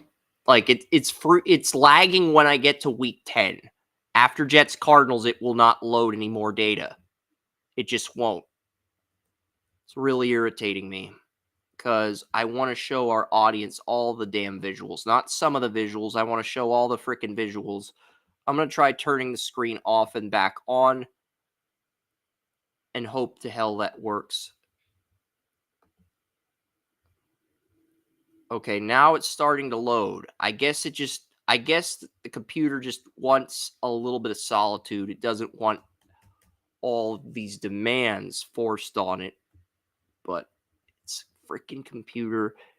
But yeah, the Seahawks, the Cardinals play Seattle November 24th. They travel to Minnesota. I have them winning that game now. I have them beating the Seahawks at home. They get the Patriots at home. I have Drake May winning that game. But that is a game the Cardinals could win. And if they do, they're 7-10. If they beat the Panthers on the road, they're 8-9. And I have them beating the 49ers. So there is a path for them to be 9-8, 11-6. So you could argue their ceiling's 9-8, 11-6. I think their ceiling is, I think they're 6-11. But I'm kind of, I guess I'm a little conservative in that respect. I wish the thing would freaking load. I gotta show our audience weeks. I gotta show our audience weeks 12 through 17 on Restream, and it's not loading.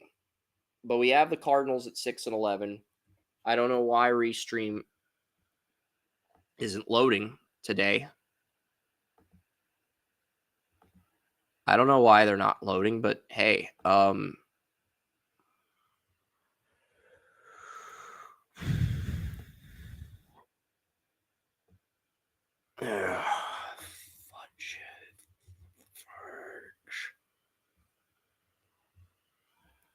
I'm sharing the screen. That means you do what you're told, Restream. If I'm paying for this service, it means you have to do what I tell you. That's how an investment works. Load. I don't know why the screen's not loading. I don't know why the screen's not loading. I really don't.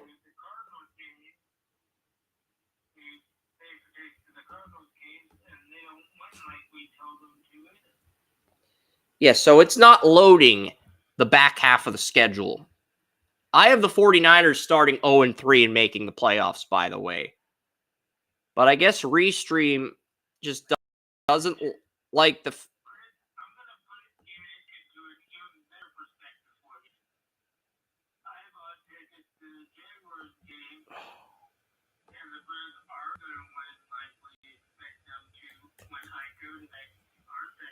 I've got the Jaguars winning that game. I've got the Jaguars losing to Miami, but beating Cleveland.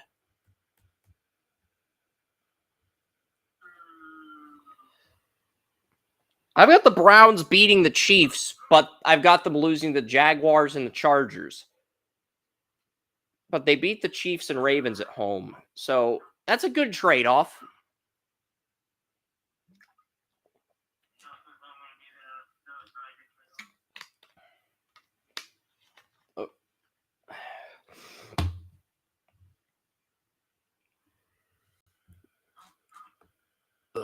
This is not loading.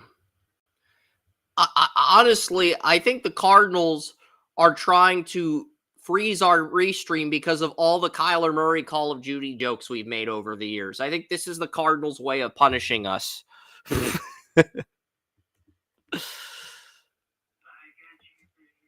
The jokes were warranted, though. You have to admit, Arizona, the jokes were warranted to a degree. I'm not saying they're always going to be warranted.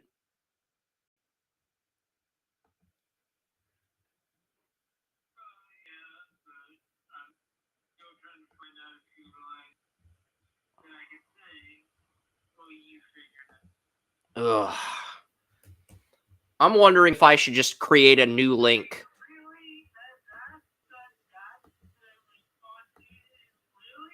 I'm saying really because I'm going to copy and paste the link. I don't know why Playoff Predictors isn't loading the back half of the schedule. I'm pissed off about that because we show visuals to our audience and I expect this stuff to load. There's an expectation that this is going to load and do what I tell it to do. Okay, here we go. Visuals are now loading. I opened up a new. I copied and pasted the link. I opened up a new link. Now the content's deciding to behave. Now the content is loading. So, all right, but yeah, I have the Cardinals beating Minnesota and Seattle. I actually have the 49ers beating the Cardinals in Week 18. So I do have the Cardinals going 1-5 with home win against Seattle. And then losing to the Niners, losing to the Rams twice. But I do think they're in position to where, if a few breaks go their way, this could easily be an 11. I think the floor is 6-11, but I think the ceiling's 11-6. The Cardinals could do better than what I'm projecting, but they could also be just as underwhelming. And we get it. We get it, Arizona. No more Kyler Murray jokes or the computer will freeze. We understand. I know Joey's disappointed by those terms and conditions. All right, good. I'm glad we cleared that up. All right, 49ers and the Rams, and then we'll end this. Yeah, I've got the 49ers behind the Rams in the division this year. So, yeah, the 49ers will be first. They will be the first team we Because I have them second. Right now, Purdy is starting at quarterback. Dominic Pooney's looked good in the preseason. Ayuk and Samuel and Jennings are the starting receivers. Aaron Banks had a injury. He might be out in week 1, but the big concern is Trent Williams is listed as DNR. This is not recent. This was not the case the last time I updated the Niners depth chart, but right now it looks like Trent Williams may be out in week 1. So not only is there a possibility Aaron Banks is out in week 1 against the Jets, Trent Williams may be out as well. If that's the case, the 49ers are screwed if Williams is out. Because that's gonna be a path to Purdy. Kittle, tight end, Kyle Juszczyk, McCaffrey's a starting running back. They do have Elijah Mitchell as the backup. Josh Dobbs is the backup to Purdy. And look, I like the Niners offense, but if Aaron Banks and Trent Williams, the heart of the offensive line, are out, it's going to be hard for anybody on the 49ers to break out. With Jalen Moore at left tackle and Colton McKivitz at right tackle, it's just going to be hard for anybody on that offensive line, hard for anybody in the offense to break out with that offensive line. It just is, Joey. So if Aaron Banks and Trent Williams miss week 1, 49ers are in trouble. Greenlaw's probably... Yeah.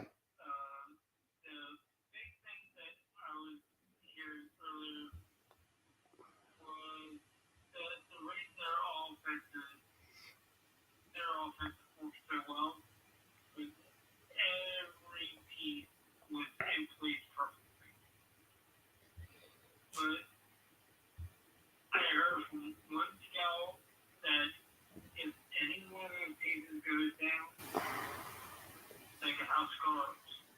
Yeah.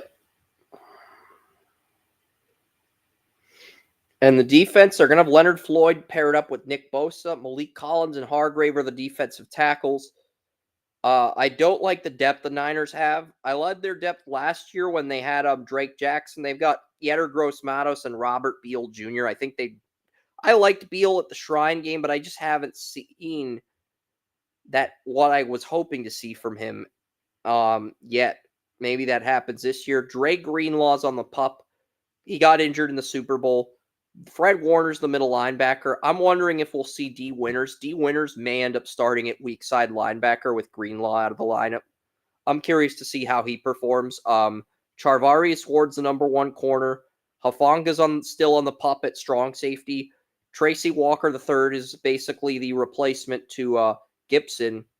And Georgia Tech, this game was tied 14-14 after 3 quarters. Georgia Tech has just scored on the opening play of the 4th quarter, Joey. So the Rambling Wreck do lead the Seminoles in the 4th quarter.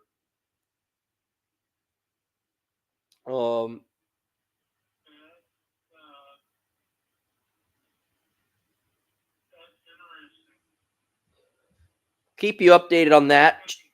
Jair Brown is the free safety, but Tracy Walker, former Lions strong safety, is the backup to Hufanga with Gibson no longer on the 49ers. Isaac Edom's the number 2 corner. Lenore, last year's number 2 corners in the nickel. They do have Renardo Green out of Florida State and Ambry Thomas competing for the dime cornerback job. And the quarter cornerback, Rocky Sin's the number 6 corner. I don't know what to think of the 49ers, honestly, Joey. I mean, they do feel like a team that's going to decline this year. Just too much friction going on. And I think they're...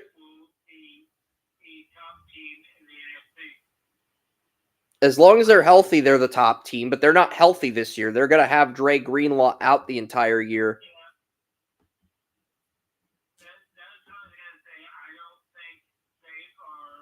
And I remember Ben, my Star Wars friend, we were watching the Super Bowl. I had a conversation with him. I asked him, I think the 49ers peaked this year. They're not going to have the same success next year. And he agreed with me. And Ben doesn't even watch that much football outside of the Super Bowl. But he agreed with me that the Niners peaked last year. So, and they're going to have to pay Purdy after this year too. And that's going to cause everything to fall apart.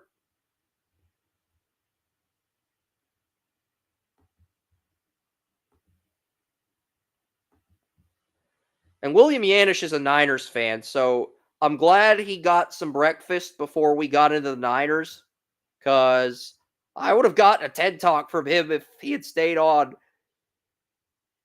Probably should have previewed the Niners first, knowing they're his team, but yeah.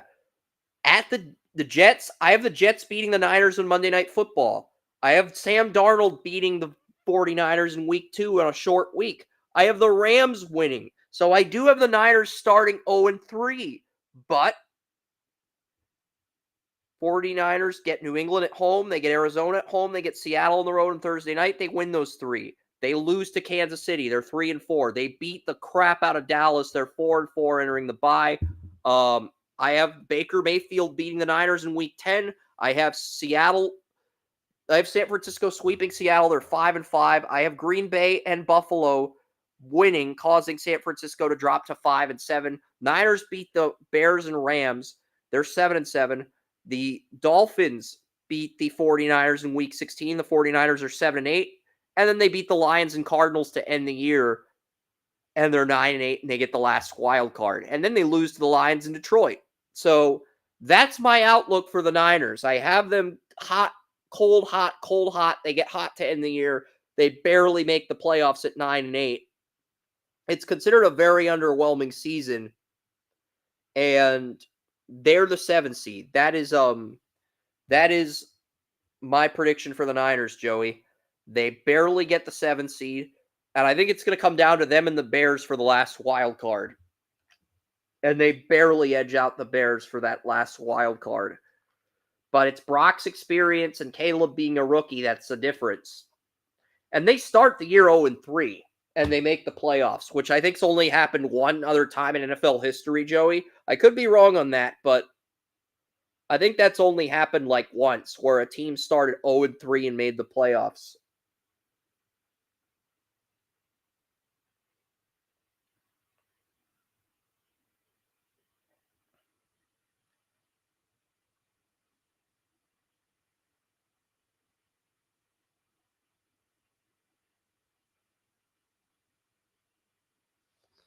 And 3rd and 10 now, 3rd down.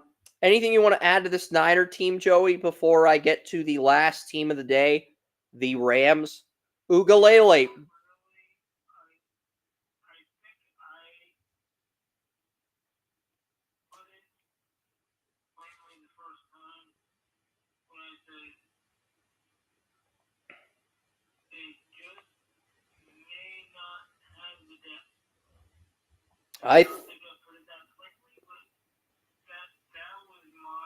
Yeah.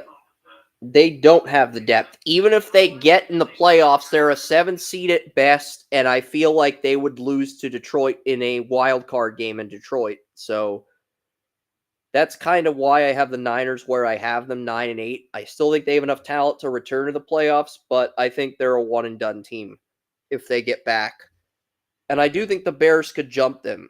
I'm not bold enough to predict the Bears to beat them outright in San Francisco, but I could see the Bears jumping them because I have the 49ers at 9-8. I have the Bears at 8-9 as my 8 seed. The Buccaneers at 7-10 are my 9 seed. And I do have the Buccaneers beating San Francisco. So if the Buccaneers can beat a few teams, I do have the Buccaneers beating San Francisco. So if the Buccaneers can beat Denver, beat Carolina at home, beat New Orleans at home, beat Carolina on the road, if they can win a few of these games that I have them losing, like home game against Denver, home game against the Eagles, road game against the Panthers, road game against the Chargers, road game against Dallas, home game against New Orleans. If Baker can flip 2 of those games, I think the Buccaneers can steal the last wild card from San Francisco. But that's it. It's literally, can Caleb or Baker steal the last wild card from Purdy? That's where I'm at with my thought process, Joey. Could the Cardinals enter this conversation? It's possible, but I think they're a year away like Carolina. So it's literally Caleb, Baker, or Brock Purdy for the last wild card. and we'll get to the Rams now. 40. Georgia Tech couldn't stop them on 3rd down and 10. Florida State driving. We'll load up the Rams. Florida State runs it, but Georgia Tech prevents the 1st down. There's 10 minutes left. This is a very exciting finish. All right, so the Rams. We'll load the Rams thing right here. And, Rams are the last team I'm going to preview today. Next week, you're going to get the mock draft, and you're going to get week 1 predictions and week 1 updates live as they come in.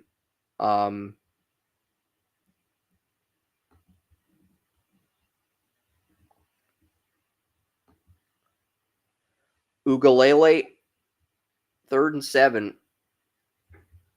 Drops back. And, incomplete pass. Great coverage by number 6 on Georgia Tech. Number 6 on Georgia Tech is... I don't know. It doesn't say.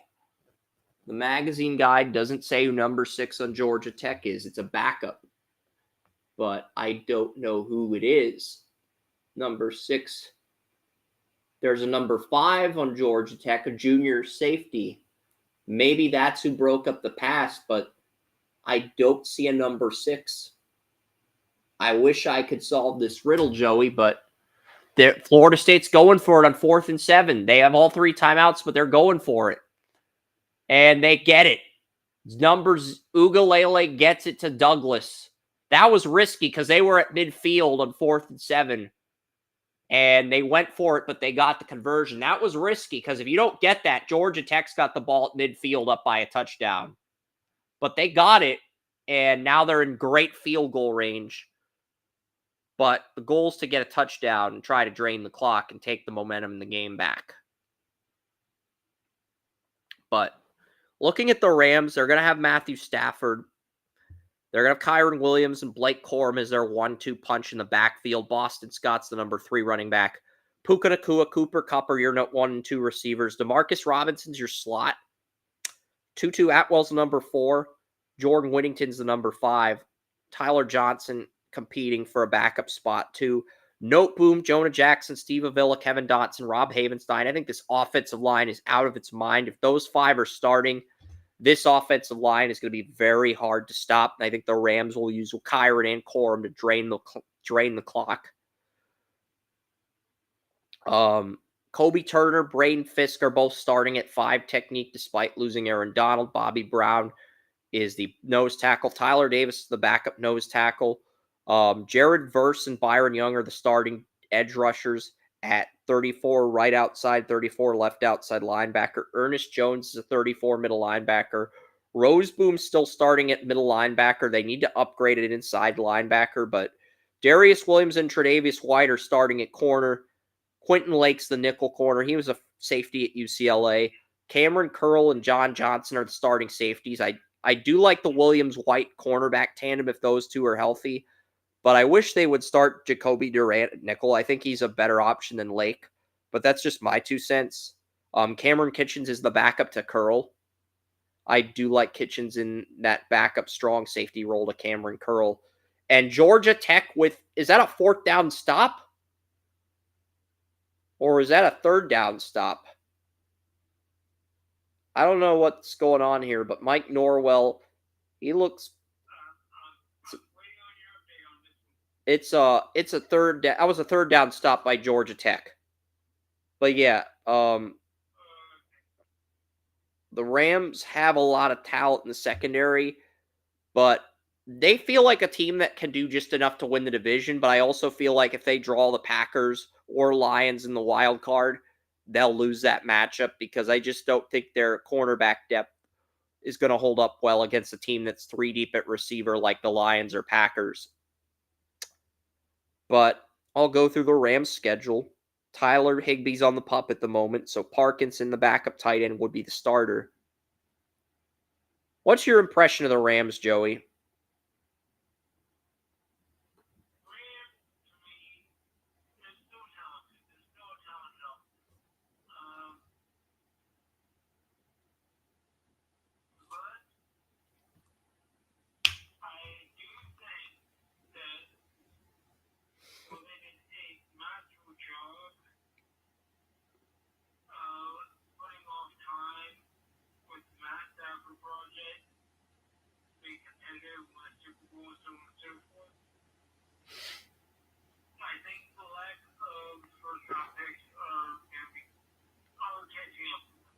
Yeah.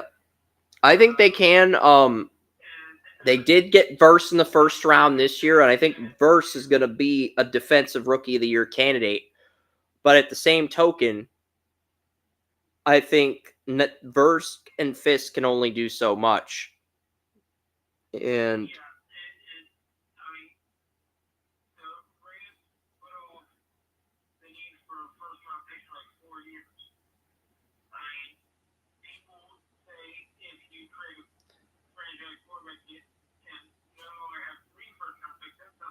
no, the Rams didn't have a first-round pick for 8 years, Joey, because they gave up a 2017 first for Jared Goff. They gave up a 2018 first for Brandon Cooks, I believe. They gave up a 2019 first. Maybe they gave up a 2019 first for Brandon Cooks, but they gave up a 2018 first for another player. And maybe it wasn't Brandon Cooks. Maybe it was Whitworth. No, they went 8 years without a first-round pick.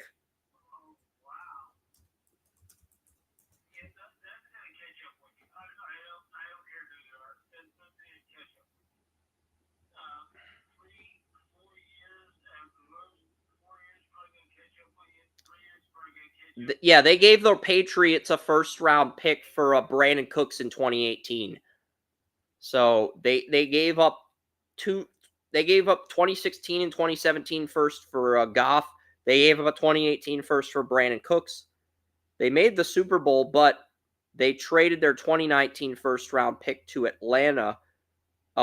They traded 31 in 203 for 45 and 79. So they had 31, but they moved down in the draft with Atlanta for a second and third.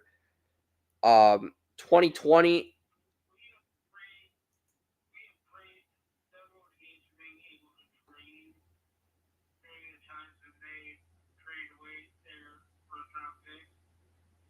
I think the Rams gave up their 2020 and 2021 firsts for the Rams gave up their 2020. Hold on.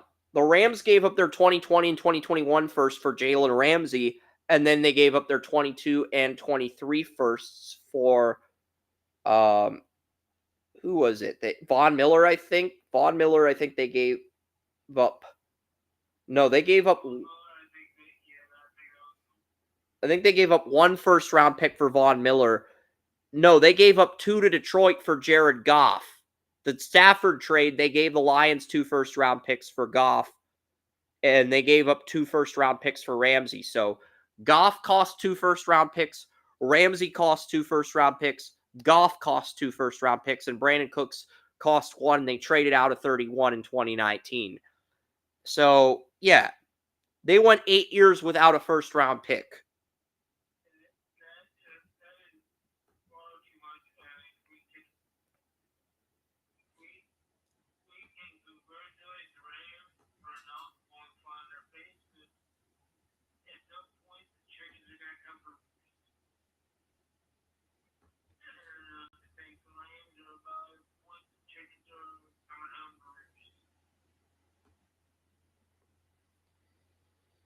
Yeah, that's what the dad says to Leonardo DiCaprio in The Wolf of Wall Street. Jordy, one of these days the chickens are coming home. They're going to come home to roost.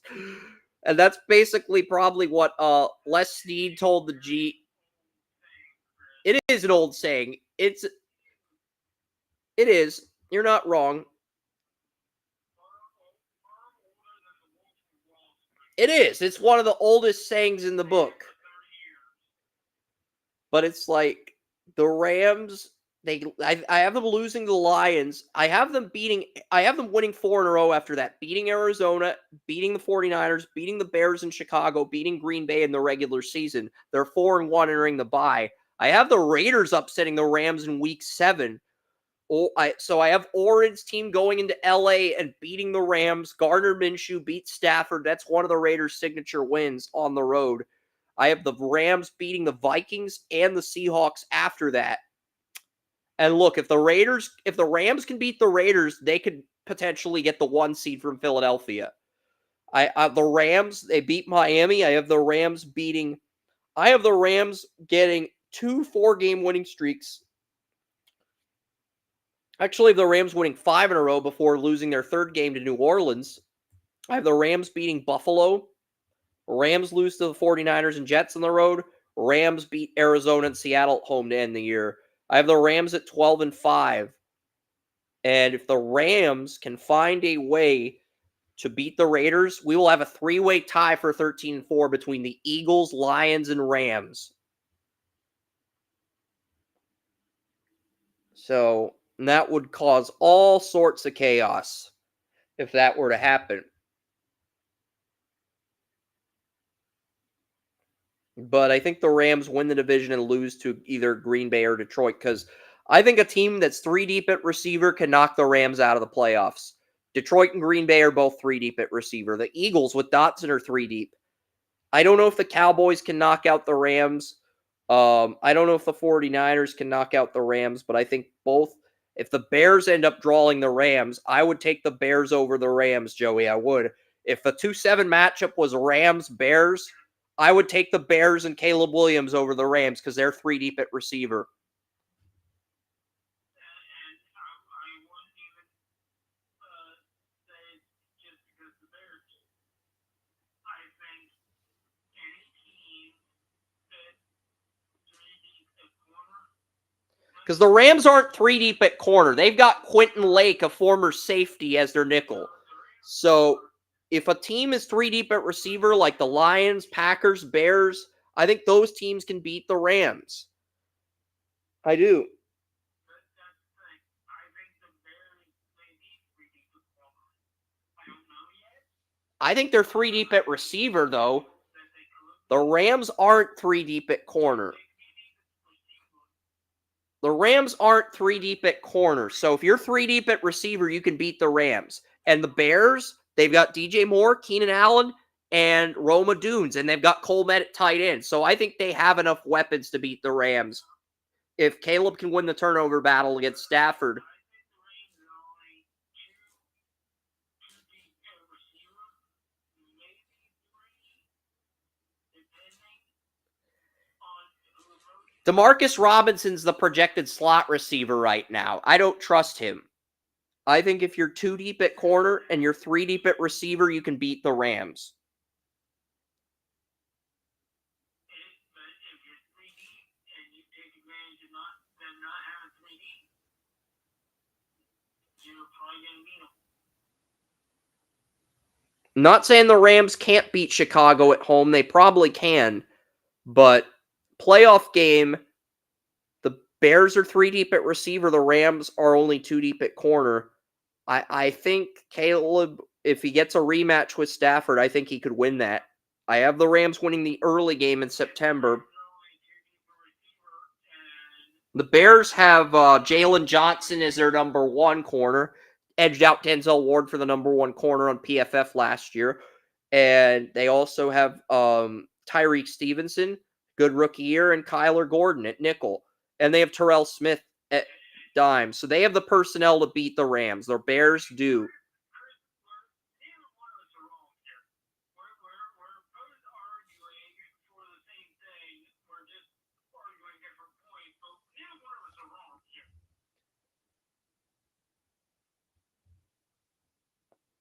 I think the Rams, if they want to win a playoff game, they've got to draw Dallas, San Francisco, or Atlanta. Jalen McMillan did win the slot receiver job from Trey Palmer. If it was Baker versus the Rams, who would you take? That feels like a pick'em for me. It does. You're probably going to make the argument for Baker here, but that does feel like a pick'em game for me. Well, that would really depend on the type of season Baker had. Baker's up and down. They're just having a great season. Yeah, I think the kid's Baker. Baker's having an average season. It may be more difficult. Yeah. And Baker beating the Rams in the playoffs would be another example of Sean McVay losing to a former QB. It was Goff last year, could be Baker this year. I mean, Baker matches up well. Rondale Moore had a knee injury in training camp, so the Falcons don't have Rondale Moore. I think the Falcons, the 49ers, and the Cowboys would all lose to the Rams in a wild card game in Los Angeles at SoFi Stadium. I think Baker, it could go either way. I think the Packers, Lions, and Bears would all beat the Rams. Baker could honestly go either way with Baker. That could be a game that's won or lost. I feel like whoever had home field would win that, though. If it was a Rams-Buccaneers game where the Rams are wild card one and the Buccaneers are the NFC South champion, I think the Bucs would win. If it was in LA, I'd probably take the Rams, but, it'll be interesting. Florida State and Georgia Tech are tied at 21. There's 1:58 left in the game. That looks like it's going to go to overtime. So we'll stay on talk. We'll stay on TalkShoe and Restream until that game ends, but then we'll sign off. And if it was a blowout, we'd probably sign off a little early, but it's 21-21. There's 2 minutes left, and I just do not feel like leaving our audience on a low note with such a close, tightly contested game, Joey. I don't. I mean, did you anticipate this game being that close with 2 minutes left, tied? I didn't. I did not anticipate Florida State, Georgia Tech being tied with under 2 minutes left at the 2-minute warning, which they're adding to college football this year.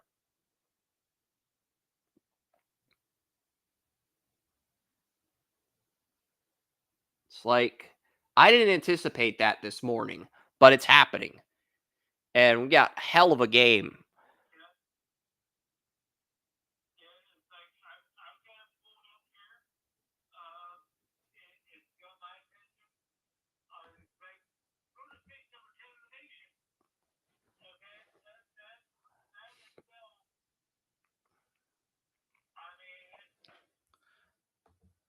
Do you want me to actually pull up like a score thing, like a box score for this game? Because I can't live stream the game on television. I'll get a strike for that. But I think I can.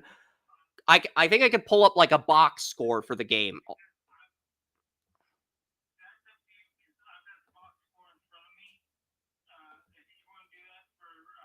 Restream. I'm looking into it. I'm not saying it's a good idea, but I'm considering it because it's such a close game. And this is what Urinating Tree does when he live streams games. He he'll pull up the box score, but he will not show you. He uses like the ESPN box score. I'm not going to pull up ESPN. I will pull up the box score on Google though.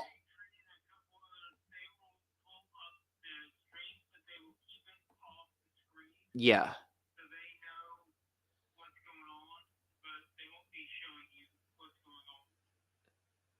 So, okay, so I've got the Google thing screen shared, but I don't have to screen share that. It's a commercial right now. I don't think people mind if it's commercial, but once the commercial ends, I probably should stop screen sharing it. All right. But yeah, they're back. Ireland, they're showing clips of a car in Ireland, and like a cliff. But yeah, the weather's nice. I mean, it's 21-21. They didn't have Lee Corso with headgear today, but I think they're only going to show Corso in weeks 1 through 12 because of his health.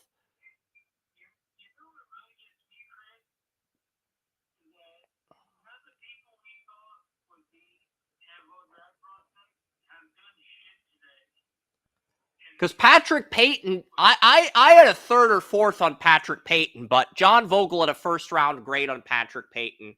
He's not the first-round player the media is hyping him up to be. I'm sorry, he's not. Based on today's performance, he's not. And Georgia Tech has the football, Joey. There is 2 minutes left in the game, and Georgia Tech has the football. It's 3rd and 10. It's 3rd and 1. It's 3rd and 1. And Georgia Tech is in field goal range. They are running clock.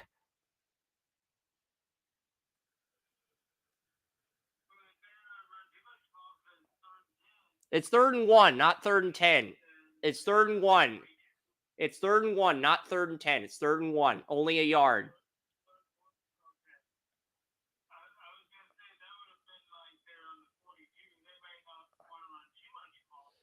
Yeah, and Florida State celebrating like they're in the water boy and Bobby Boucher threw the game-winning touchdown. It's like, guys, this is a pretty critical situation here. This is not the time to be impersonating the Mud Dogs in the water boy. I mean,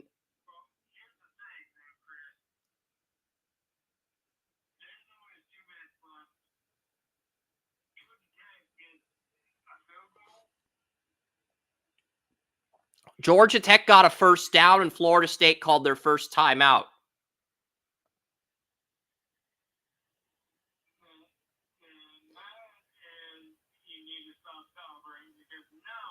Yeah, but that's basically what Florida State's bench is doing. They're pretending they're the Mud Dogs at the end of the Water Boy when you had all the Mud Dogs players jumping up and down on the bench before Bobby Boucher threw the game-winning Hail Mary. They're doing that right now in Dublin, Ireland. Yeah, it's like Mike Norvell looks about as pissed off as Red Foreman in that 70s show. Like, you can tell by the body language and the demeanor he's that pissed off, but he won't say it.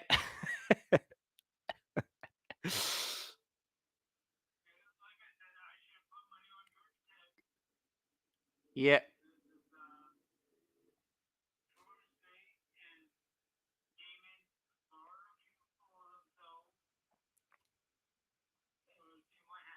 I said Florida State lost too much talent to repeat as ACC champions. I was going for the U. You like Louisville, but it looks like we're both correct in that respect. There's a lot of people picking Clemson and Virginia Tech to win the ACC. Maybe, but I'm not ready to go there yet.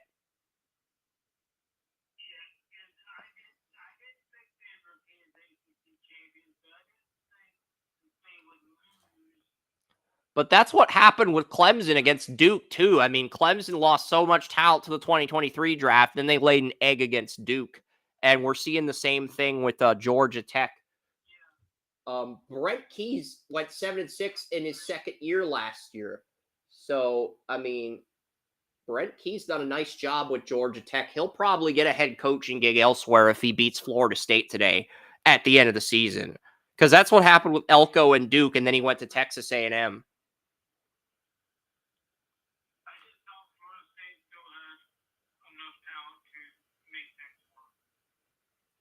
Yeah. I didn't quite think they would lay an egg against Georgia Tech this early in the season.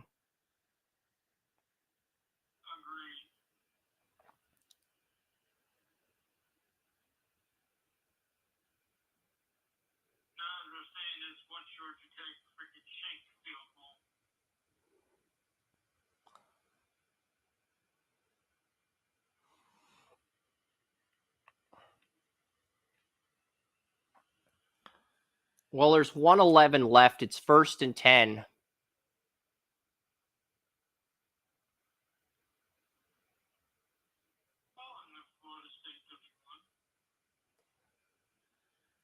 What's going to happen here with Georgia Tech? I mean, who are some players on Georgia Tech that are seniors? Weston Franklin's a senior center, 6'4", 311. Jordan Williams is 6'6", 304 at right tackle. So I'm looking at Georgia Tech center and their right tackle. They've both been spectacular. Well, the right tackle hasn't been spectacular, but Georgia Tech center has been spectacular today. I think Weston Franklin may have made himself some money today. It's a late round pick.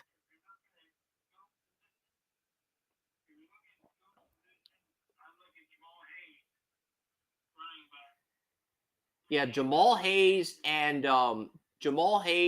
running back and Malik Rutherford at wide receiver are probably the two best playmakers on Georgia Tech's offense. Those are the two guys that I think are most likely to get paid.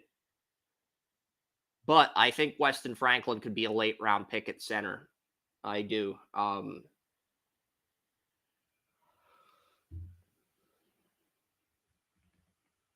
And here we go. We have a Disney World commercial for ESPN. I mean, ESPN is just taking advantage of the consumer with all these commercials.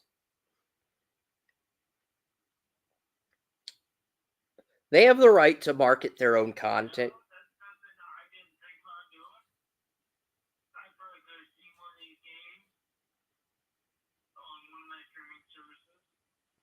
Yeah.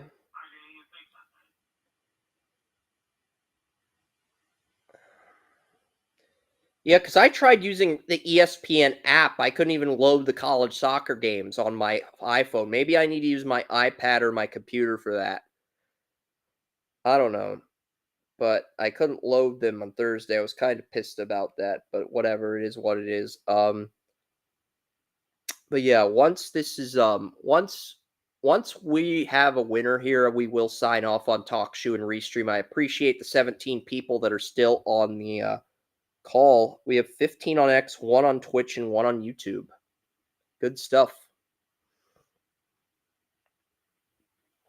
I'm expecting blowouts next week because if we have a game this tight in the noon window, we're due for a letdown next week when Georgia plays Clemson. We're due for a letdown. We're due for a blowout. We are because this game's that competitive. Usually a competitive week is followed up by a blowout. Not always, but often that's the case in college football. A competitive week where a game's this tight is usually followed up by a blowout.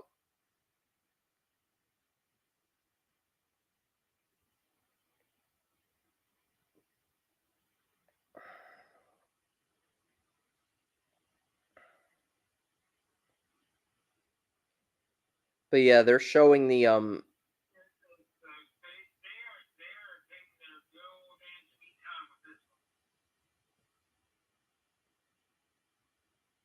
VIP lounge sitting. I don't know what stadium that is that they're promoting the Kia Turbo Hybrid, but yeah, you got the Gatorade ad. Rehydrate, replenish, refuel.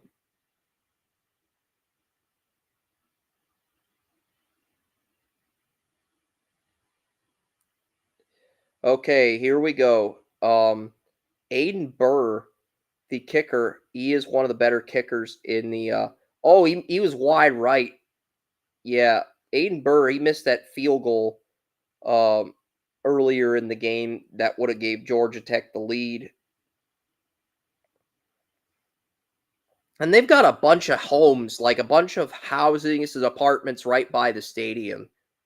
It's just in Dublin, Ireland. It's just a really, I don't know if it's a unique look or it's a weird look. But yeah, this stadium reminds me of Legion, the Seahawks stadium. That's what this and Georgia Tech quarterback fumbles it and he gets sacked and loses 12, 13 yards. That's going to hurt. Because now it's 3rd and long, and now Florida State, they could call their last time out right here. They could also, but yeah, you had the ball at the 30-yard line.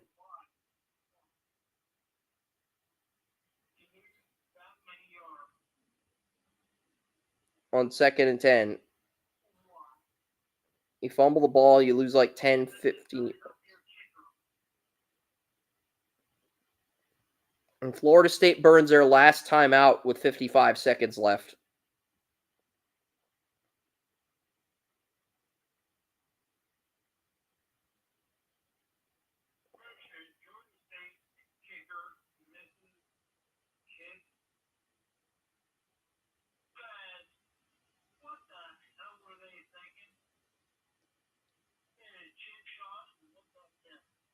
Yeah, it's at the 37-yard line now. I feel like they're going to need at least they got to get at least 15 yards to be in field goal range. At least. It's 3rd and 18. They're at the 37.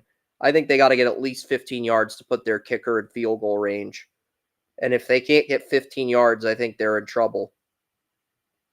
Georgia Tech throws a screen pass. They get it to the 26-yard line.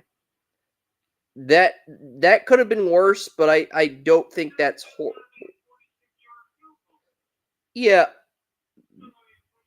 They missed a field goal from shorter distance. But Florida State has no timeout, so they can take the clock down to 1 second, call a timeout, and then try to win the game in regulation. And if they don't, we're going to overtime.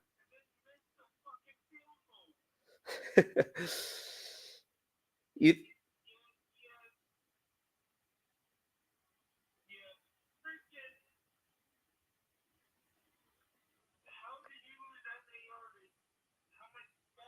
It's 4th and 6, and they're going to call a timeout with 5 seconds left.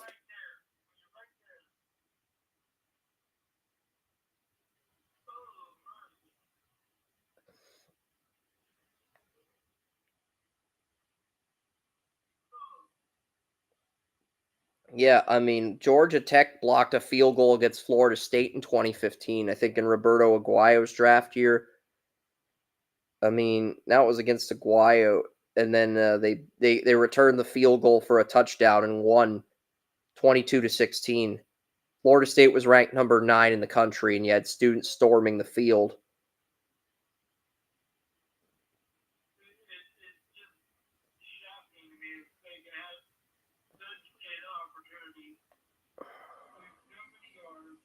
It's a 44-yard attempt.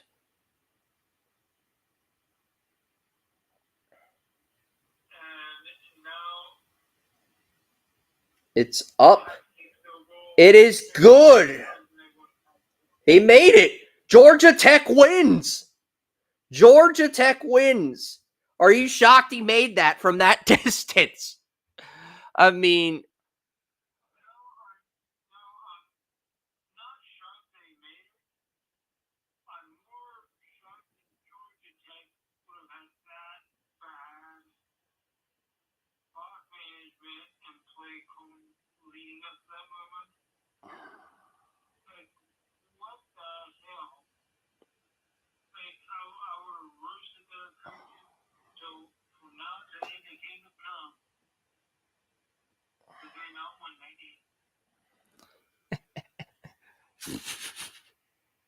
so Joey would have roasted the coaches to kingdom come. But yeah, it's 24-21. Georgia Tech will probably be in the top 25. And it looks like the referee wants to say something, but he also could be storming off the field. But that was an incredible opener, 24-21. I don't think any other game is going to top that in terms of excitement level this week.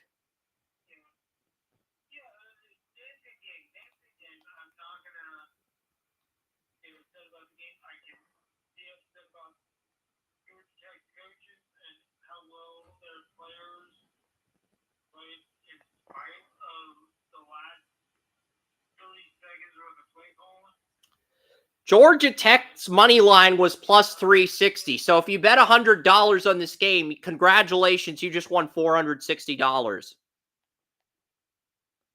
So why am I an asshole for bringing that up?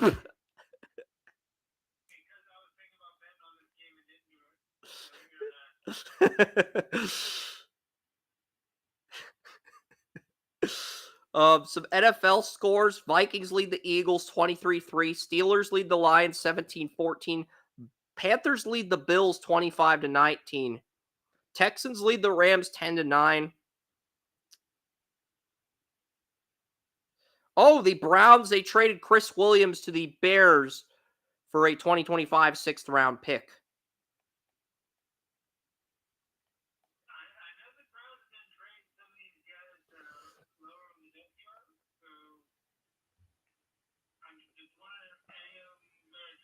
Colton Edwards predicted that Georgia Tech would beat Florida State.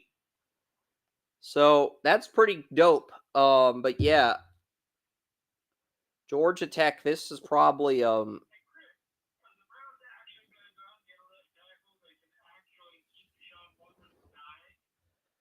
mean, I think they've got like 5 offensive tackles injured. 5. I think they're both their starters and backups at left tackle and right tackle are injured. I think Conklin and Conklin's trying to come back. He's not healthy yet. DeJuan Jones is healthy, but I think everyone else is injured.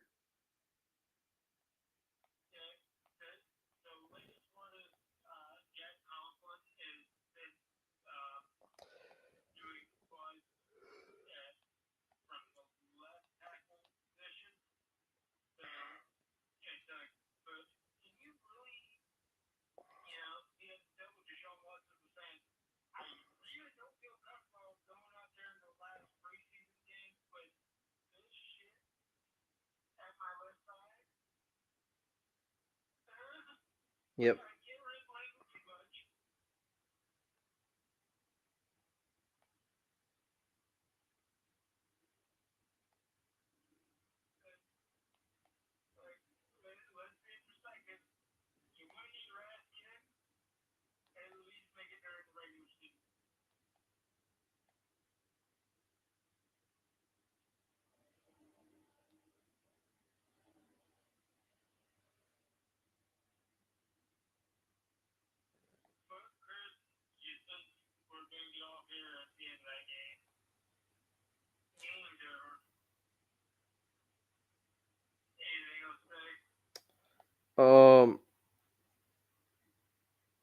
Yeah, I mean, there's going to be DJ.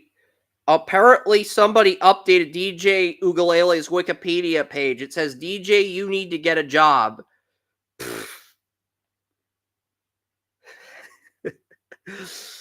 DJ, you need to get a job. That's after Florida State lost. And I think that's a Clemson fan that updated that. That's pretty funny.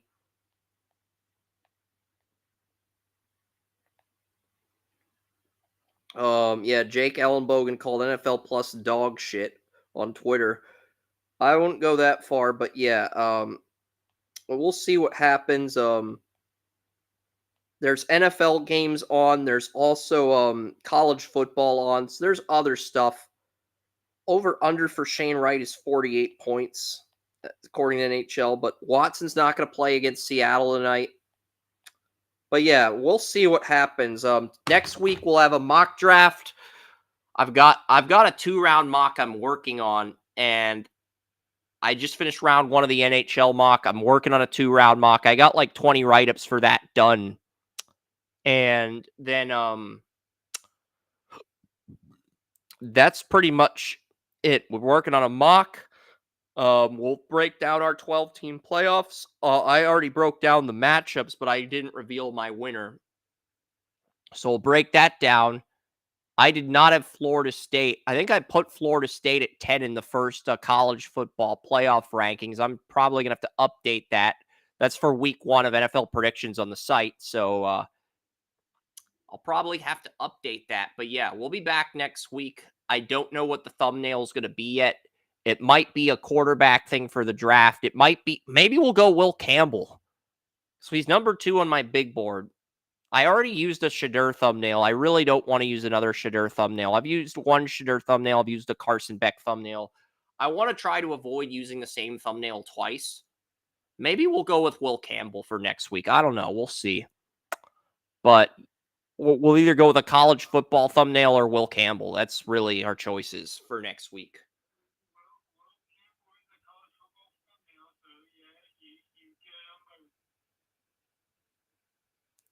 Yeah, and, we'll see what happens. But, yeah, Georgia Tech won the game in Dublin, Ireland. They're going to have a lot of confidence after this moving forward. But if the coaching's is sloppy, I'm not sure how they're going to fare against the rest of the ACC.